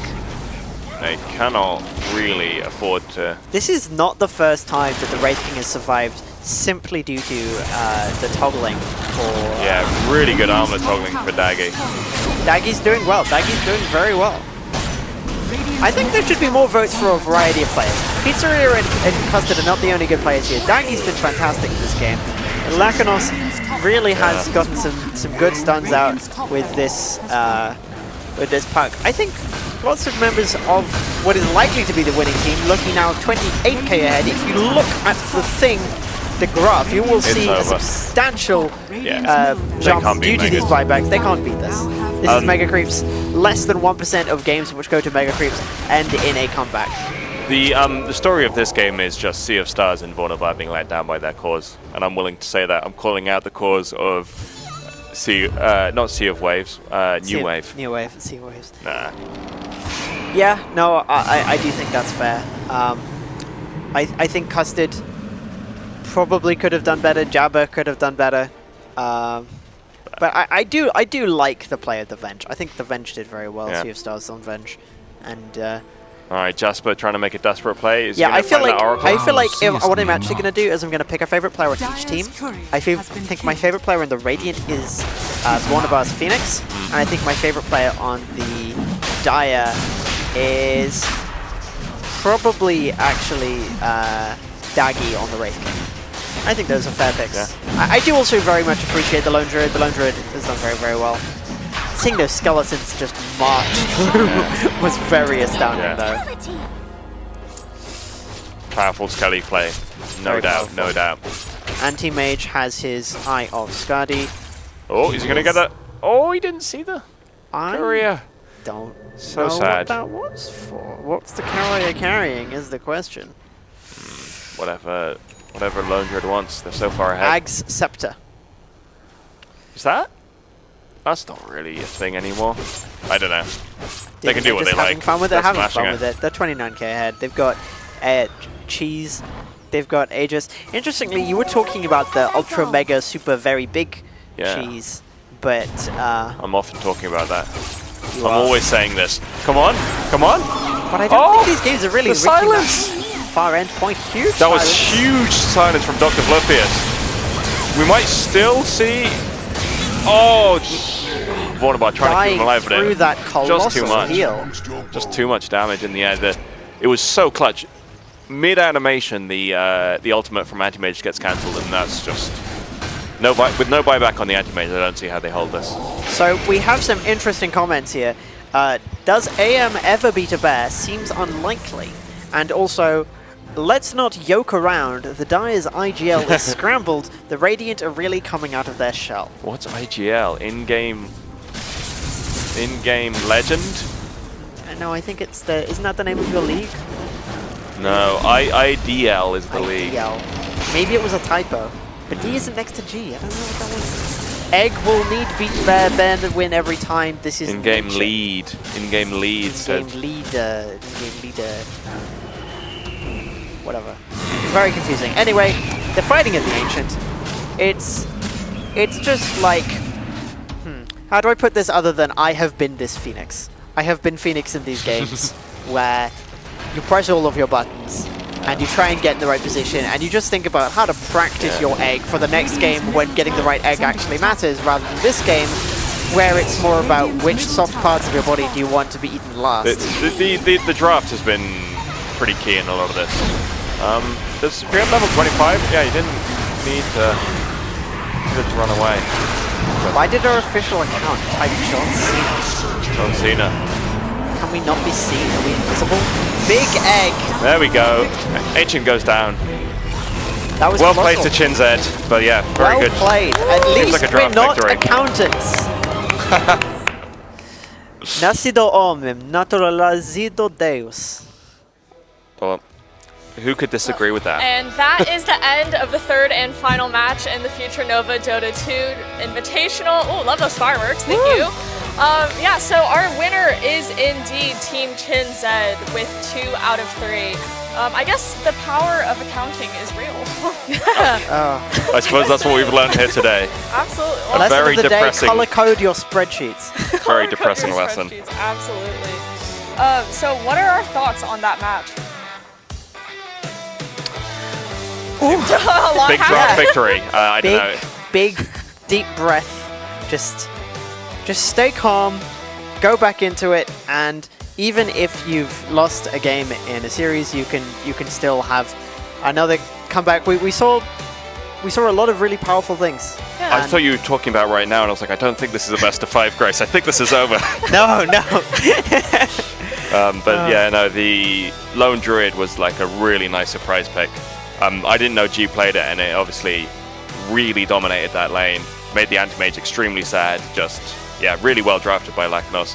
And like I say, I think it was a little bit hasty with the Anti-Mage. Maybe, you know, Jasper loves the hero and saw red because there was a Wraith King on the other team. Thought that, you know, that's kind of a classic counter, but it's just you not the same mana as it burn used the to be. Wraith King out, and then he can't use his ult. He doesn't get a second life. He needs mana to respawn.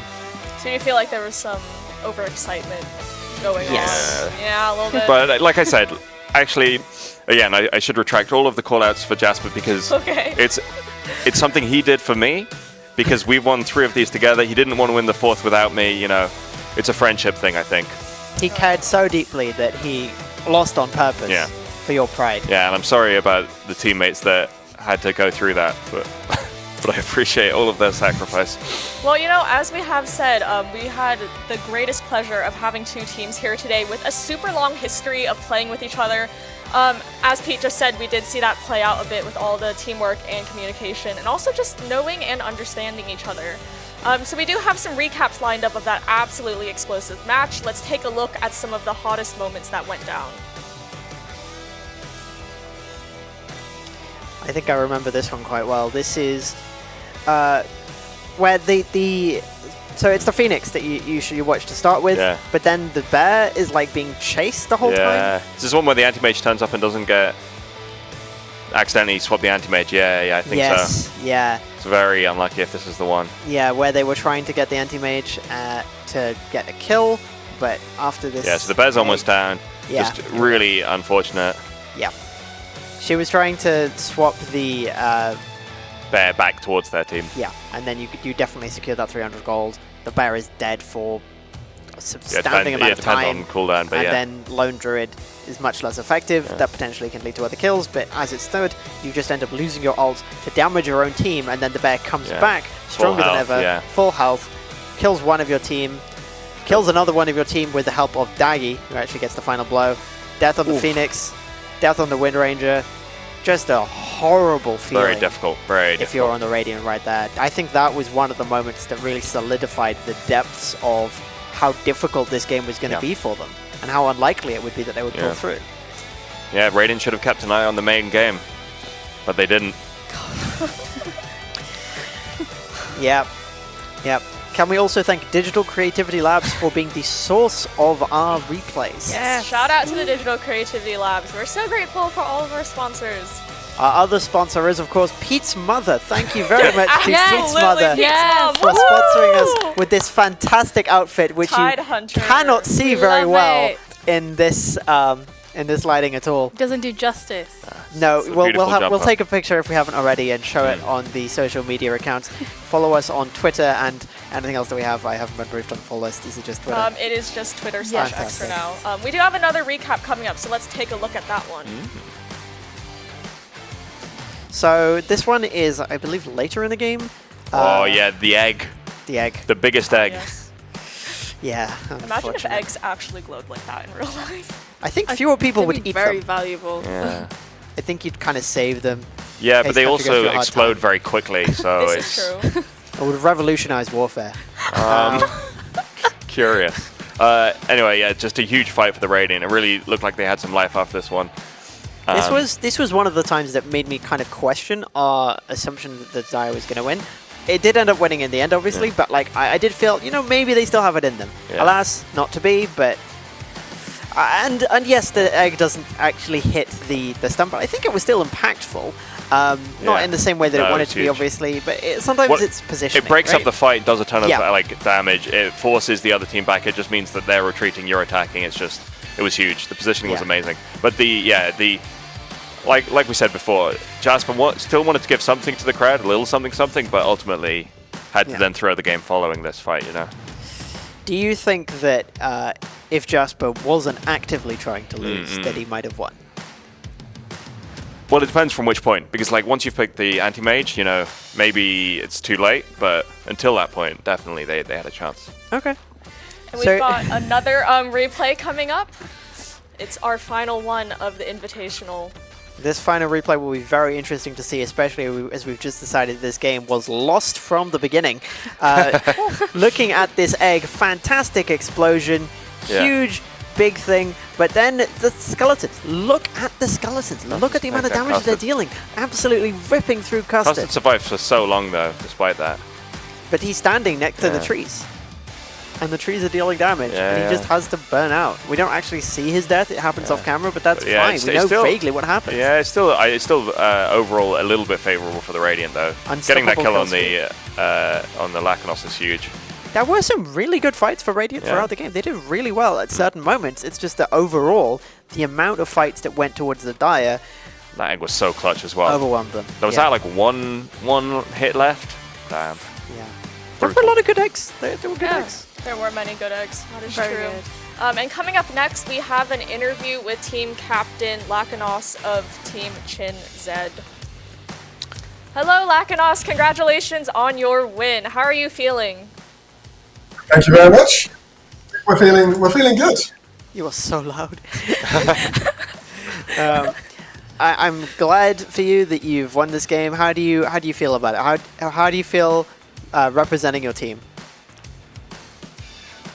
Well, I mean, they say numbers don't lie, and the result is proof that, well, our accounting was spot on. Got him.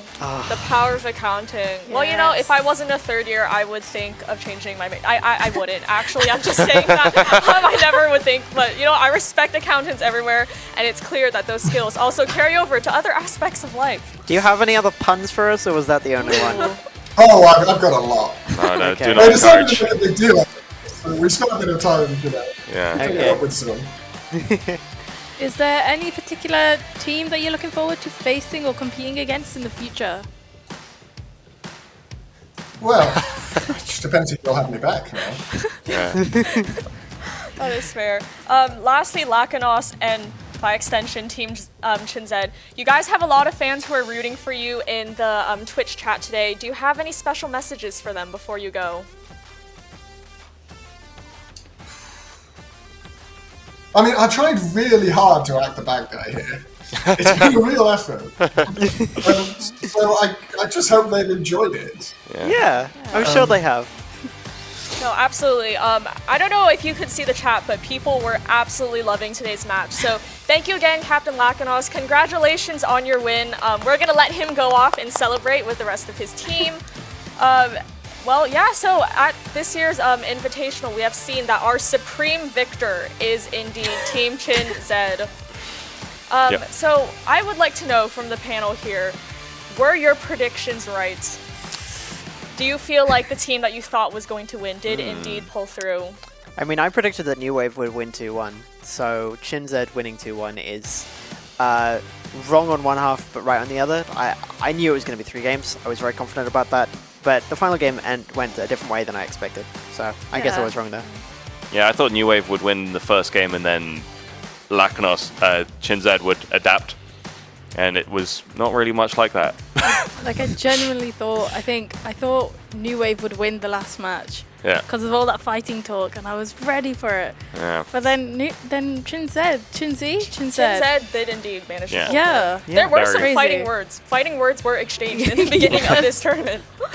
But we did see that Chin Zed ended up winning. I do feel like on the panel we've been bouncing between Chin Zed and Chin Z throughout today. I think the problem is we agreed to call it Chin Zed, but then in the intro video, one of the people on it calls it Chin Z, and then that kind of throws us off. Well, maybe it's a tomato-tomato type situation. Yeah. You know, obviously, if we were doing this back home in the States, we probably would be saying Chin Z.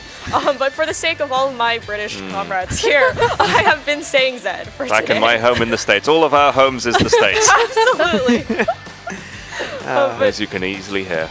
Yes, absolutely. Did we see the cat again? That's my ultimate question. Ooh, we did get to see a lot of lovely cat photos. We were posting them on X, so if you'd like to take a look at that, go check out Future Nova and take a look at all of our players' lovely pets.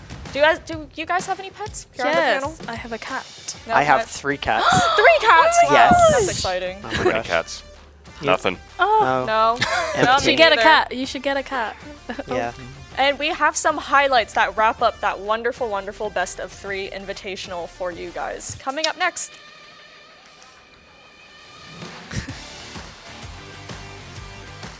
So these will be highlights throughout the whole Yeah, whole this series. sniper duel, really nice, but the sniper just gets away, right? Yeah. Yeah. But oh, this is the one that sets up for the hoodwink triple kill, right? This is the... Yeah. Daigen and Nathan, any moment now you'll see them go. Oh no.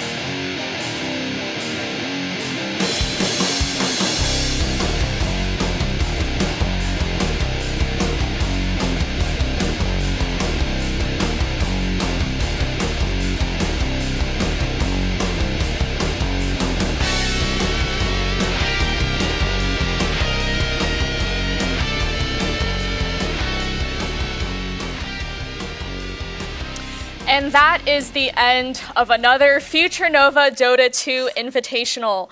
Thank you to teams Chin Zed and New Wave for joining us here today. Team Chin Zed, you won honor and our hearts. And New Wave, there's always a chance for next year. Yeah. We'd also like to thank our wonderful casters, Pete and Grace, for joining us today. It was wonderful working with you. And of course, a big thank you to everyone watching at home, wherever in the world you are. We'd also like to give a special shout out to our sponsor, Digital Creativity Labs, and our colleagues behind the camera who helped make everything possible, especially Florian, Kenrick, and Steve. We're your hosts, Jasmina and Nemo. And we look forward to seeing you next time. So until then, keep your eyes peeled for future events. Thank you and goodbye. Bye. We got goodies.